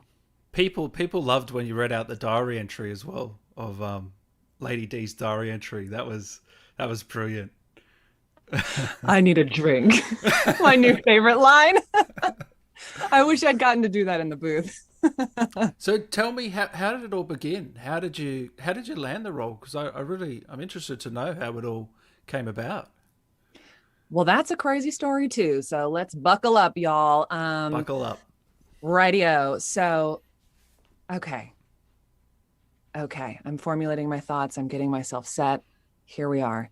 I had actually just graduated from my master's program. I was completing a master's degree in classical acting. So lots and lots of Shakespeare from Lambda, which is in London. So I was living in London, and then kind of fresh off the boat, moved to LA in 2019.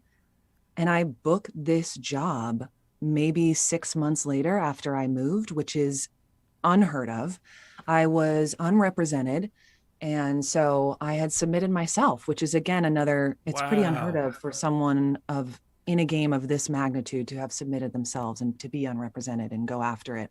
But so, I submitted myself. I had no idea what I was getting into.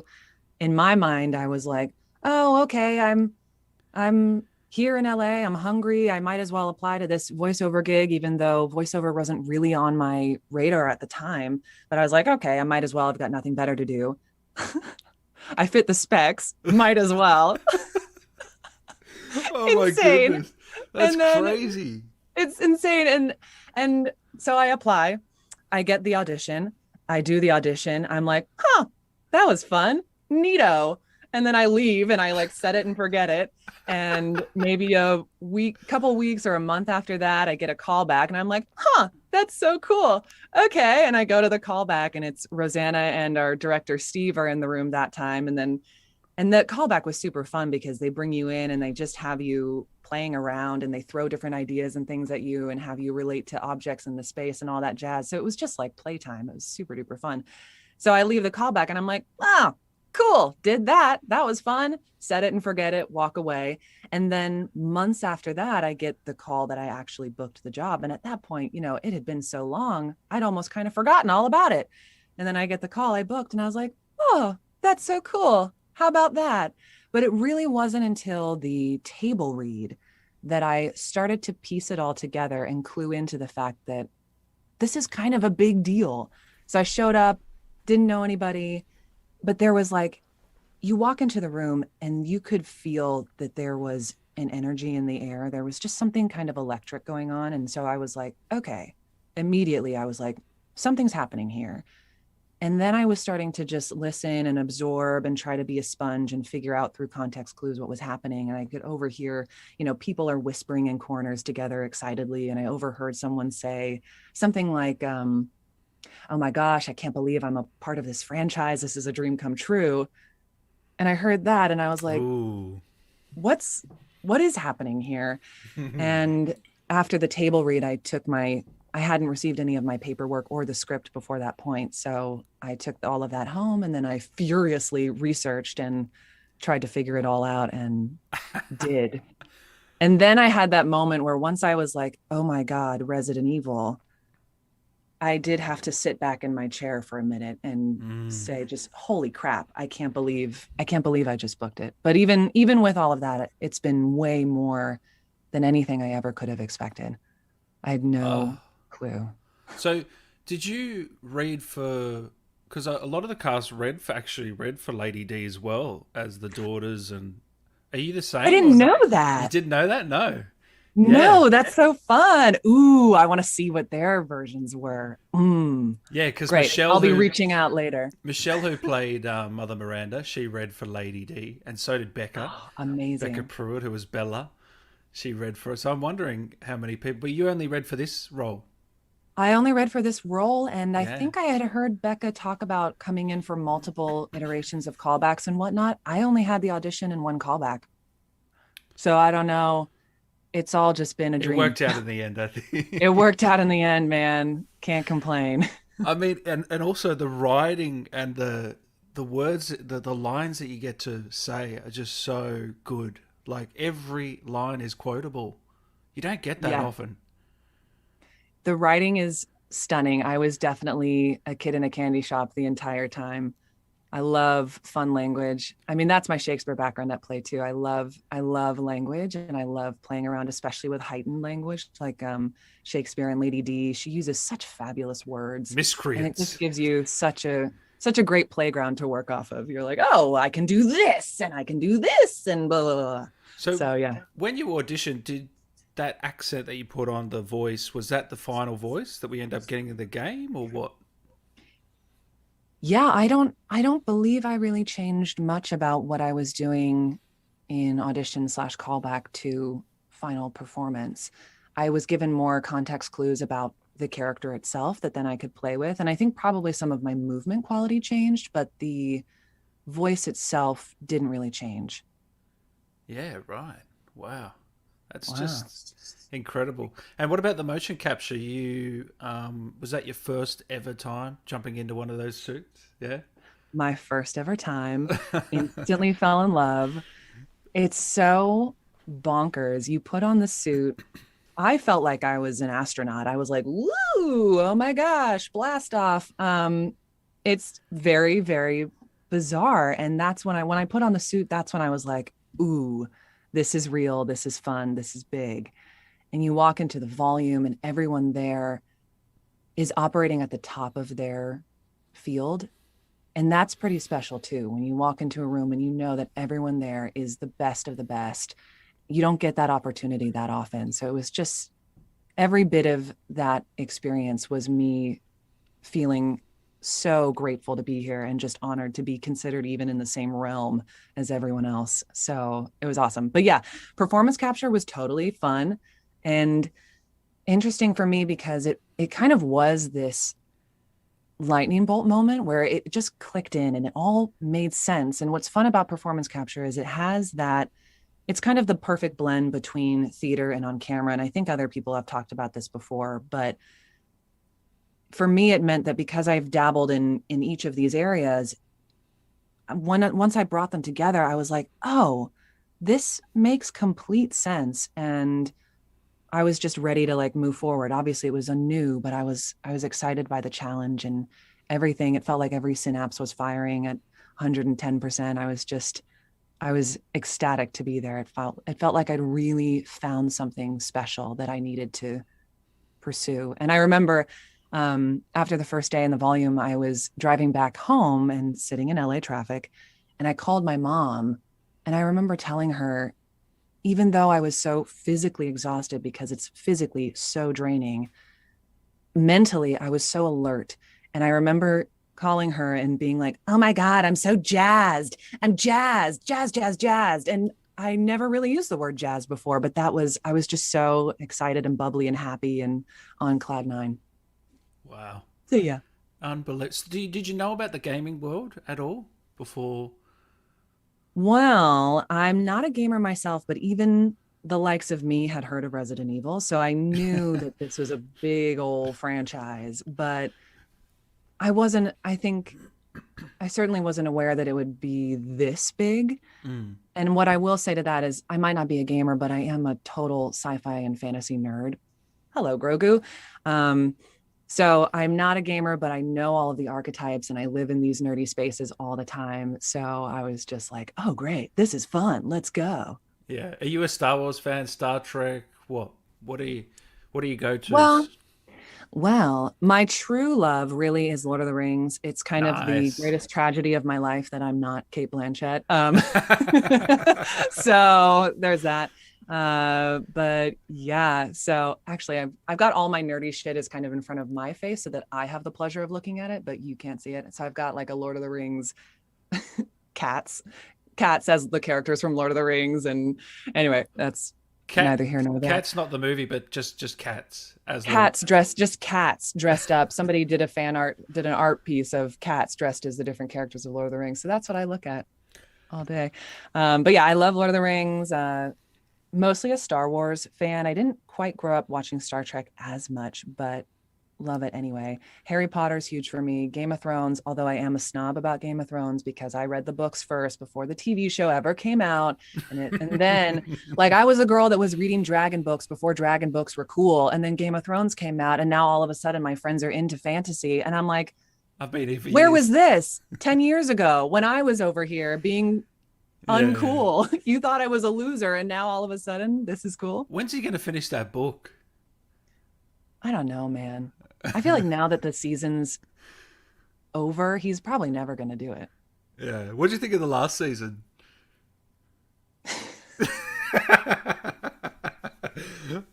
No comment? No comment. That's what Jeff said. Jeff Shine.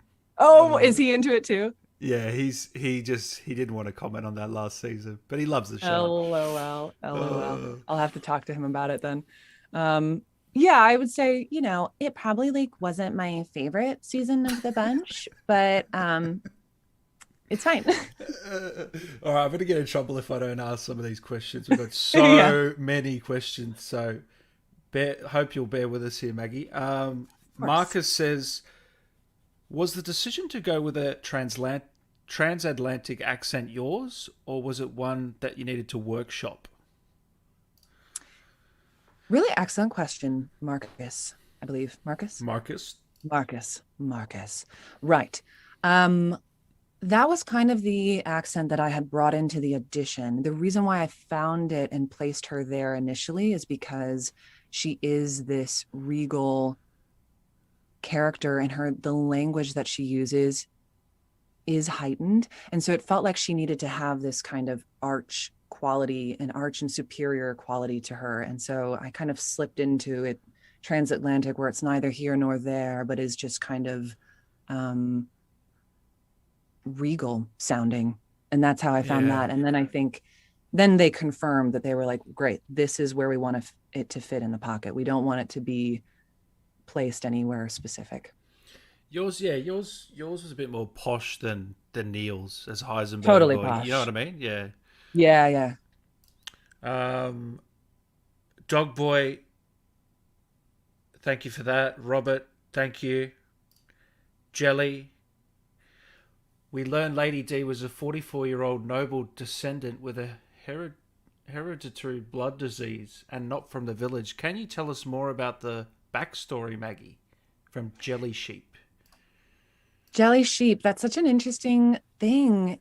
What I don't think a lot of people understand is that the actors are pretty clueless. Like, we are not the experts on these characters, ironically enough. Capcom knew way more about her than I ever did, and I was only ever given the information that I needed to immediately do the work that I needed to do. So I was told all of that, but not really given much of the backstory of reasons why, et cetera, et cetera. So did you make up your own little backstory in your mind, or did you just ask them questions here and there, or what? I think I asked questions as I went along. The main thing that I wanted to make sure I understood and knew as an actor is my relationships to the people and places around me. And that's what I based most of my acting choices off of. What do I think about this person? Do I like this person? Do I like that thing? Yes, no, great. And then I can kind of piece together a character based off of what their relationships are to other people. So I didn't need to know the specifics of she has a blood disease and blah, blah, blah, blah, blah. That didn't go into my acting of the character per se. Mm-hmm. The Redfield Way Thank you so much. Hi, Maggie. Lovely regal performance for Lady D. Question, is there a hidden conversation between Daniela and Alcina where Daniela questions if she's her real daughter? Can you confirm that? Is there? Because I'd really like to see that hidden conversation. So my answer is no, I can't confirm that because this is the first I'm hearing about it. But wouldn't that be fun? Let me know if you find it. There are a couple of hidden dialogue sequences that I found where I think you talk to Cassandra maybe or someone. I know that there's a couple in there, but I don't know if that one specifically is in the game. Jack, if you haven't already, do you plan on playing the game, Maggie?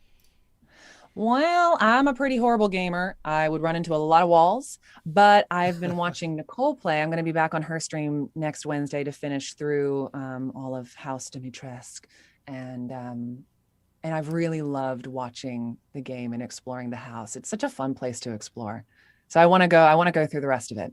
I'll watch some more streams. Is that your first time seeing all your scenes on her stream? No.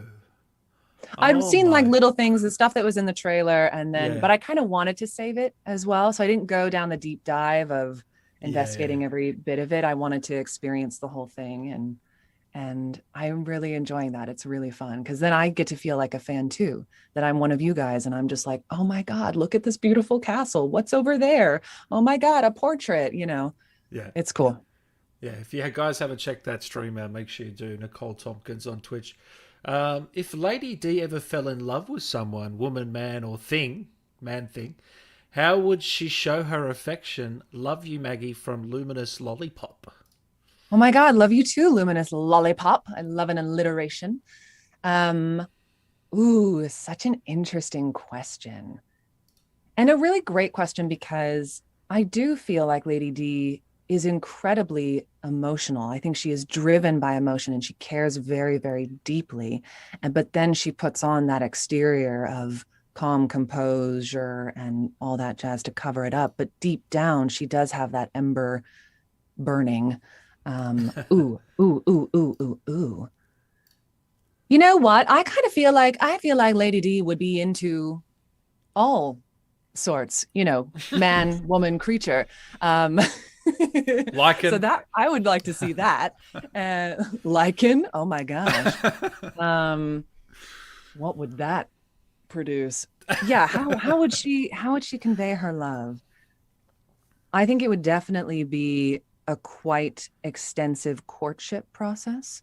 I think this creature person would have to do a lot of proving themselves to be worthy of her love and attention. She's not just going to give it away. Well, I can tell you who will be wearing the pants in that relationship. Oh, yeah. I mean, no question. Andrew, goodbye. Can you please say you're safe now, Andrew, in the Lady D voice? I have autism and I love Lady D, my favorite RE character. Hi, Andrew. Thank you for writing in. Okay. Let me get into character for you. You're safe now, Andrew. That's a line. Yeah. Great. You're safe now, Andrew. It is also I love that. I've talked about this before, but it is kind of weird when to have her say things that are like comforting and kind. Yeah, you're right, actually. Because she doesn't do a lot of that. So it's always a little bizarre. I'm like, wait a minute, who am I? Which character am I? Okay. That's brilliant. Wolfie here, question for Maggie. What do you think of Lady D's character design and her mutated design? I love them both, and the voice acting fits so well. Thank you so much. I love them. Ever since I first saw the drawing of the character that they had planned, I thought she was just so fabulous. She's so glamorous. I mean, how could you not love her? She's just like, she's got her cigarette, she's got her hat. The girl loves an accessory. I mean, my God. So the lipstick you can find. Lipstick. I mean, the detailing on her dress as well. Everything about her is just so, so cool. So I pretty much instantly fell in love with her, and I loved the vibe that she gives off. I think that's part of what's so cool, is that she really gives off a vibe. Oh. She's very clearly a character when you look at her. So in terms of my work, I saw that. I was like, great, I have so much to play with and work off of this. What was the rest of the question? The mutated design. Remember seeing mutated design? Oh my gosh. I don't know if I should give away too many spoilers in case that people haven't gotten, but also it's been a week or something, right? So let's get on it, guys. Let's keep playing. But yeah, no, that was super cool and fun to figure out, like, as an actor, what level of that kind of animalistic beast-like quality do I need to be bringing into the voice and into the performance. And yeah, I loved it. And also, like, that's a dream come true. Let's also go back to 30 minutes ago when I said that I'm a huge nerd and I love dragons. So I was like, really? Okay. Yeah. Love it. You nailed that when the dagger goes in and the efforts and the screaming, and I was scared. I'm thinking, oh, good. That is incredible. How did you do that? Your voice manipulation or something? I don't know what you did in the booth. Was it in the booth, that one? Yeah, that was in the booth. Those sessions were definitely very vocally taxing. I mean, I'm legitimately screaming as if I've been stabbed in the booth. So God bless those the sound booth technicians who were just like, people actually thought you were stabbed. Some of the sound engineers. Yeah, exactly. I was probably their worst nightmare, but I had fun. Yeah, I don't know. I think I love playing with sound. My background is actually, I started off as a singer and musician and kind of worked my way into acting from there. So the voice has always been kind of the core starting point and building block that I've worked off of. And especially at my training at Lambda, we did extensive vocal training, and a lot of what you're working with when you're talking about Shakespeare as an actor is you really want to investigate every inch of your range, both in terms of the tone that you're speaking, your pitch, but also qualities. It doesn't always have to be pretty. It can be ugly, and that just, you can really paint so much onto the voice and onto the text in that way. So it was pretty special for me because it felt like doing this work. It's so easy as an actor. I think you get caught up in the hustle and you feel like you're behind and you feel like you should be further along than where you are. And you're always just reaching for your goal and feeling like you're not quite there yet. But for me, when I look back, if I had skipped any one of these steps, if I had not taken that left turn or not focused on training so much or not started as a singer, then I wouldn't have been as uniquely primed to step into this opportunity and take advantage of this success as I was. So there's your cute little PSA, if you're feeling behind, just know that you're exactly where you need to be and trust yourself, trust where you are, and your time will come. It certainly came for me. So I loved all the language stuff to tie it all back together. Love it. To answer the actual question. No. I love the advice. I love the motivation. It's great. We need a little bit of that sometimes. Taylor Yully says, would you ever consider doing a cameo, Maggie? Would love to see you on there. My girlfriend and I are huge fans of you and Lady D. All my love. Thank you. Yes, I am more than considering it. I am hoping to get on there. You guys, I'm sorry. I apologize in advance. I'm not a member of my own generation. I'm very, very behind on all of the tech stuff. I literally had to Google, like, how do you retweet something? Anyway, so I'm working on it. It is absolutely my intention to get onto Cameo very, very soon. So you should be seeing more announcements from me about that. I hope you got some spare time then for the request. I hope so too. And for your signings as well, I hope you've got a robotic arm, because oh Lord, yep, I gotta practice my signature. It's a whole thing. Oh, shit. To shake it out. I wish I was ambidextrous so I could just swap it over and both give hands at one the arm same a break. time. Yeah. That'd be next level. That'd be cool. Luminous Lollipop, thanks for becoming a member. Appreciate that. Jade, here's for more table flips for Lady D. Yes. I'm all about the table flip. Again, that was one of those moments where once I found out I got to do that, I was like, oh, it's on. Let's go. This is a bucket list item for me. Check. Who doesn't want to do that? I'm trying to remember, what did you actually throw in the volume? I'm trying to remember. It was pretty much just like some piping that was put together to form a rectangle. And that's what I threw. Mocap magic. Do, do, do, do. So that transformation scene, that's all animated. That's not mocap. None of that? With the dagger and all that? Oh, yeah. Yes. I believe we just did that in the ADR booth. Yeah. Yeah. It sounds, I mean, it would have been easier probably. I'm a pretty good actor, but even I can't actually turn into that thing when I want to. I wish I could, but not that part. I mean before that. Oh, good. Far out. That'd be funny, wouldn't it? No. Could Maggie please say, "So we finally meet and I can die a happy man," from Mickey Fan? I wish I had set a timer. I was waiting for the first one of this to come up. I should have timed it. Actually, no, wait, I tuned in at 3, so it only took 30 minutes. Woo! I'm more than happy to do that. Here you go. So we finally meet. God, I could listen to that. Can you be a GPS? I think everyone here would love you to be a GPS for us. It's really funny you say that, because that is a dream of mine from like day one. I was like, I would really love to be a GPS. Turn left here. No, not there. A left, not a right. But I want to be one of those talk back GPS systems that's salty and gives you crap when you do something wrong. Oh, yeah. Bites back. Mm-hmm. Leanne, amazing work, Maggie. Where did you draw inspiration for the voice? I would also be so down for the Lady D Origins standalone or prequel game. Cheers from Augusta, GA. Hey, Augusta, GA. Yeah, I would also be super down for that. I know that that's something fans are floating around of will they, won't they? I have no clue, but let's keep pressuring them to make that happen because I think it'd be dope. Yes.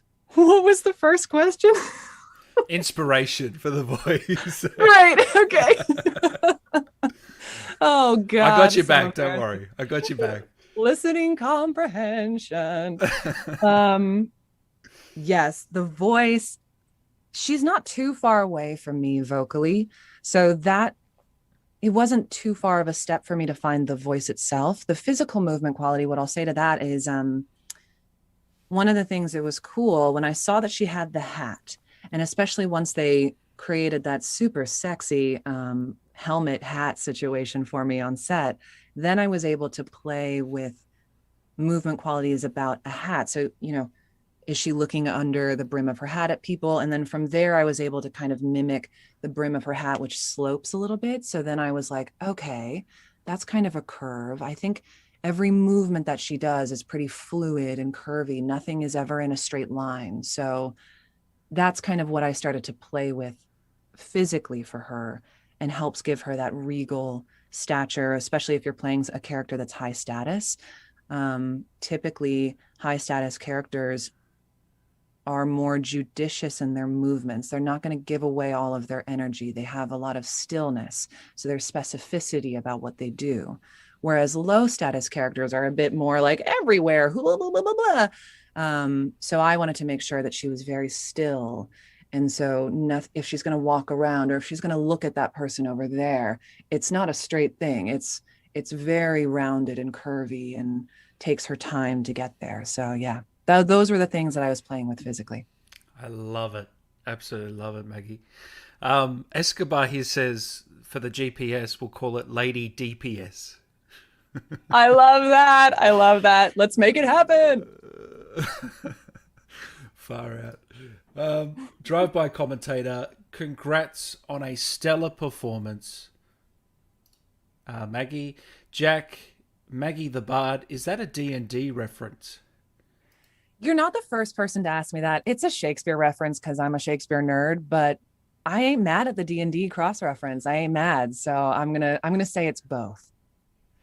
Joshua, we'll get to that in a minute, Josh. Lorena, hi, Maggie. First, I want to say congratulations on your success with Village. You're extremely talented.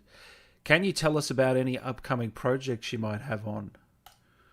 Well, thank you so much. And to both of you that have said really nice things all of you who have said really nice things. Thank you very much. It really does. There's a mean lot to of hear from you. positive comments coming Thank through. I'm not you. reading them all. Let's just say that. Well, know that it is seen, heard, and appreciated, and I love you guys so much. So yeah, it's been surreal. Upcoming projects. Upcoming really for me is doing more of this RE stuff. So I've got a Streamily signing coming up. I'm going to be doing a duo signing with Neil Newbon, who plays Heisenberg. And we're going to do kind of a duo sibling rivalry signing, which will be super fun. He's a blast. I can't wait for that. Yeah, that'll be on May 29th at 12 p.m. PST. I'll put a link in the description after this is done. Yeah. Cool. And then I also have some of my own individual prints up there. I'm going to be doing a trio signing of House Dimitrescu with my fabulous daughters coming up on June 6th. I got Thank you for knowing more about my life than I do. Thank you. What would I do without you? Yeah, that's June 6th. And we will all get to be together in the same room, which will be very exciting. That's cool. And yeah, I think we're also we're going to try to do a little special something for Jeanette as well during that time. So if you buy a print, know that will be happening as well. That's great. And I know, look, after the sales of this game and the fan reception, I think Capcom would be silly not to include you in another game or a project. So I'm almost 110% sure this is not the last we've seen of Lady D. I know how business works. you know what I mean? So if I know how business works, yes, I would love that. I would love to work with Capcom. Just make sure you say yes. Joy. Say yes. Yes. Yes. Please. 1,000 times yes. Anyone get that? Get that reference? No, I don't. What's it from? Any Jane Austen nerds? Jane Austen, Pride and Prejudice. Yes, 1,000 times yes. Mr. Bingley proposes. Mr. Bingley. Anyway, moving on. Dog Boy, hi Maggie from Tyler D.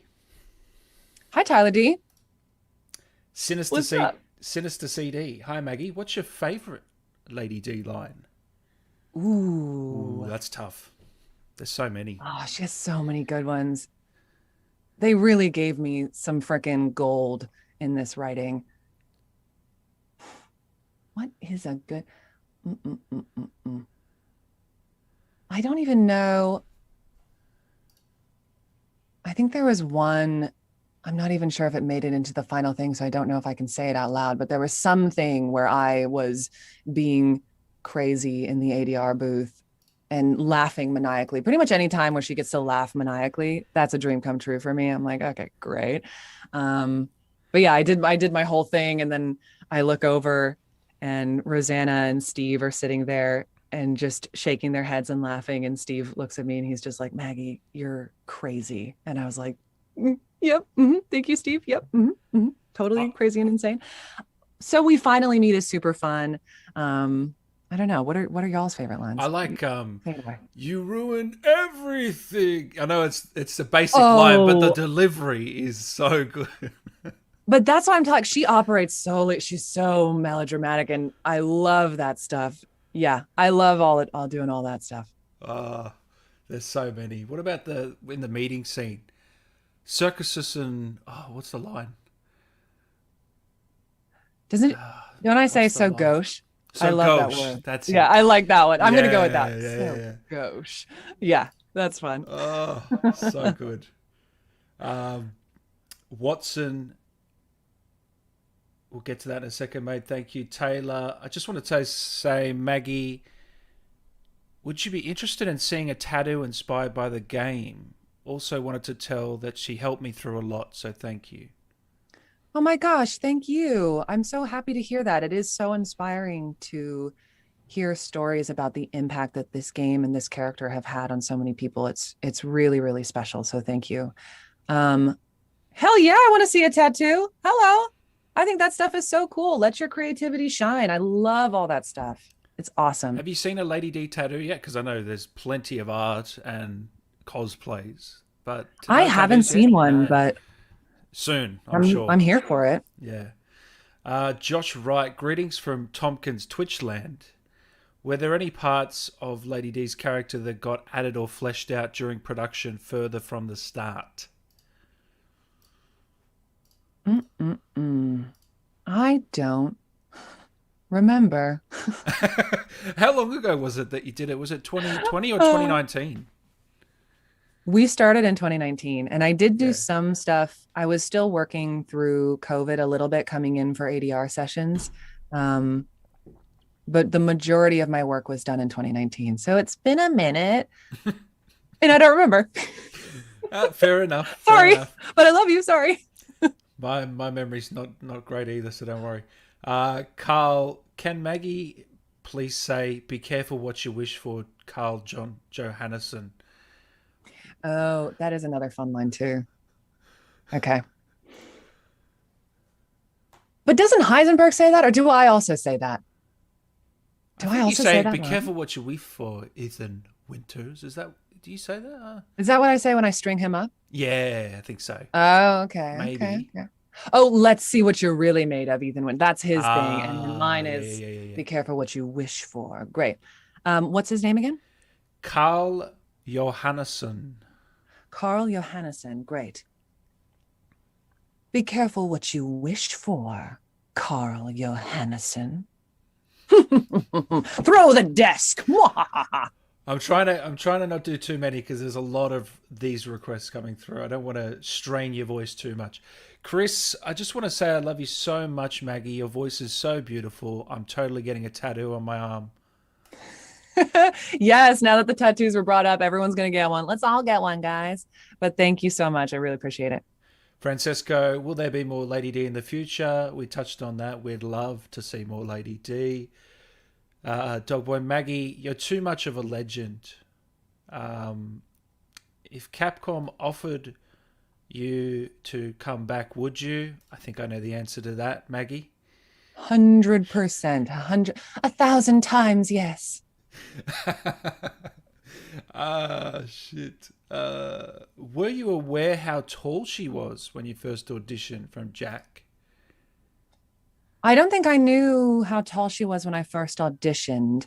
I believe, I can't remember if it was the callback or actually once I booked the role itself that I was told that information. But in the specs of the breakdown that I submitted for, I knew that they were looking for someone tall. So I was like, hi, that's me.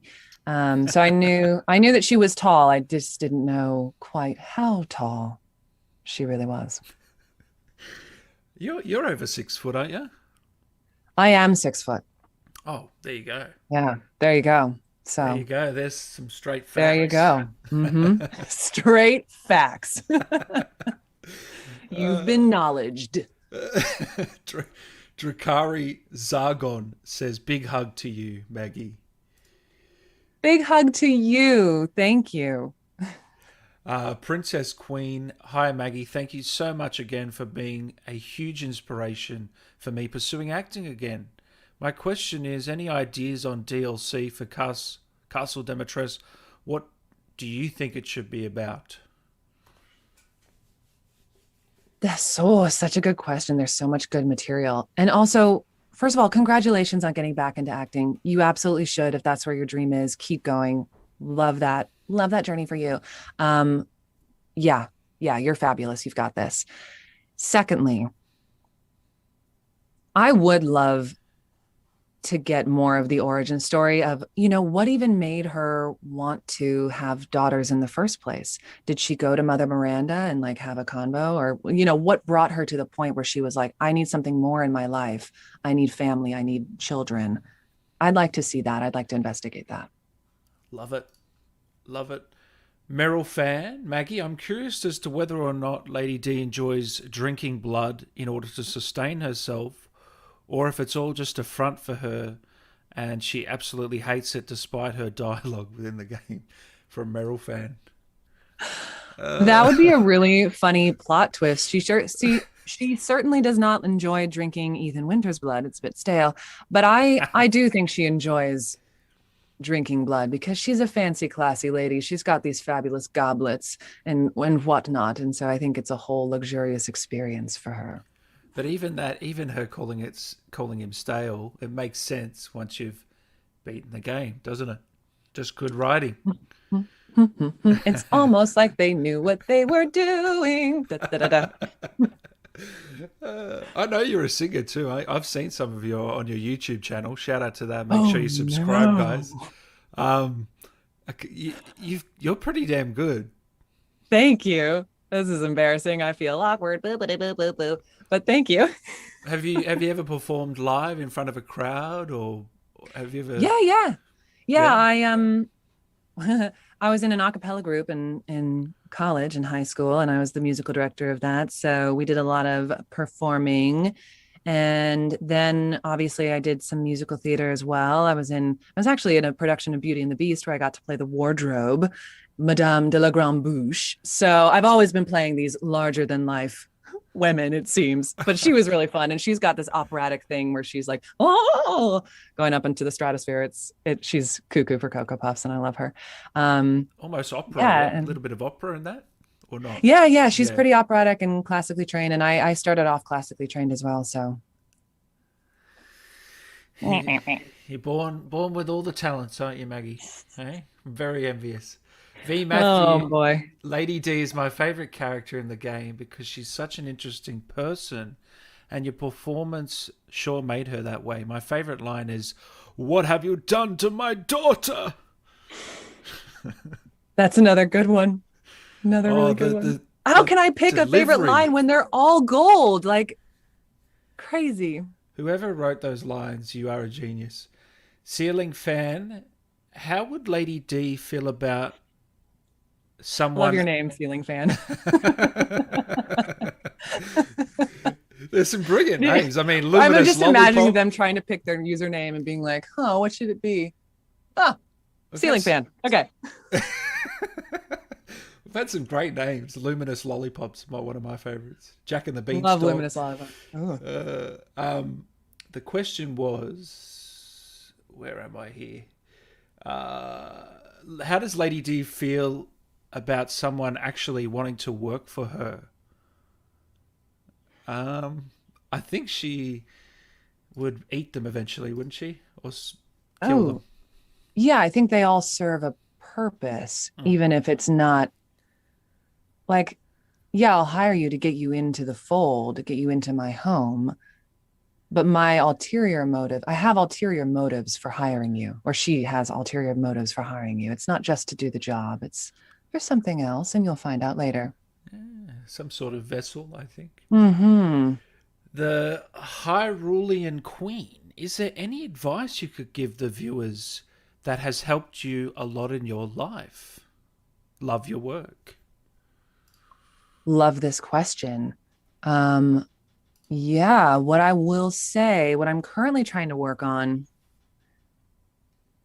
I'm currently trying to do more self-care and taking care of myself and not just pushing myself to the breaking point into burnout, because really burnout is a form